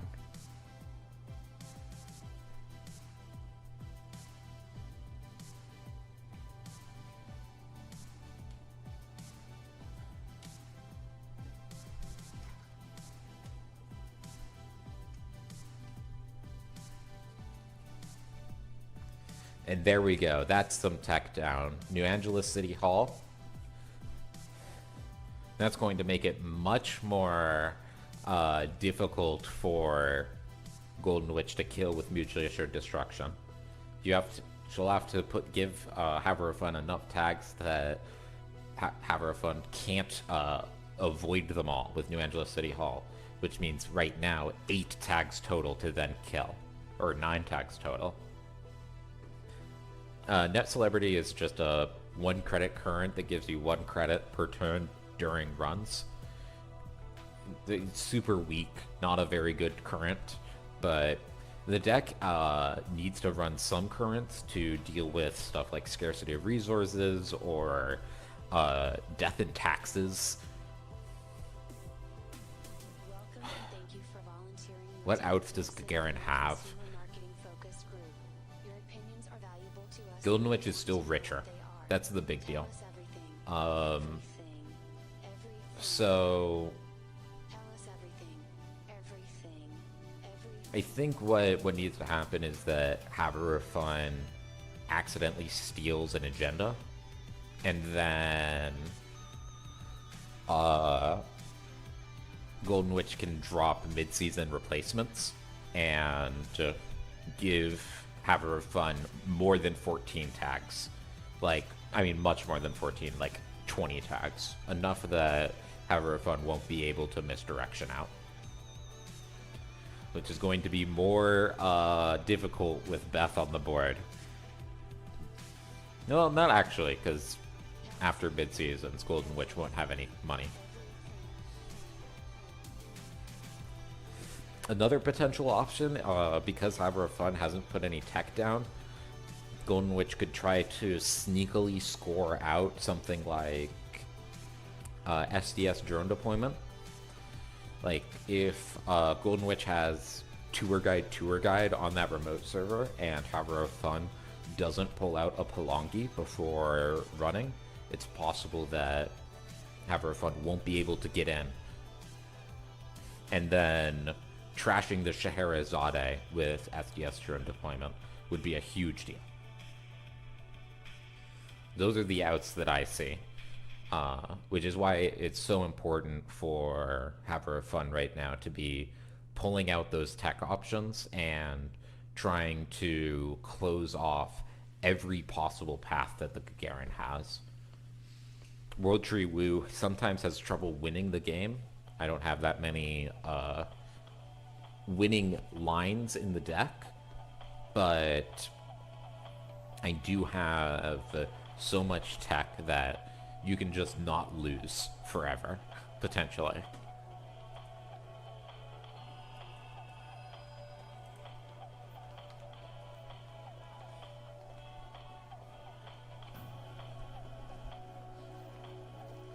Golden Witch's 27 credits continually posing a threat to Haverfun. Puts a hush on on Tour Guide. Hush, extremely good. Tour Guide now has no subroutines because the Tour Guide text is not a subroutine, and it's going to so this Tour Guide now doesn't do anything, and it's going to be extremely difficult for Golden Witch to keep Haverfun out of this server. If Haverfun puts down a Palangi between Lamb, Palangi, and Hush, it's hard to imagine building something that can't be beaten. Haverfun, Golden Witch reses a Mother Goddess. Mother Goddess is an extremely strong ice. It's mythic, so it has no subtypes naturally, and then it gains the subtypes of all other resed ice. So if you res this on its own, it can only be broken by AI. Haverfun had to spend 7 credits to break this Mother Goddess, painting it to be a barrier and then breaking it for 5, boosting and breaking. Lucky that Hush was already down and was able to get through Tour Guide for free. This is a vulnerable turn for Haverfun. Only 6 credits. New Angeles City Hall is not providing much protection. A big mutually assured destruction this turn might not be something that Haver of Fun can deal with. Like what? We have 1, 2, 3, 4, 5, 6, 7, 8, 9, 10 potential trash targets. Ooh, Golden Witch pushing something. Might be an agenda. Might be trying to score an SDS or force Haver of Fun to steal into mid-season replacement. Golden Witch is so rich right now thanks to the 2 commercial banker groups. Commercial banker group is printing money, making 3 credits a turn. Haver of Fun runs R&D with Trick Shot. Might accidentally steal some agendas here. Is gonna have to deal with... Yeah, I think SDS into mid-season's kill. Haver of Fun let himself get too poor here. It's really problematic. This card is almost certainly Mumbad Virtual Tour. Mumbad Virtual Tour forces the runner to trash it, which costs 5 credits. Trickshot will be able to pay for most of that, and Parisia will be able to pay for the rest. But it means that the Server 16 run is not going to be as easy and cheap as Haver of Fun might have wanted. And we res an Excalibur. This is a huge deal. This is a Mythic Ice, so it can only be broken by AI, or if you paint it with another type. The runner cannot make another run this turn. This is a huge deal. If Haver of Fun doesn't break this ice, then he won't be able to run Server 16.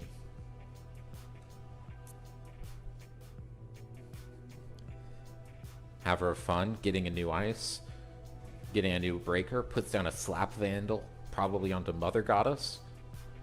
Maybe does not have, oh no. Oh no, he has exactly enough money to trash a Mumbad Virtual Tour, and then he won't have enough money to break Mother Goddess. Oh, that's really bad. Oh, okay, we have Trick Shot money. Oh no, and he trashed the Parisia. Oh god. Is it a Virtual Tour?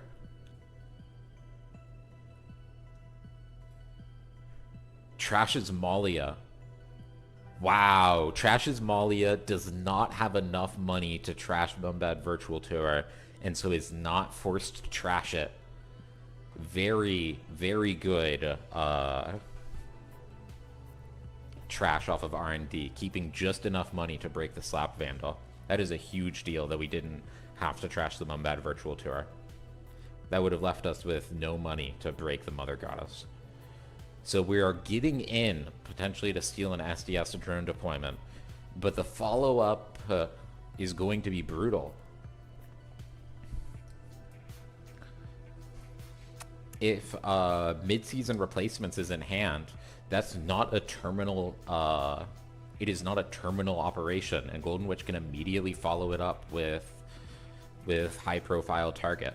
And Haver of Fun does not have the money. Haver of Fun needs to put down a resource like Guru Diviner to be able to resist the flood of tags that they're about to find themselves in. It's going to be a huge problem.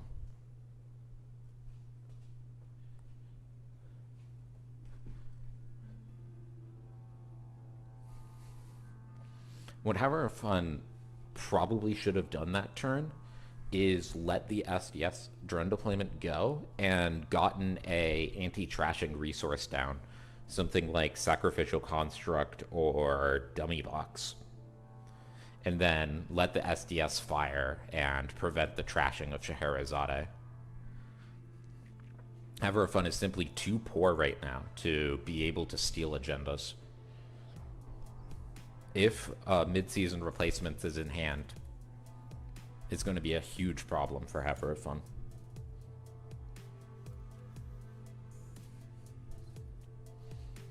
Alright, let's see if Golden Witch has it. And she does. Mid-season replacements. Play only if the runner stole an agenda during his or her last turn. Trace 6. If successful, give the runner tags equal to the amount by which your trace strength exceeded his or her link strength. Gives the runner 15 tags and then does 30 meat damage with high profile target. Extremely close game. Haver of fun trying to use all of his tools, but not quite able to deal with every possible threat. It's an extremely difficult deck to play, and we have been playing all day long, making it even harder to keep all the options in your head. And was not able to find the line necessary to deal with the SDS plus mid-season replacements push. That was an extremely well-played game.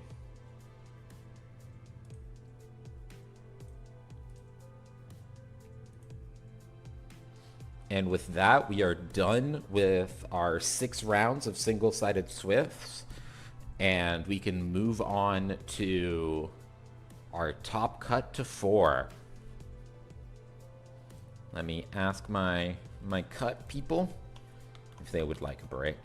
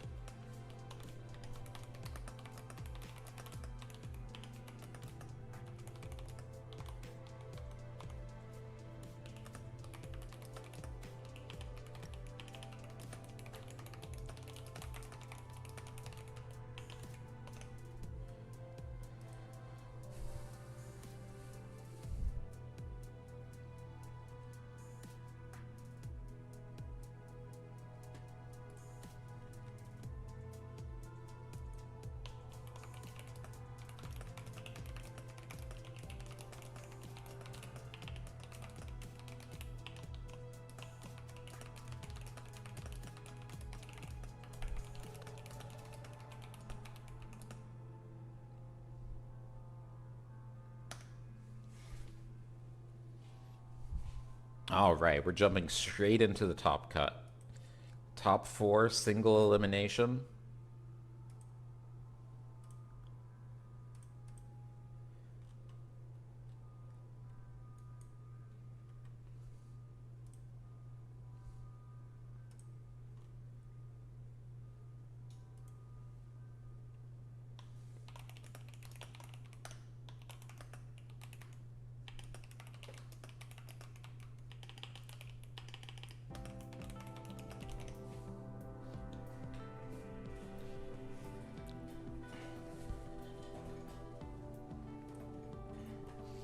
Alrighty.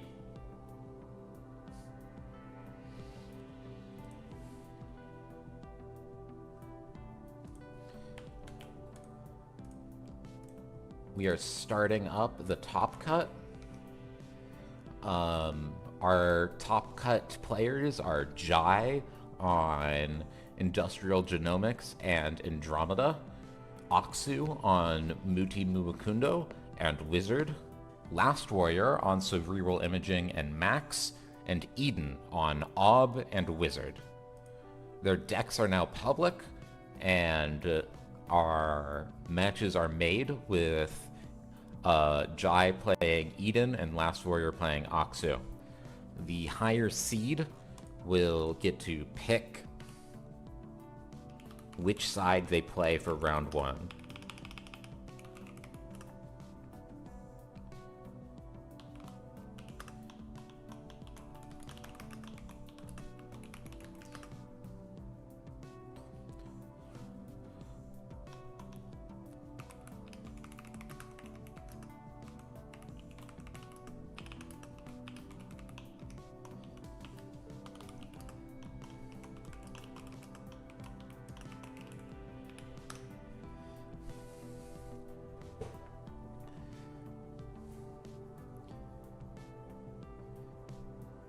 Aksu and Jai both decide to corp.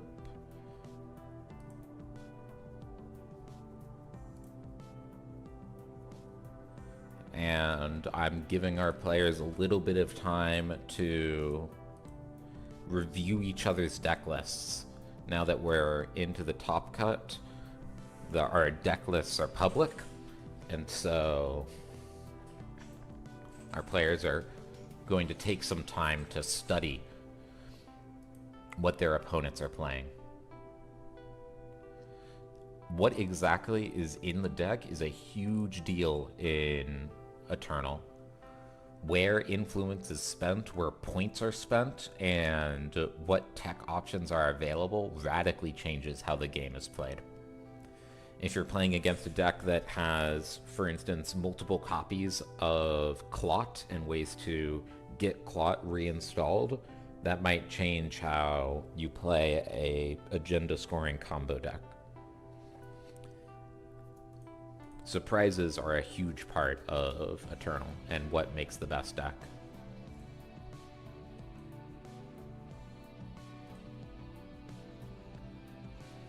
I'll be back soon when we start Top Cut in about 8 minutes.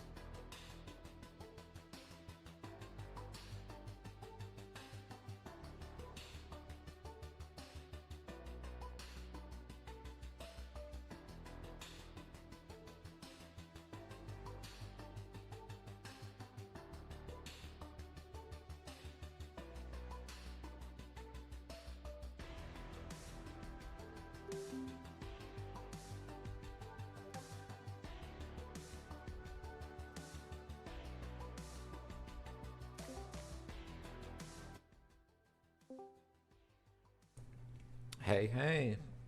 Testing, testing. Yep, your levels look all good. I'll, Marvelous stuff. I'll turn you up a little bit. I am joined here by by Balram Wu to help commentate our top cut games. We What are is up? we are currently sitting at the higher seated table with Jai and Eden playing Industrial Genomics and Wizard Master Gamer. Well, this is pretty exciting. I've kind of I'm gutted that I wasn't able to play today, which is a real shame. But I was on daddy duty, so Oh, I've just managed to get him get the little one to bed, and I'm here just in time for the top cut. So I've kind of had the stream on in the background, but and seen a few of the decks, but I'm probably gonna well I guess I'm gonna be surprised by some of the things which are coming out. I'm guessing. yeah, we had a very interesting set of decks today. We had two Gagarin decks and only one Ob. Only one orb. Wild. Yeah, yeah.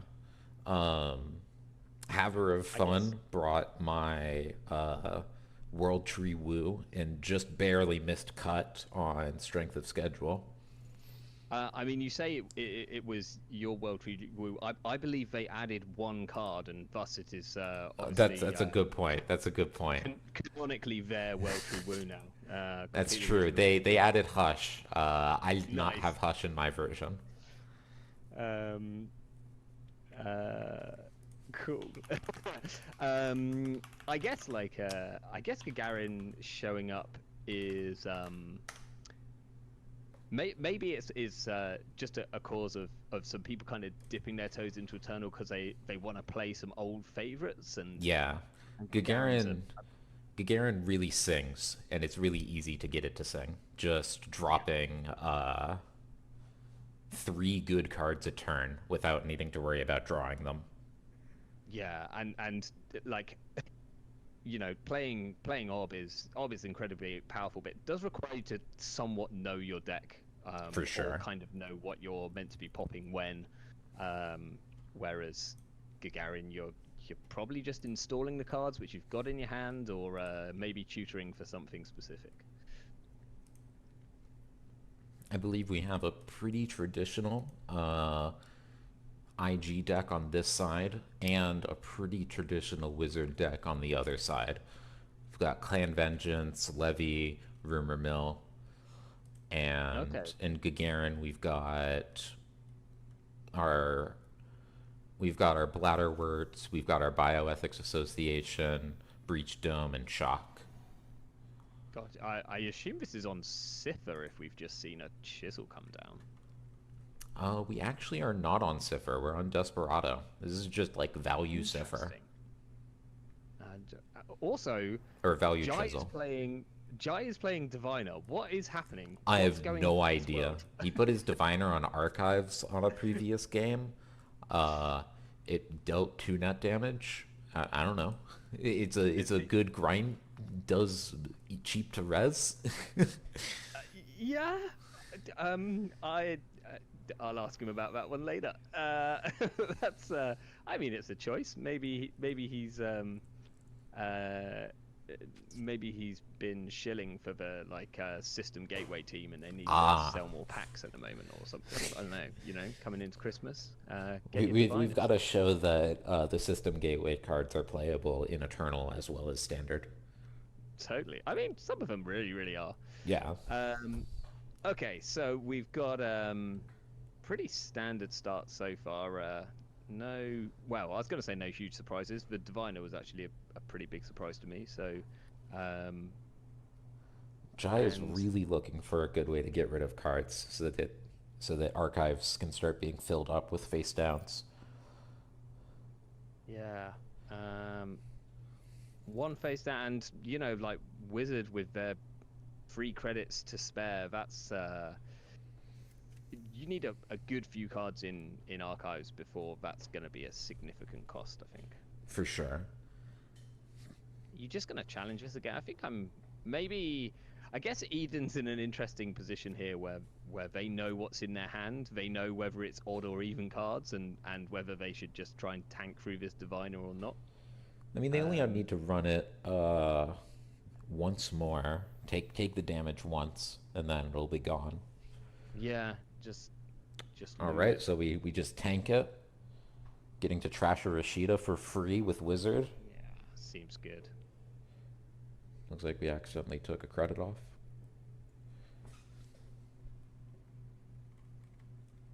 Yeah, possibly.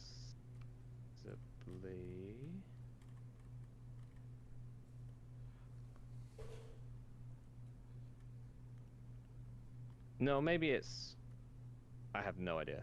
Yeah, we did. Oh, yeah, Jai's picked it up. Jai's Yeah. picked it Yeah, you can just click on it and you gain the credits, so it's easy too. up.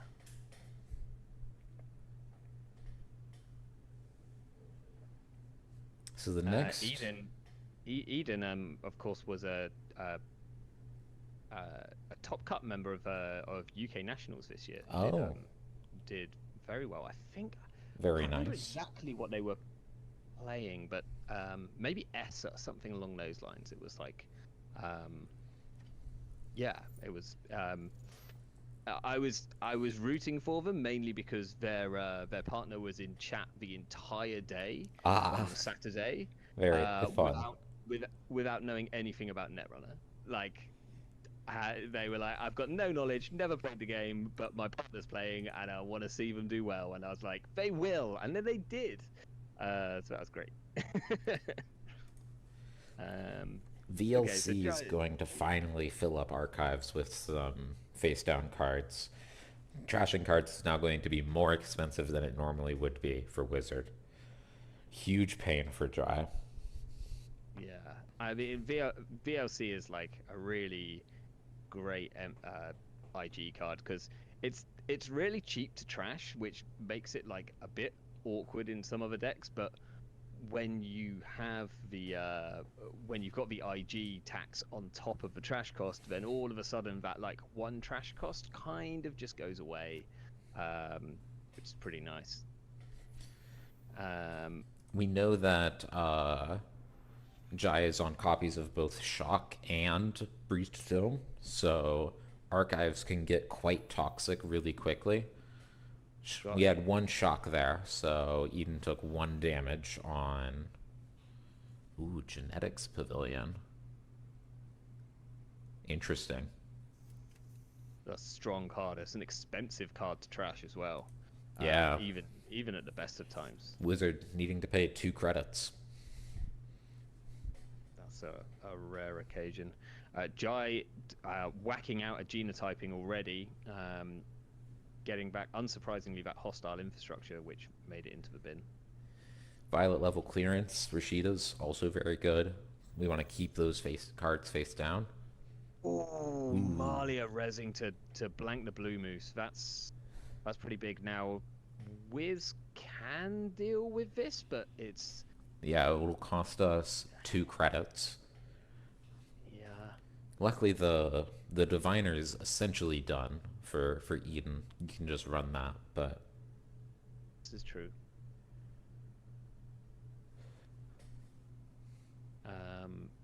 I'm gonna be. I'm guessing I'm pretty unsurprised. The only thing that I'd be unsure of was the agenda suite for Joy, but I assume he's what on Bacterials and Future Perfects. Bacterial, Regenesis, Future Perfect. Regenesis, man after my own heart. No Bogota. Our Bogota points are going towards having both Shock and Breached Dome. Yeah, that was sort of my assumption that there wouldn't be points for that. Oh, Divino's free strength. Not. Oh, there goes a Regenesis. Ooh, very nice. That's a good snipe. And a crowdfunding comes down. Eden very low on cards. But with only a bioethics on the board, there isn't much threat of a surprise kill. No, and we haven't seen the second sort of genetics pavilion come out yet. That would be the thing which would really, if there was still one of them on the board, then Eden might be in a problem right now. But currently, they're kind of safe to draw up a little bit. They probably can, yeah, afford to I deal mean, with it this. doesn't cost any credits here. It's just No, it's Wizard. just wizard money. Wizard absolutely printing cash along with Blue Moose. Getting our crowdfunding for free.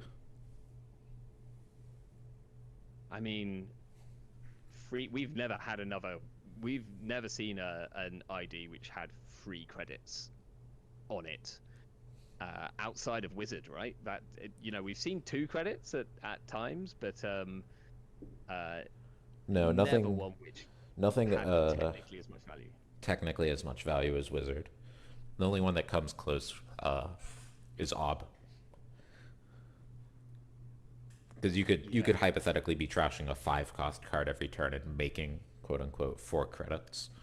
Yeah, I could, I could see that. Woo can also technically make 4 credits a turn.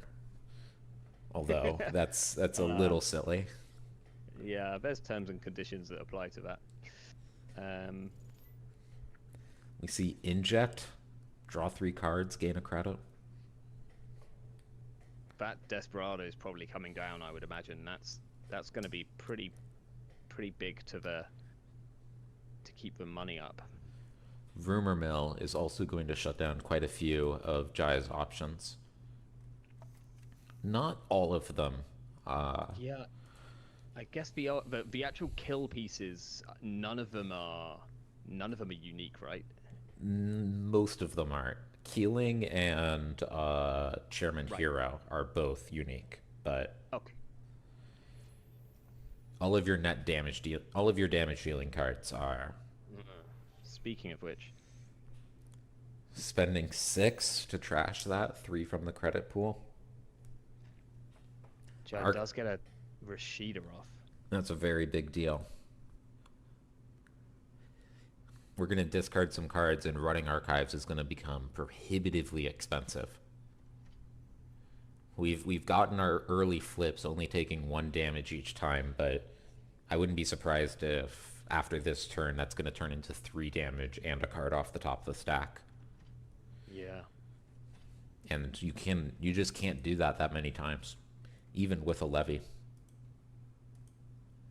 Yeah, and especially like we haven't seen a same old thing or any way to like guarantee getting that levy.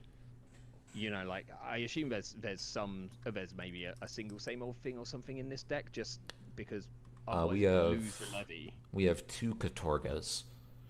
Okay. All Oh, right, we we are are running archives. How much are we hurting from this? We know one shock. There's only 3 face down, so maybe Shock, breached dome. That's a lot. And we see the back pro. Back pro could throw some more shocks and breached domes in the bin. If Jai finds exactly 3rd shock and 2nd and 3rd breached dome, that could kill. and even if it doesn't, like this is potentially going to be now a 5 damage run, right? Yeah.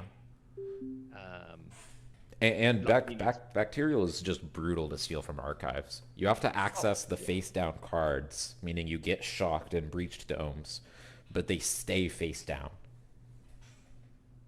oh really? That's I right. did Yeah. not know that. You have to access all the cards in archives, even when they're at mid run, but you only flip them face up at the start of the run. Wow. That's disgusting. All right, 3 more cards. What do we see?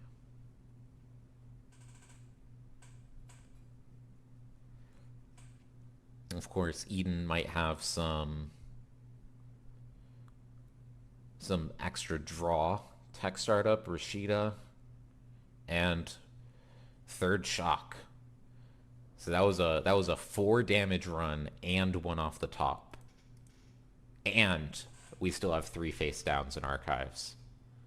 Yeah. Luckily hit a steel skin, so Eden's probably safe this turn. Jai is in a very good position here if he can close the game out. One With steal that away said, from victory is tough, but between Future Perfects and Regenesis, Jai probably has a good bit of time. I was about to say this is actually a risky Whoa. run if this turns out to be a hostile because you can't Not not trash trash it. the diviner. I don't know if you can afford to trash this. No, this is It's an 8 expensive. credit trash, and then you take another damage. That's very dangerous.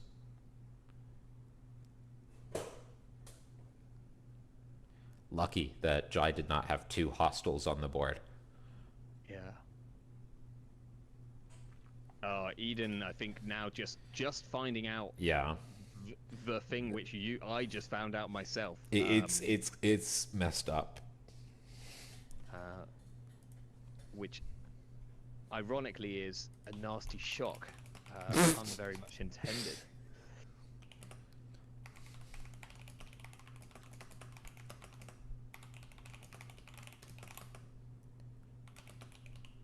Yeah, good to know.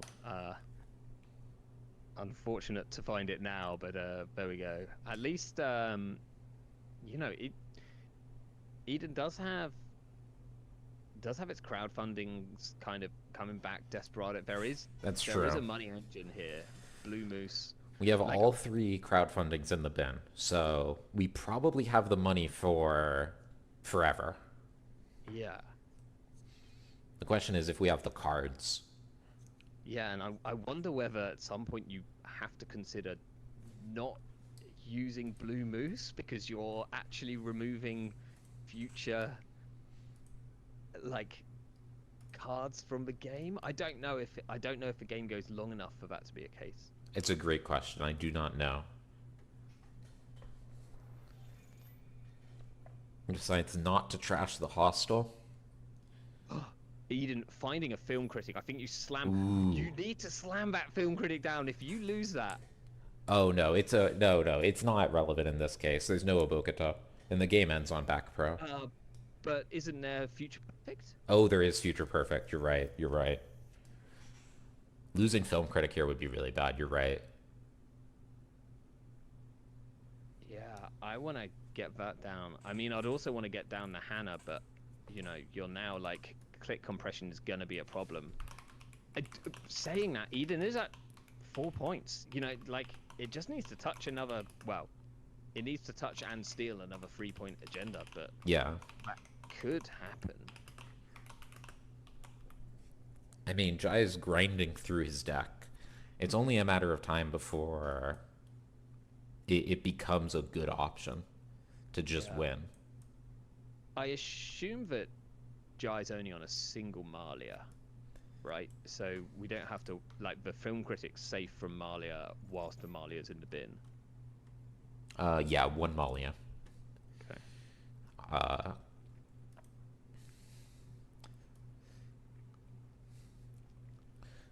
Industrial Genomics not as concerned as most decks about Clan Vengeance. Can afford to just lose the cards. Yeah, and actually, if you've got a hostile, res, you take a damage for every card you trash, right? Good question, Amelia Chen. So the rules for central servers are different than for remote servers. Cards added mid breach on remote servers are optional, and upgrades on central servers are optional. But cards added to archives do have to be accessed. Okay. Eden has just won the game unless Jai can get this Malia back on board Ooh. immediately. Oh, that's true. Taking 2 from HQ, one Regenesis, Wow. and hosting that future perfect. It looks like there it is. That's it. No recursion. Film critic stopping Future Perfect from becoming a dice roll. I mean, I said, but you need to slam that film critic down, and if it had been lost to a chip damage, I mean, you might still win the side game, obviously, but then you're playing side games. You're playing side games for a win rather than just going, it's going to cost me a couple of extra clicks. And we had some pretty close turns where Eden took maybe a little bit too much damage. Yeah, Archives was also about to get completely out of hand, I think.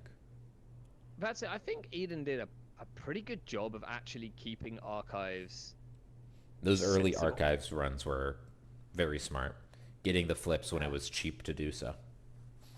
And like, I'm assuming when it knew it had enough cards in hand, or maybe a steel skin or an I've had worse or two, to be able to kind of somewhat safely take those. Like, I'm not going to die this run, um, but this is, in all knowledge, it's going to cost me some cards.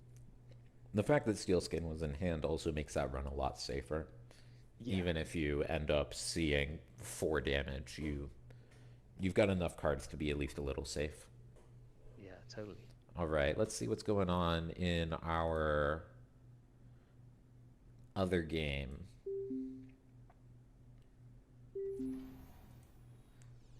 This is Okay. Abyss Stares Back, value max with Apocalypse. That's why we have all of these face down cards. Aksu at some point had his board wiped. And then, so we've Yeah. got this value max versus Muti Muwakundo, which is a very strong ability allowing you to install ice for free mid runs.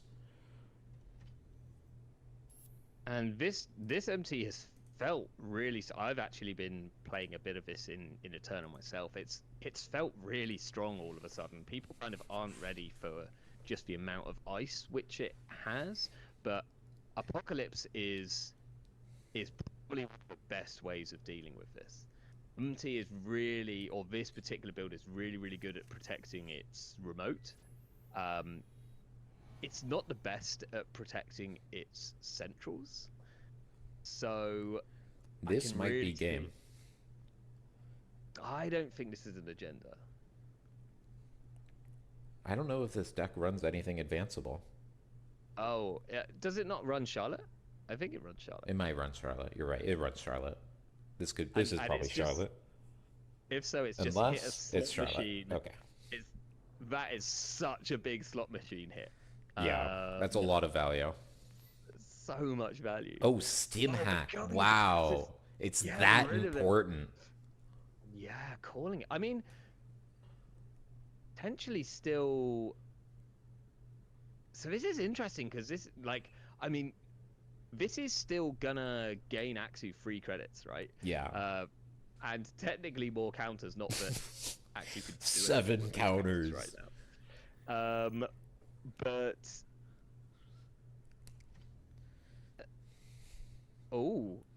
Abyss also, can jack out here. yeah. I'm you've got 6 credit. Yeah, you probably There's no reason to continue. Aksu should, if Aksu wanted to force the encounter, Aksu could have chosen to pop Charlotte after installing. Yeah, that's true. Quite a jump up for Axu in terms of credits. I think went from 1 credit at the start of that turn. Turtling up here a bit. Only 12 cards left in stack. Ended the And turn, ended his previous turn with 6 credits, spent 3 to res slot machine, and still made 6 credits. yeah, kind of nuts. Looks like both levies have been removed from the game, so I believe Abyss Stares Back is all out of recursion options. Yeah, and the other thing is, well, no, we have one. We've got one same old thing. We have a singular same old thing. But we don't have any levies to play with No. Oh yeah, no, and we can't. You could Same old potentially, like, APOC. No, I think like Katorga essentially could this. grab APOC here.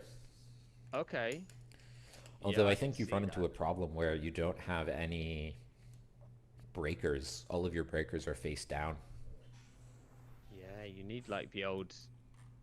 Oh, gone for a medium here, just looking for the win, which I think is probably correct.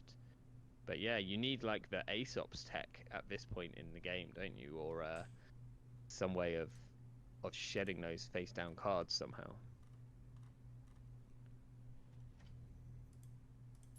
Now, assuming Axu has Is this probably a something, push here?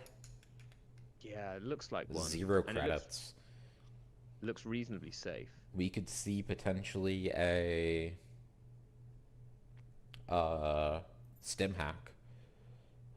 Probably enough money to get into the remote. But if that's a Bokata, Abyss is all out of cards to steal. Yeah, Just I don't know pushing if it. I'd be, I don't know if I'd be pushing the Obokata now. Like you want to push the Future Perfect here at this window. Mm. The Obo is perfectly safe in hand. If this is an Anansi, no, it's It's just not just Tato. Tattoo. Just Okay. printing money with Tato. Yeah.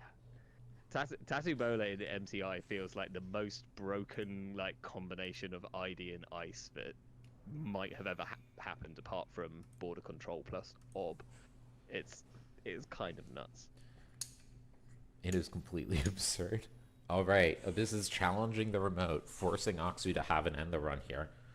Yeah. Muti's already been popped, so an end the run needs to be pre-installed. Ooh, a Nancy. That kills. Yeah. That's 4 net Just damage. die here. Cannot Ow. overcome the value. That is that is an unfortunate misplay from Abyss here, I think.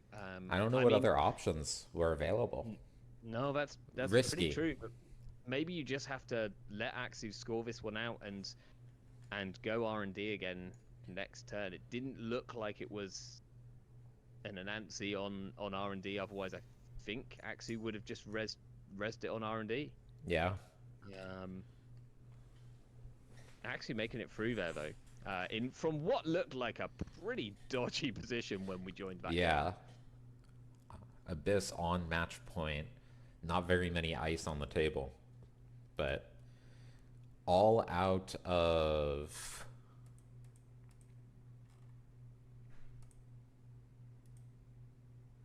of resources and choices.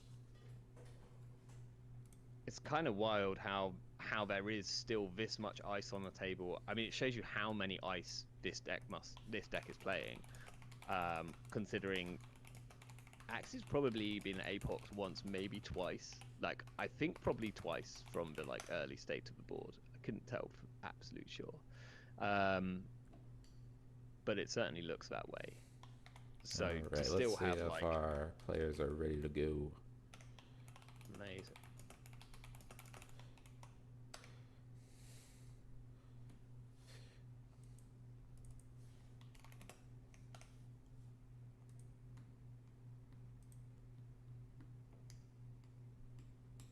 All right, we're going straight into the next round. Eden on Ob Super Heavy Logistics and Oxu on Wizard.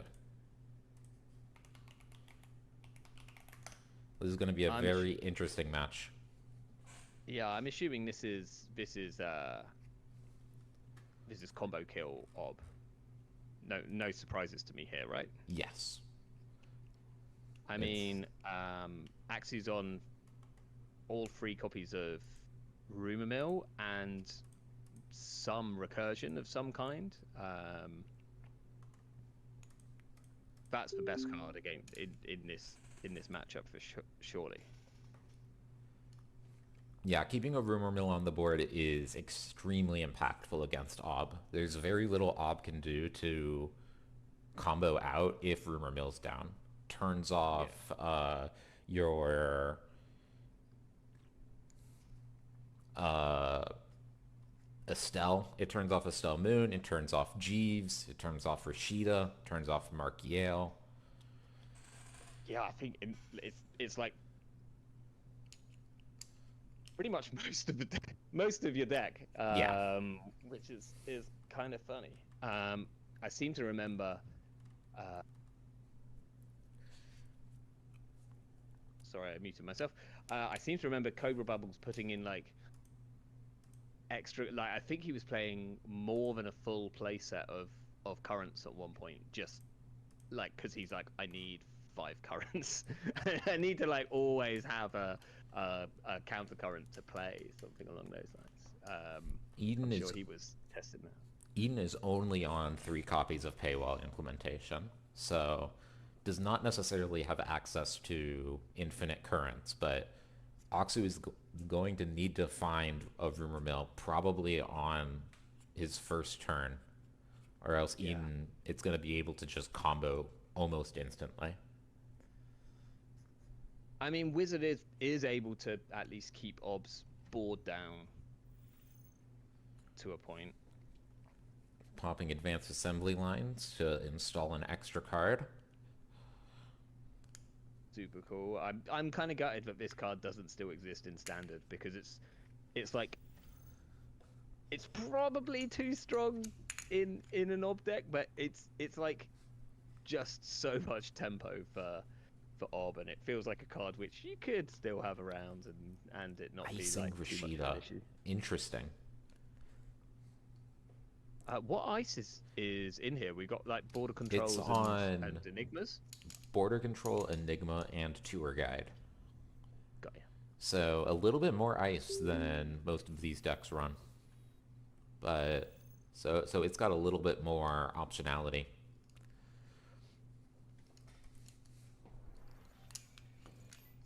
There's the rumor Okay. mill. Turns off Rashida, turns off Spin Doctor. Deleting that second Rashida as well. This is a brutal situation. Eden needs to find a paywall implementation to be able to effectively play anything. And like the idea of that early Rashida drawing into the paywall implementation and now just sat there resed sadly behind a piece of ice, which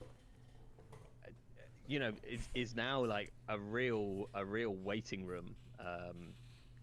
It's kind of rough. Eden is on 1 copy of Project Atlas. So it's Okay. possible that it is pushing an agenda here to try to get that rumor mill trashed. And Wizard doesn't necessarily have a way to challenge a single ice remote. Just seen a second spin doctor Oh, trash. That's 2 in the bin already. brutal. Is that a third? That's the Oh, third spin doctor in the bin. oh my That's goodness. huge. Can't fish out Spin Doctor for the whole game. Wow. That is a really interesting start in terms of just shutting down what Eden's options are. Okay, we Brutal start. see a drudge work, assuming there's some agendas in hand. Drudge work is not unique, so at least No. that's gonna work. Throws an SES back. Makes some money. Wow. All 3 Spin Doctors. That's such a big deal. Yeah, I don't know if I've ever seen it. Axie's Oh, and the no one even on a home. no one home. This is like don't hate the game, hate the hater. Wow. No options. No one home. Rumor mill. Spin Doctors in the bin. I mean, Eden's quickly becoming the underdog here, and I love me an underdog story. A crushing Um, start. Eden needs to find a paywall. Oxu needs to then not have a rumor mill. And then we need to see some insane value from like Estelle plus advanced assembly lines. As the yeah. only way Okay. that I imagine something happening here. So we do have the paywall coming down. And there's a Katorka. Axu's just going straight back for the rumor mill. Straight back to Rumor Mill. We're not going to take a single turn off. No. Brutal. And Blue so Moose to start printing money. we can now keep a real count, right? Like, unless Eden's on something else, then there's not going to be any sort of any other recursion, like, other than drudge work, but that's purely for agendas. So we know that one paywall's gone. So there's literally 2 paywalls in the deck, and that's it.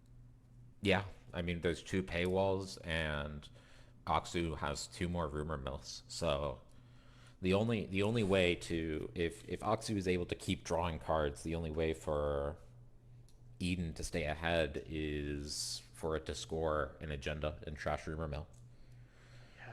which is possible. Aksu doesn't have any money and he doesn't have any breakers, but it's going to be a hard call to push an agenda when you're playing a extremely quick combo kill ob.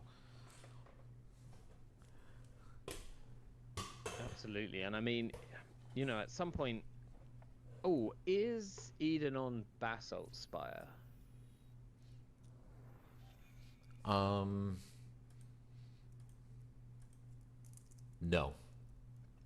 Okay. I was gonna say Atlas, SDS, SSL. Okay, yeah, SSL is like kind of busted, but SSL might generate enough money to be able to get ahead on No One Home. The interesting thing is that Aksu has so little money that Eden could potentially just play the cards.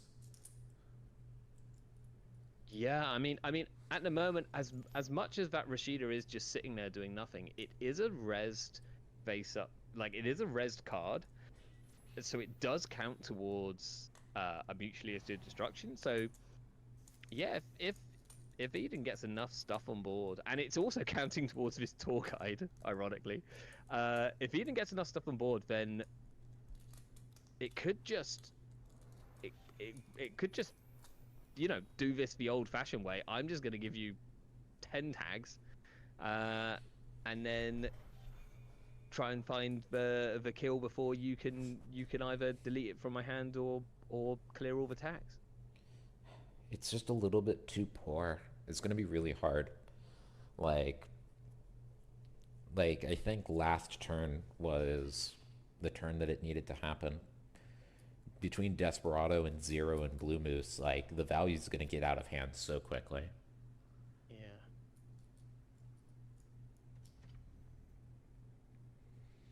I'm kind of surprised that we didn't maybe see Jeeves rezzed there, but maybe Eden was worried about money. I might have been tempted to res Jeeves, draw 3 times, then Jeeves is turned off.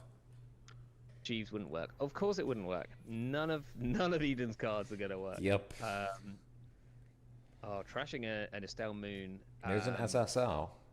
That's some money. Okay. That actually opens up some options for Eden. Yeah. Did either miss or forget that this medium's down? So obviously, like, Aksu can start really, like, cornering in on just winning the game here.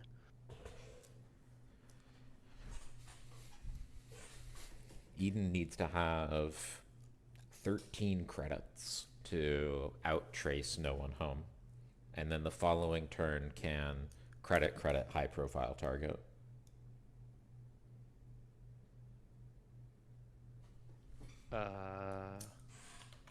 Oh, it should be, I'm afraid. Yeah, it's supposed to be there. Sadly. You have they- to, like, that's like one of the... Yeah, the fact that to get out of a hole that a current has put you in, you need to score.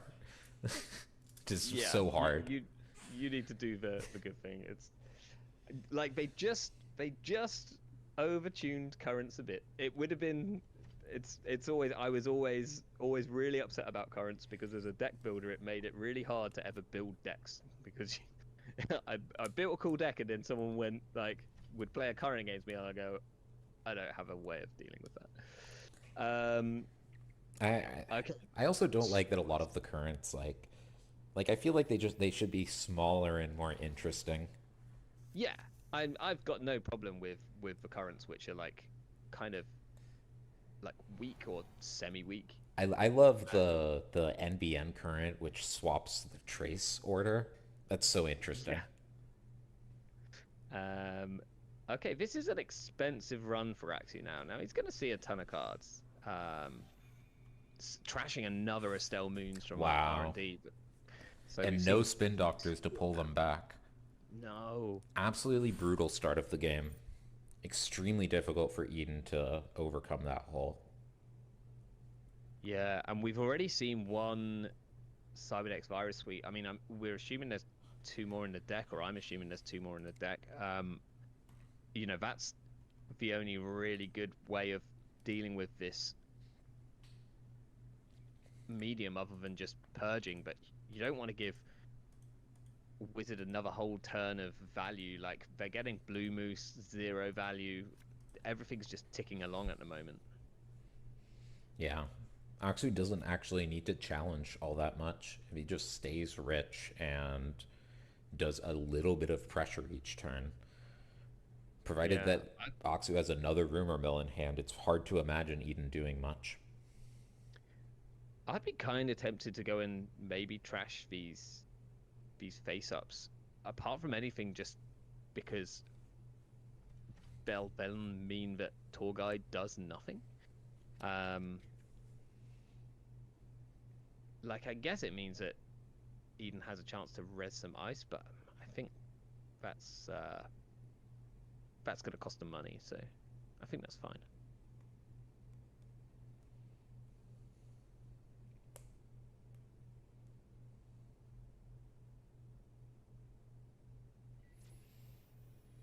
Aksu continuing to put the pressure on. Sees a second Jeeves. You still can't res two Jeeves even with rumor mill up, so that is not two face-up cards, effectively. It's only one. The Rozeki coming down for the eternal value drip. I Aksu mean, on three Rozekis. yeah, this is. I mean, technically, like along with Desperado, Wizard credits, a zero Blue credit Moose. turn. This is quite the engine in terms of economic kind of ticking over.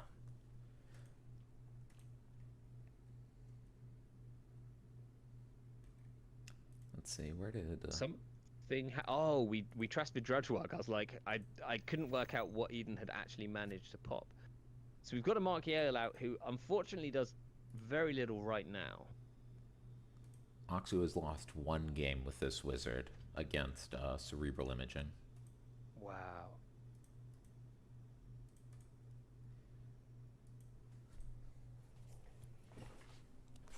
Assuming this HQ install is a CVS. Yeah, presumably. It's like no other uh yeah, there's no other upgrades which the deck plays that or that I'm aware of.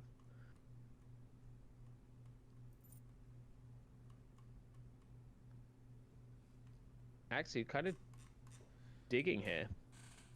He played that steel skin. He didn't hit it off as 0, so trying to make sure he has enough copies of Rumor Mill. Like there's like maybe he hasn't found another one yet. Feels yeah, unsafe. could be the case because I mean Eden's drawn most of its deck actually. Like 15 Yeah, it's cards almost now. out. It really should be. It really should have found or should be finding another paywall implementation soon. And actually, like maybe what's quite telling is that Axu hasn't been clicking 0 every turn, right?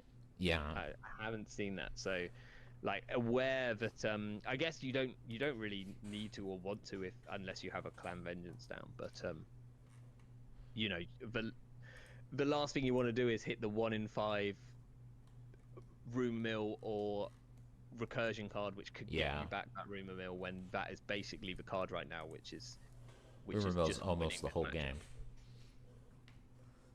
Hey, it's just like World Championships, isn't it? Of can't remember which year, but basically it wasn't even a corp versus a runner. It was just scarcity of resources versus Haley. Okay, we All finally right, sneak a Estelle Moons through, we're doing it. although We're gaming. Oh my. Oh, okay. we This is just Jeeves. We don't actually have a trigger for it yet. We don't have the clicks to play mutual, no. nor the Now credits to outtrace no one home. the question is, does Eden pop Estelle Moon I at mean, start of Axie's turn? yeah, you have to, I think you have to, right? and probably Mark Yale too. I mean, maybe not Mark Yale. Maybe Mark Yale's better just as a face-up card, but Yeah, because I don't even know what you're getting with Mark Yale right now. With all the spin doctors out, and there's no point in getting a Rashida. all right. Are we gonna pop anything?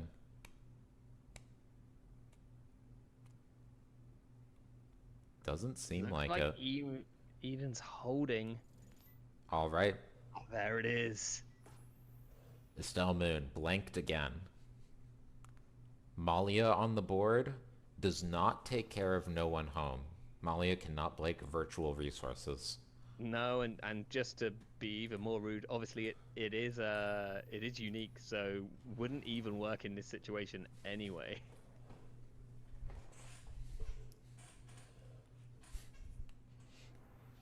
Okay, the high profile was in hand.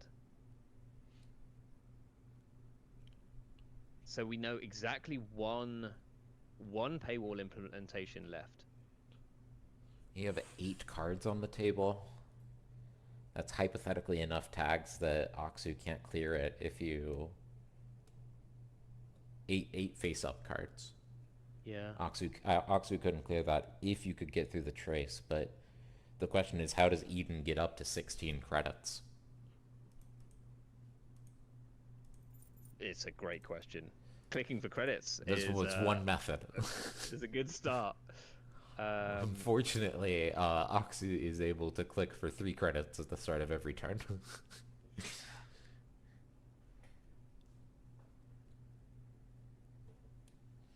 is where you kind of wish you were just on PAG campaigns or something. Although I'm sure that actually would have trashed them years ago if you were. Moshing through the deck. Big moshing. Second Second Rezeki Rezeki. just to really nail it home. Rub it in. Are we? Oh, are we putting third Rezeki down? Third Oh, Rezeki. brutal. Crushing. The value is just insane. 5 credits a turn added to your pool. Another 3 on Wizard. Desperado. No one home. It's hard to Yeah, I see mean, how Eden climbs out of this hole. Eden needs you need an actual answer to No One Home, and I don't know what answer there is. Like, do you, like you have to play something Best like defense. Escape Net? Best defense. Okay, yeah. Best defense is a Best is a defense is a 2 credit operation that says trash a card equal to the number of tags the runner has. But if they have no tags, you can trash a 0 cost card. So best defense can take out no one home for you. SDS comes from hand. Might as well just start trying to win And the game there's at this 3 point. points in archives. There it is. And that's game.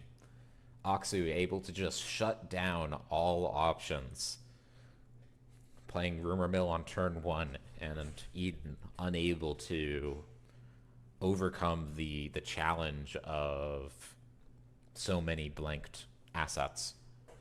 Yeah, I mean that's this deck loses hard to Rumor Mill, and even more so when all of your recursion is just taken out. I think by turn 2, we saw all 3 spin doctors get trashed in the same turn.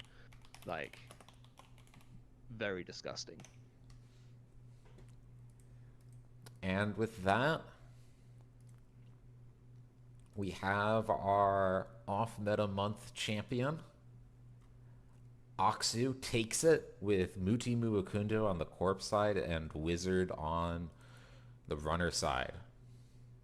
I'm quite hyped that MTB Kundo has won the top spot here. Like, that's a that's a deck which people I think have been sleeping on for quite a while. Um, it's everyone's decided that it was too slow to be a good deck, and actually proving otherwise. Yeah, I thought that Muti was not strong enough as well. I foresaw that Ob would be crushing it, and Ob did do well for Eden, but just not Yeah, quite enough. I mean, with only one orb, like that's 100% conversion rate to the final, right? So That's true. that's that's still pretty good. But yeah, you come up against rumor mill runners, you're gonna run into rumors.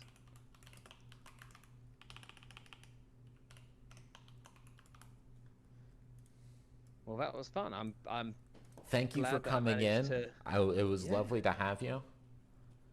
Um, Got it. I couldn't play. I think everyone watching this who isn't already should sign up for the GLC Eternal League. It's good fun. People play silly decks Ah, I quite a lot love of it. the time. He talked loads of trash, Oxo. I mean, he's a Mountains of trash. professional trash talker. Luckily, Uh, you can take it. You're the best there is. yeah, yeah. Listen back to it later, Actu, and then write me your strongly worded complaint letter. Some people Um, play silly stuff. I have to concede that I don't always play silly stuff. you know, I mean by silly stuff, I mean like Look, it silly. takes a lot of matches to learn how to play World Tree Woo. I need to get back on that bandwagon. That's a fun day. Right, with that, uh, I've got to shoot off. But Thank thank you you very for much, and coming. thank you for running it. It's been great to see some Eternal games.